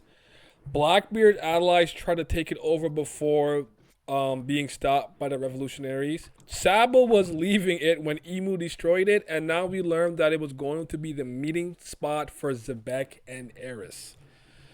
Are we underestimating the importance of Lulusia? What's going on, man? What's going on? What are we thinking? Yeah. There's well, I want to add to another potential reason. Like, I'll wait to answer, but I just want to add, like, there's like this theory video I've seen that really points out that we know that Blackbeard was born on Shadeport in the new world in the Grand Line somewhere, right? And I feel like the logical conclusion really is just like the Shadeport is just a part of Lucia, right? If it ends up being like Eris, like the way they meet and like where Eris is, and like there's a lot of connections. I feel like it being it being Blackbeard's hometown really like his birthplace really fits for a lot of things. What you like for a thing, but yeah, I think that's another potential connection there. As for the thing, I'll wait to answer that. I feel like you guys can go first. I'm very interested in the significance of Lulusia because why did they choose that island in particular to wipe out? Yeah, like the first island they chose. That's yeah, because they did not know that Sabo was there. Or wait, did they? Did they tap Sabo's I wasn't too sure. I thought at first it was because of Sabo, but in hindsight, he shouldn't be important enough to use a. I feel like it was just the revolution happening, right? Like they wanted to make a mark for it. This is my no guess, wait. right? I'm remembering it right. Yeah, there was a revolution happening. Can I interject for a very quick second? Sorry, just everyone, just remember what you're saying. Luffy looks at the transponder snail. Stop, Luffy. Robin's like, no, it's just trapped by the Navy. He's like, hello, Luffy speaking. Future Power King. He's like, help me. And then after goes cold. Like, where are you, at Punk Hazard? Like, oh, he's dead. Like, I smell a mystery. And I was like, yo, are you good? And then they talk about Wano a little bit. And then it skips to Smoker. Smoker was waiting on Raijin Island because he was like, we had a 1 in 3 chance under normal circumstances. That is, there are 3 needles. Oh, sorry. There are 3 places that the needles indicate after Fishman Island, Risky Red, Raijin, and Mysteria Island. Straw Hat was bound to choose Raijin Island with the destination with the bumpiest needle, or so I thought, but he goes and ignores all of them. And Hey, Smoker was hunting this man, bro. yes. And So he ignored all 3 needles in order to go after the distress call from Punk Hazard. Yeah. I'm pretty sure that ended up being a trap, right? Like I feel like it was the scientist that said that, unless I'm not mistaken. I can't. It's Been a while since I've read Punk Hazard. I can't recall that. It could have been like But Brownbeard. Smoker and Could have been any Tsushigi of are them. wiretapping the Straw Hats with the black transponders now. So I didn't remember that okay. correctly. Leave them alone. Para. Yeah. So yeah. I just think it was crazy with Lulucia that when we got it in this chapter where that was supposed to be Eris and Rox's meetup spot, I was like, it's crazy that we keep hearing the name Lulucia so much for an island that the Straw Hats didn't go to, for something that we didn't really see. And I was like, wasn't that also where Ace went in like maybe the spin-off novels or something? So then I looked it up and it was in the main series. That's one of the places he went to looking for Blackbeard. That's where we found And the then doctor, that's Dr. also- Blackbeard and Moda, right? Yeah. And that's also where Blackbeard's ally crew Peachbeard tried to take over. And it's just crazy. I'm like, why does this random island have so many Blackbeard connections going on? And here, listen, I'll be real with you. I have no great theories. Like I can pull something from the crease of my ass, but I'm gonna sound like I have a dunce cap on my head. What I can say is I believe Emu's reason for destroying it, saying its close proximity, was a lie. There was a reason Emu chose to destroy Lelucia in that moment with the Mother Flame or whatever. It wasn't its proximity. It was some connection to the Davy clan or Teach, Rock, something like I don't know. Yeah, There could also be a chance. That's all I got for you. I'm lying to you. If somehow Rox dies here, but Eris manages to escape with Teach and doesn't die until later, there could be a chance that Eris just makes it to Lulucia with Teach and she raises him there for a few years before whatever happens to her, and however he ends up with Whitebeard. To the Shadeport. Mm-hmm. Yeah, he could just end up being raised there after leaving God Valley. That's a good point. Or yeah, it could be connected to like where he was born. It could be connected. Maybe that's where she lived and met Rox, and then she left there to go live with Rox's family, the Davy clan at God Valley. And then after the God Valley incident, maybe not, Teach gets sent back there somehow. Gets raised. What does everyone else think? There's two reasons. Yeah, it's hard. I don't know.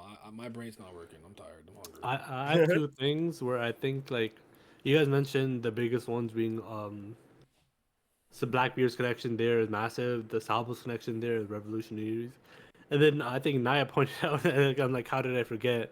Where we had Kobe saving the princess, and like, it's not major, but it ties a thread to him and Lucia. Yeah. Or on a meta level, like writing Stop that perspective, torpedo, right? Underwater. Yeah. Yeah. Where I think Before the river. on a meta level, I think Oda is trying to like connect these 3 characters in a way together. Like he's trying to use that as a plot point to connect the 3 characters and have them be able to meet in a way. But like all 3 these characters are connected, besides Luffy, right? Like I think he wants to have these other connections that aren't just like obvious. Like all 3 of them know Luffy or something like that. Yo, respect that torpedo, man. That shit was Mach 50. Y'all were supposed to. But yeah, I think on the writing, like in world, I think it's just part of it. I think is Emu's petty. I think when Shanks told him, it's like, yo, this is the birthplace of Blackbeard. One of my biggest ops' son. Yo, I'm gonna just smoke that place. Like I think they're just petty in a way. and I think it's just like maybe there was a history there. Mm. It's funny. He will be holding grudges for like centuries, bro. That's a demon. Man, all that just what do you get, man? No bad bitches, no nothing. No bad Maidenless. man. Like That's give well me a girl, man. Like Hate to no see it. bitches either way. Tragic. crazy. But yeah, I think he's just a thing. Maybe like we'll learn like in the maybe we'll learn that like Upcoming chapters. yeah. Now we'll learn Paris that is Joy. not deep in this island though. Like Mm. she's cooked. Oh yeah. She's getting smoked, man. Are you guys Are you guys interested in emu? As a random aside, are you guys interested in emu? Or are you more interested into all the things that emu is connected to, like the Void Century, Joy Boy, but not necessarily, or maybe even Nefertari, Lily? The Lily? Yeah. Like, Yes, does emu themselves pique your interest? I think so. but that I that think that that.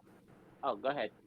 I think so in like the motive department especially because when you think about it, it's like emu existed back in the time of Joy Boy, the first pirate and everything, and at some point either through the devil fruit or maybe somebody with the up fruit used that to give the eternal life to emu, but either way it's like why did emu and the crew of 20 fight the big war against Joy Boy's crew, kill Joy Boy, and found the world government?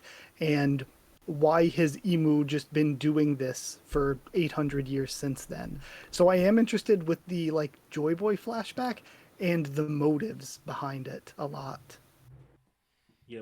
One thing I want to add too is that with emu, like I know Hams, you mentioned that you didn't like villains that were already at the top, and like you like the ones that kind of grow up. I feel like that's what emu kind of suffers from because technically he did win.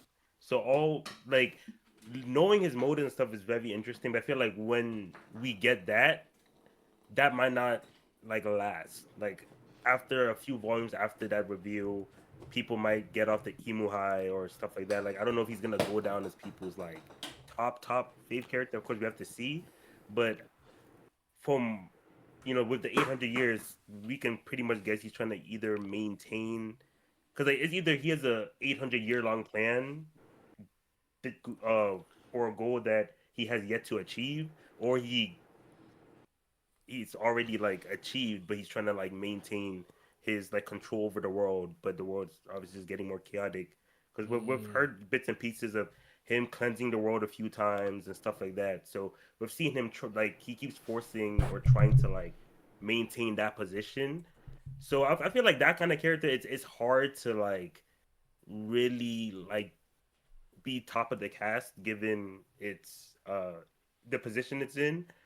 But yeah, I feel like up until we get the final like emo reveal, like when it comes to the motives and stuff like that, it will be a good road to follow. But afterward, like if emu was like done and then we're moving to like, I mean, assuming that we take down emu, then we move to like whether it's Luffy Blackbeard final arc kind of thing. I feel like he's gonna be forgotten. Well, not forgotten, but the emu high will be off after people get the answers they're looking for. So that's kind of how I I see it. I think I'm more interested in what emo represents in terms of like the different themes that he represents in real life, like the colonial powers and all that, like Okay. the concepts of like thing, then the character. But we haven't seen the character, and then there might be. But also just like I want to see like what caused him to be like them to be like that and go down the road. And it better not be. I'm just hoping it's something proper. I want to say this is why I was saying that the confrontation that Emu is having with Xebec is going to be so important because it's going to Ooh. give us a little bit more insight as to what exactly his purpose is. Like, okay, you're king of the world, but like, how did you get to this point? What exactly are you trying to maintain? Why do you want to be king of the world? What caused you to be king of the world? So I'm really interested in that. But um, as of this moment, what excites me about Emu the most is his tying to like the Void Century and everything else that comes with it. Because yeah, I want to know what the One Piece is, but I want to know what exactly happened where they had to erase a time period from history Yeah. 100 years and like long hunt down period. people who try to find out. I need to Mm. know this. I need to know it so bad. Ever since O'Hara, I was like, I need to know. I want to Yeah, be but wrong about this in terms of, well, when it happens, I change my tune, but I'm still not that interested as Emu. And Emu as a character, and Emu as, you know, whatever figurehead king of the world. What I'm interested is what Emu's connected to 800 years ago, the Void Century, Davy D. Jones, Joy Boy, Nefertari D. Lily, things of that nature, and then how they maybe amass power over these 800 years. That's more intriguing to me than like Emu's personal like personality and what they went through, and I don't really care right now. I don't. Again, Yeah. could change, but as of right now, I don't care. I don't care a fuck about them. Anyone who's a world government, I don't care about you. I don't like you. If you're in a world government, I don't care And then about you. don't forget. Now we know that there's two void centuries because they True. restarted shit twice. Well, the world ended twice. We know 100 years of history was just erased. I don't know if that's the same Yeah. thing. Maybe they overlap though. Yeah, but Maybe like they overlap. because they erased the void century beforehand. Maybe during that time period within the void century, they had erased history prior to that because we don't have any knowledge about the world before that. oh yeah, I'm wondering about that. It's like I know that you say the voice center, but is there really like I don't feel like we had information before, like, even before 900 years ago. Because it's like 800 to 900 years ago, shit was erased. But even before 900 years ago, I don't think we know much. That is true. Yeah, it would be interesting how much they knew about the first world in the second world. True. But also, I have to say, as far as Emu goes, I will admit that though I want to like Emu and everything, Emu doesn't have like the style, the drip, the aura that so many One Piece villains have had. Like Crocodile shows up and he's cool. Dofi Yeah. shows up and he's cool. Like some of the One Piece villains show up and they're just cool. Like Arlong is imposing. You have all of these villains, and then Emu shows up, and so far Emu has just kind of been hanging out in their room, mauling over Joy Boy and Lily, just upset over Luffy and Blackbeard and Vivi and Shirahoshi, like just sitting in their room upset about shit. And it's like, you're the king of the world and you're just sitting around upset about shit. So that's kind of all we've gotten so far. Considering the past was more advanced, so maybe the OP is some sort of treasure made, culminated from discovery due to the technology at the time, and why it's seen as the greatest treasure in current time, since it's something not replicated in the past and present. Oh, that could That's be. well taken, Sage. And no, the shadow gimmick and eyes are not moving me. I don't care. I don't. And this little skinny little figure with a big ass crown. You ugly. I don't like you. Mihawk, I need a face reveal so Mihawk fans can shut up. I've had enough. bro, I'm moved by Nerona Silver's Mihawk, man. All I'm gonna say is Pat, do you think that he could be from that bloodline? No. Okay. I'm with Why? you. Why would he be from that? But Because like, because he has the ring in the eyes. oh my The god! eyes, Pat. Patrick, the eyes. This nigga Mihawk is a fake me out vampire, and then they think that he and Emo are connected because they have the same eyes. Yes. Yo, you don't know the lengths that Mihawk fans go. They It's say he wild called how- the Hawkeye. That means he has the best observation in the whole series. Yeah. Maybe he had a black braid. He got the best armor in history. Like, you don't understand. They call that nigga Hawkeye. I should probably put that nigga in Kuroko no basket now. It is so wild that he showed up all the way in Baratier, and compared to a lot of these other like high tier characters or whatever, we know nothing. We know shit all about Mihawk. We know he's a fake demon. Like we got no connections, no backstory, No one nothing. talked about him, not even the top tiers. Because he is nothing. There's not gonna be any backstory, man. Backstory is just gonna be, I was weak, but now I'm strong, and like that's it. Like he's not gonna have some deep backstory. To me, he's just a stepping stone for Zoro, bro. Like I He's don't a plot really look at device. Mihawk. I don't think anything of him when I see him on screen. He doesn't move me. Okay, he fought Shanks The once upon a world's time. strongest stepping stone. That was when Shanks had two hands, man. Clearly, we see he's stronger One- with one. Like, bro, $1 I don't billion care what you're talking about. He Yo, learned that's like Rocks taught him how to fight with one hand. When he Yo, packed up his imagine dad. Katakuri- This is how I defeated your father. One hand. Yo, imagine Katakuri being like, "Yo, I fought the Pirate King. I was clashing evenly with the Pirate King. Whole time he was fighting a 1 billion version of Luffy. Like, Oh yeah. Oh, that's what you're talking about. Yeah. Ah, that's true. You could say that. Yeah. Uncle Katakuri. Yeah, I fought the Power King back in my Yeah. day. I'm for the Pirate King. Yeah. Yeah, You're it was saying about- Katakuri. Foxy could say this. Foxy's like, remember when I fought the Pirate King? Yeah. Right. Stone's crew is like, damn. Oh, No, that's y'all hilarious. just gave me something. Oh, I'm about to start bringing up some real ammo against Mihawk fans. Oh, hold on. They're gonna be like, oh, Foxy fought Luffy once upon a time and went the distance with him. Mhm. Oh shit. Yeah, I like that.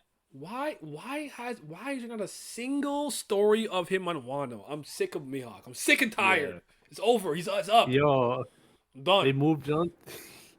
They Land moved of on from Swordsmen. Mihawk versus Never Roger heard to of him. Mihawk versus Rocks, and now Mihawk versus Rocks. Get real, man. Something else I saw too was people saying, how do you think Rox would react, swordsman, hockey man, to learning that his child is the devil fruit merchant? We do know that he wanted 2 devil fruits, but Yeah. honestly, it's interesting that he kind of took a complete different path and philosophy from his dad. I actually think that makes it a little interesting. But I think he'd be like, what is this? All you need is these 2 fruits, and you don't even have to eat them. Just give them to someone on your crew, and you would have been good. Fuck is my son doing? But that's very interesting. But I think with Blackbeard, I don't know that he's I don't know. I can't say he's not a devil fruit merchant, but I think what his philosophy is that devil fruits have more advantages, more pros than cons. Because he can use hockey. I'm listen. I can't prove it, and I know we talked about no what ifs. I'm confident he's a Conqueror's hockey user. I'm confident. I don't know how At good this his point, I think it'd I be feel like, weird yeah. if he wasn't. yeah. Yeah, Yeah. after seeing everything that Rox has done, it makes sense to assume that he is also one as well. Yeah. Nepo P. if yeah. Chinjao has it, man, then he has it. Like, If Bum Goku has it, Wait, hold on. Teach yo, has how it. did? No, I swear, Son Goku took PEDs, man. He took some like hockey Yeah, PEDs to get that shit. Hockey PEDs is crazy. I have to rub it down. I have to use that one. He is Fred Curly in the enhanced games. That's crazy. That's Fred Curly taking steroids. Dog, how did that man is not? Have we seen Sengoku use it? I don't No. remember. No, Because we have okay, not. if It we was in a haven't data seen book, him like- use it, then he could always. He's like, oh guys, remember Rocks? You never met him. Remember God Valley? You weren't there. It's another thing, guys. Trust me, man. I have Conqueror Saki. He's lying on his ass, man. That's funny. Oh man. Oh, does anyone have anything pressing related to One Piece on their minds, hearts, body, and spirits? Yes, the next Conqueror Hockey user will be Vince Smoke Sunday. Woo. I think you'll get it. Game. I think you'll get it. I think there's Be a reason prepared for the why. rise of Davey D. Usopp. You said David D. Usopp. I think there's a That's chance what for Sanji, but I could also see Oda doing something writing wise where he doesn't give it to Sanji and he's just like, Sanji doesn't need it because he like took away that royal part of himself and doesn't want to be a royal or a ruler. And so with everything else he has going on, we could just have another thing like that where Oda's like, Sanji doesn't need Conqueror Saki. Let me I ask you guys would've- a Yeah, question. I'm fine with it either way. I have a If question. the Holy Knights didn't exist, I would agree. I have a question. Do you think the ability to kill Future Sight is related to observation hockey or more so Conqueror's hockey? Observation. Ooh, I think it's a conquered. different side of observation. So like how like armament has 2 parts where it's like the offensive side and the defensive side. I think that's what it is with the observation. So like future side is like the defensive side, and then like killing somebody else's future is the offensive I side. feel it. I believe Sanji is gonna be the first person to get that ability that isn't like Shanks. I Oh don't yeah. know. I believe that I'm with you, Nelly. I think because of the God Knights and he's part of the monster trio, if Conqueror's Hockey is truly the only way to either stop the regeneration, slow it down, or truly kill them, I don't think is the case. I mean, I don't know. Get me wrong. I feel like him using Chopper, like how did he do it? And Chopper trying to figure out could possibly birth some other method of taking out the Ooh, Holy Knights. yeah. I'm not entirely sure. But if the only way is Conqueror's Hockey, I think Sanji gets it. If that's not the case, I think Sanji's the first person to learn how to kill Observation Hockey. Uh, yeah, I think. I mean, as soon as Gabon was there and he had it, I think it just ended all conversations, especially with how They hard didn't like. show what Gaban said to Sanji, and I think there was a reason for that. But I also think his conquerors is not going to be like a regular thing. I think it's going to go down the path of like it's been built up this concept of love as a power. Like it's kind of a joke, but you see that like Egghead where he says No, I no, just seriously, he's always said it. Yeah, love is a yeah. hurt. It's been a saying like since back before Impel Down when we first came with Boa Hancock. Sorry. Yeah, people took it as a joke. They're dead serious.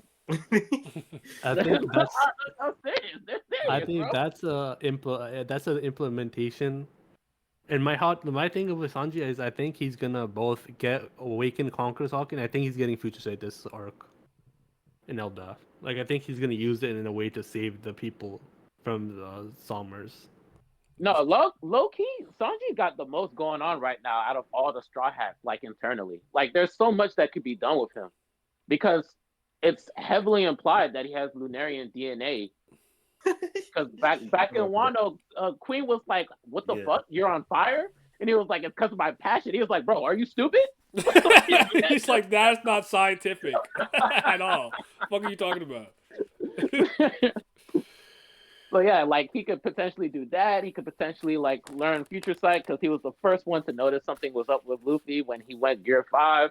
Mm-hmm. And then on top of that, he is of royal bloodline, so he has potential to be a conqueror. Like Sanji got a lot of motion going on right now. Plus that exoskeleton. I don't care. That's fire. I don't give a fuck. I like that. Shout out to the Yeah. Derma Jumbo 6. Yeah. My take, I like the theory that Roger using divine departure to depart Emo back to the Holy To Land. the Holy Land, yep. I actually saw that. I saw that on Twitter somewhere. Divine departure to set. Yeah. That's interesting to me. But yeah, Roger's gonna go crazy at some point during this flashback when he starts to step into whatever. Don't worry, man. I sent the money to Oda already. You know. It's time. It's time. Let me slide Oda some berries for Crocodile. They're gonna be like, "Whose hockey is that? Is Crocodile?" Whose hockey is this in the sandstorm? We just see Crocodile. In the sandstorm. Crocodile. Oh man, I think I've exhausted everything that I wanted to say for the most part. I'm very excited for the next chapter and everything, but this was great. I knew this was gonna be a good conversation this week. I thought the world government stuff was very interesting. I had fun with the Eva thing. Hold on why Eva never erased it. Prob because Oda didn't think about it that early, and maybe because Lily never returned to Alabasta. So the only one who truly knew about Emu was gone, which is why Emu wanted to know about the letter since it was the only thing. What Colbert was saying about the letter passed down by the royal family. Okay, I feel you. I see you, Sage. I see you. You think? Wait, for the next chapter, honestly, if you read the chapter, in a way, Roger's closest to them. Roger's the closest to Emu. In what sense? What do you mean? Because he's he spawned in between the world. Let me, like, if you look at the last panel, right? Like where you see. Let me pull it up. That's a side note.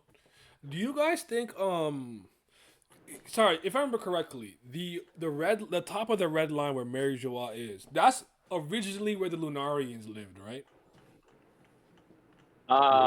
Or am I was am I it or am I stated? am I misremembering that part? I can't remember if they said exactly where the Lunarians used to live. Okay, hold on. Let's see if I can figure. Oh no, they said the Lunarians used to live where Mary Y is now, Okay, yeah, right. and Okay. So that they was their, destroyed the Lunarians and took over the Red Line. you think it's a missed opportunity to not have a prominent Lunarian who cares about reclaiming their homeland? Kind of similar to like Wiper wanting to like claim back the Fairy Verth, whatever from like Eneru. Like I feel like that's a bit of a missed opportunity. Slightly, it's nothing crazy. I'm not mad at it, Yeah, but a little bit. okay. I'd say a little bit. I In think a there's way. potential for the future because we know with the Hiccupunk speech when he was talking about the world flooding and everything, and then I don't know what exactly putting it out that they asked that Fight for rhetorical land. question of why do you think they're trying to live like high up, like the high altitude where where Hirvishwa is currently. Of course, that's one of the highest places you can currently live, and I feel like when we start getting to the plot line of like the floodings and people trying to go higher and higher, and Could we then get much higher? and then So high. I the remember all. history of like Telenorians, like this used to be their land, and then now they have it. Like But he can always go also back. we have to know first if there are more Lunarians out That is there. true. When you Because have King's Because King's the right? only the natural only one. Lunarian. That's natural, not Yeah. artificially created in the lab. What about Son? Sorry. No, I think Sanji has Lunarian DNA, but he was supposed to be a regular human. Ultimately, Oh, yeah, is what yeah, I'm yeah. saying. I'm saying King is actually has like natural Lunarian blood. No, Prince Goose No, is. Yeah, bro. It would be funny if that's probably why Sanji was such a late bloomer, was because of the Lunarian DNA that they tried to use, since it's that Be special. interesting. What was I gonna say? Oh yeah, you were talking about like I was talking about I think Roger's closest. If you look at these two panels, like, first page where we learn where everybody third is, eye. we learn Roger's in the middle of the two places, right? And then when we see the final panel, we can see Imu spawns in between those two places. So, in a technical, and we know, like if we look at where Rocks in them are, we know he's in the outside forest where he was clashing with Garling and them. Oh, Which we see you in the meant fir- literally the closest. Okay, I'm sorry. All right, Yeah, gotcha. that's what you meant. You meant proximity. Okay. Like, I was like, like wait, Garling, wait. oh, why do you call him Garling? Garcia is humongous, and probably with Emu it looks big, so you can probably see what you're looking at and feel it. Yeah, But they're not right in Oh. front of it. Okay, that makes sense to me. I didn't take that in when I was reading the chapter. That makes sense. That's what's up. But yeah, so he's like, yeah, because I mean, I guess it makes sense because if you look at it, it just seems like Rocks and like how he's acting, like he's right in front of him. But like, yeah, I think Garling, they're just standing over Garling. They're aura farming over Garling's pathetic corpse. Yo, did you guys take in that They're all apparently farming. Rock stabbed Garling with his own blade? Oh yeah. I didn't think that in the first time I read it. I said that's crazy. He stabbed you with your own sword. Damn it, Dumbass nigga. Oh my god, he's trash. Did you I'm guys? so disappointed. Did you see? I thought it was him. Did you guys see me cooking him? I'm like, oh my god, get up, fight back! I said you are. I said you are trash in its final form. Oh, I don't support any celestial dragon. This is why I can never support. There's only one. And that's Roshinante Korozan, but no one else. He's the only one. Hey, I can- man. You know who couldn't support He's him? the only one I can Sengoku. stomach. Sengoku. Well, I like Rocinante and I like Nilfgaard. Rest in peace to both. It was too. Yo, what if- I respect that he came around, but it was too late. Yeah, I know you guys don't like. You're not interested in Emu, but what if he looks like this though? I'm gonna send some fuck shit. Hold on. Oh my goodness. What the hell is this, Lizzie? Oh yeah. I've never seen this before. That's Will so it crazy. change? It's two people. Haku, go ahead. Will it change anyone's mind on Emu if Emu is a woman and Emu like puts Shaki to shame like most beautiful woman in One Piece? Oh, No. If No. Emu looks better than Shaki? Yeah. Like Umu canonically, Silhouette or like has to be around canonic? me. You mean canonically? Not because I don't think Yep. Shaq I've is the seen best Okay, looking. I've well, seen Umu silhouette. I've seen Umu silhouette. I know she doesn't look better than Shaki. I don't know. We haven't seen enough. And There could be those could be really flowy the book clothes. hides the body, so we don't know to the reveal. Yo, this is definitely this is what happened, man. That's why he was like, So, canonically, Shocky, but in reality, I guess Robin. I'm not mad at that. Robin, Viola, Like, Perona, like if she looks Nojiko. better than Robin, what are we thinking? insanely detailed diagram of how it's looking for the Emu, Roger, and the Rocks trio, man. You're gonna see me absolutely not admit it in any capacity. I will not admit that. Caked up short stack Emu was crazy. Take what, bruh? Come on, son. Rain. Oh, okay, so Emu's in between Roger and Rocks, but closer to Roger. Okay, I see it. I see the vision. Yeah. And then Garp is somewhere else. I don't know, man. Garp could just feel the hockey. I don't think he could. Maybe he could see. Garp would probably be behind where Roger is since he was to the That makes south. sense. Oh yeah, because he's behind. You have the Navy. No, Navy to the front. Bro, I'm sorry, I yeah, can't get over yeah. this shit. Look at this nigga Kaido, bro. And it's Hey, you two, check this out. Hey, I you love two, that check panel this so out. much. I got an ability. That's it. He don't give a fuck about nothing that's going on. He was like, Nick, I'm Also, a dragon. Y'all, if- look at this shit. But I'm like, that's valid. If I was a dragon, I'd be like, yo, Haku, yo, check this out. Yo, I'm a dragon. if Whitebeard's already over there to the north, he really took running from Garp seriously. Bro made it to the other side of the island. Wait, hold on. He willing to fight Emu, but he running from Garp? I don't know, man. What does that say? It says Liz, but bro, at least Whitebeard, the statement of fighting Garp will take too long was actually literal. At least with Whitebeard, like, this is a long ass fight. Because he has recovery time, right?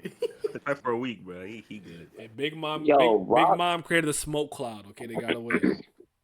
Rocks really split the island. Like, Yeah, that was crazy. wow. Yeah, he's different. All this time I'm wondering why it looked like that.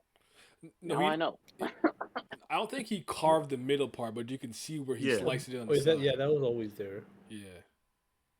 Originally, I thought he was the reason God Valley looked like that with the middle. Like, no way. I'm like, oh, never mind. It's on the side there. But it was still crazy. Still crazy. Like, you could tell how big. That didn't even look like he was trying to, like, hurt anybody. Like, he was kind of, like, swinging it to swing it. Just something like, swing off his new dragon ones. Right. Yo, Kaido's hilarious. I guess if they're like, we've mostly seen the characters come out pretty unscathed, but if there is a connection, or I guess even if there isn't a connection to Thriller Bark here, we still need to see a couple of people on Rox's crew die. Like, we still need to see, Gonzui. like, John, Gonzui, all of them get taken out. Yeah, they're Maybe bums, did they man. get Domi Reverse Seed 2 maybe, and they have to be taken out? I'm gonna be honest with you. Scopper is killing Gonzo. He's done. I saw how he got blocked. It's over for him. Captain John. Captain John. I don't think I want to say he doesn't survive the God Valley incident and dies here. I don't know that it mattered enough for Emu to Domi reverse them, but you gotta. Yo, but then you gotta dog, wonder Shaky's how viable. did Moria get the bodies though? Like, did they die later? Maybe I don't know. You gotta think about that one. They might just washed up. But Gonzui, yeah, he's cooked. He's done. Scopper was looking at he was looking at treasure like, oh, and he came. I can't let the Roger Pirates have it. He blocked him without even really turning around and said, oh yeah, it's over for you. Gonzui has to survive to Father Patty though. Patty. Shit. Patty looks so much like Gonzui in Gratier. that one panel. Oh. We're nepo piecing Patty. They did say Yo. Captain John's crew killed him for his treasure. You're right. So I think it's a mutiny that happens after he becomes, I guess, like a captain himself. So Captain John's later. Okay. Well said. Well said. Man, Silver Axe is like he really the kid to Shiki's Luffy. Nah, he's trash. I'm done with him. I'm done with him. Yeah, I've he's seen trash enough. compared- I've seen enough. He's ass. Shiki won that. What is the better? There is no rivalry. They beat her ass even time. Well, there is is no rivalry. All right, guys. Thank you for coming. Thank you for joining us. This will be up in the morning or as early as I can get it up. Yeah, I'm gonna post this. I'm not even gonna go through it. I don't have time. I'm way too tired. It's just too long. But appreciate everybody who came through. I'm thinking if the next break is like in the next week or two, we'll hold off on the next Baroque works and we'll do it a week after. But if it's like late November, mid-November, we'll get the next one going. Yeah, cause Buggy and Lucia. Yeah. Yo, where's Buggy at? Dude, the Roger Pirates pick him up a Lucia. That'd be very interesting. Buggy, I won't lie to you. I've been thinking, damn it. All right, here we go.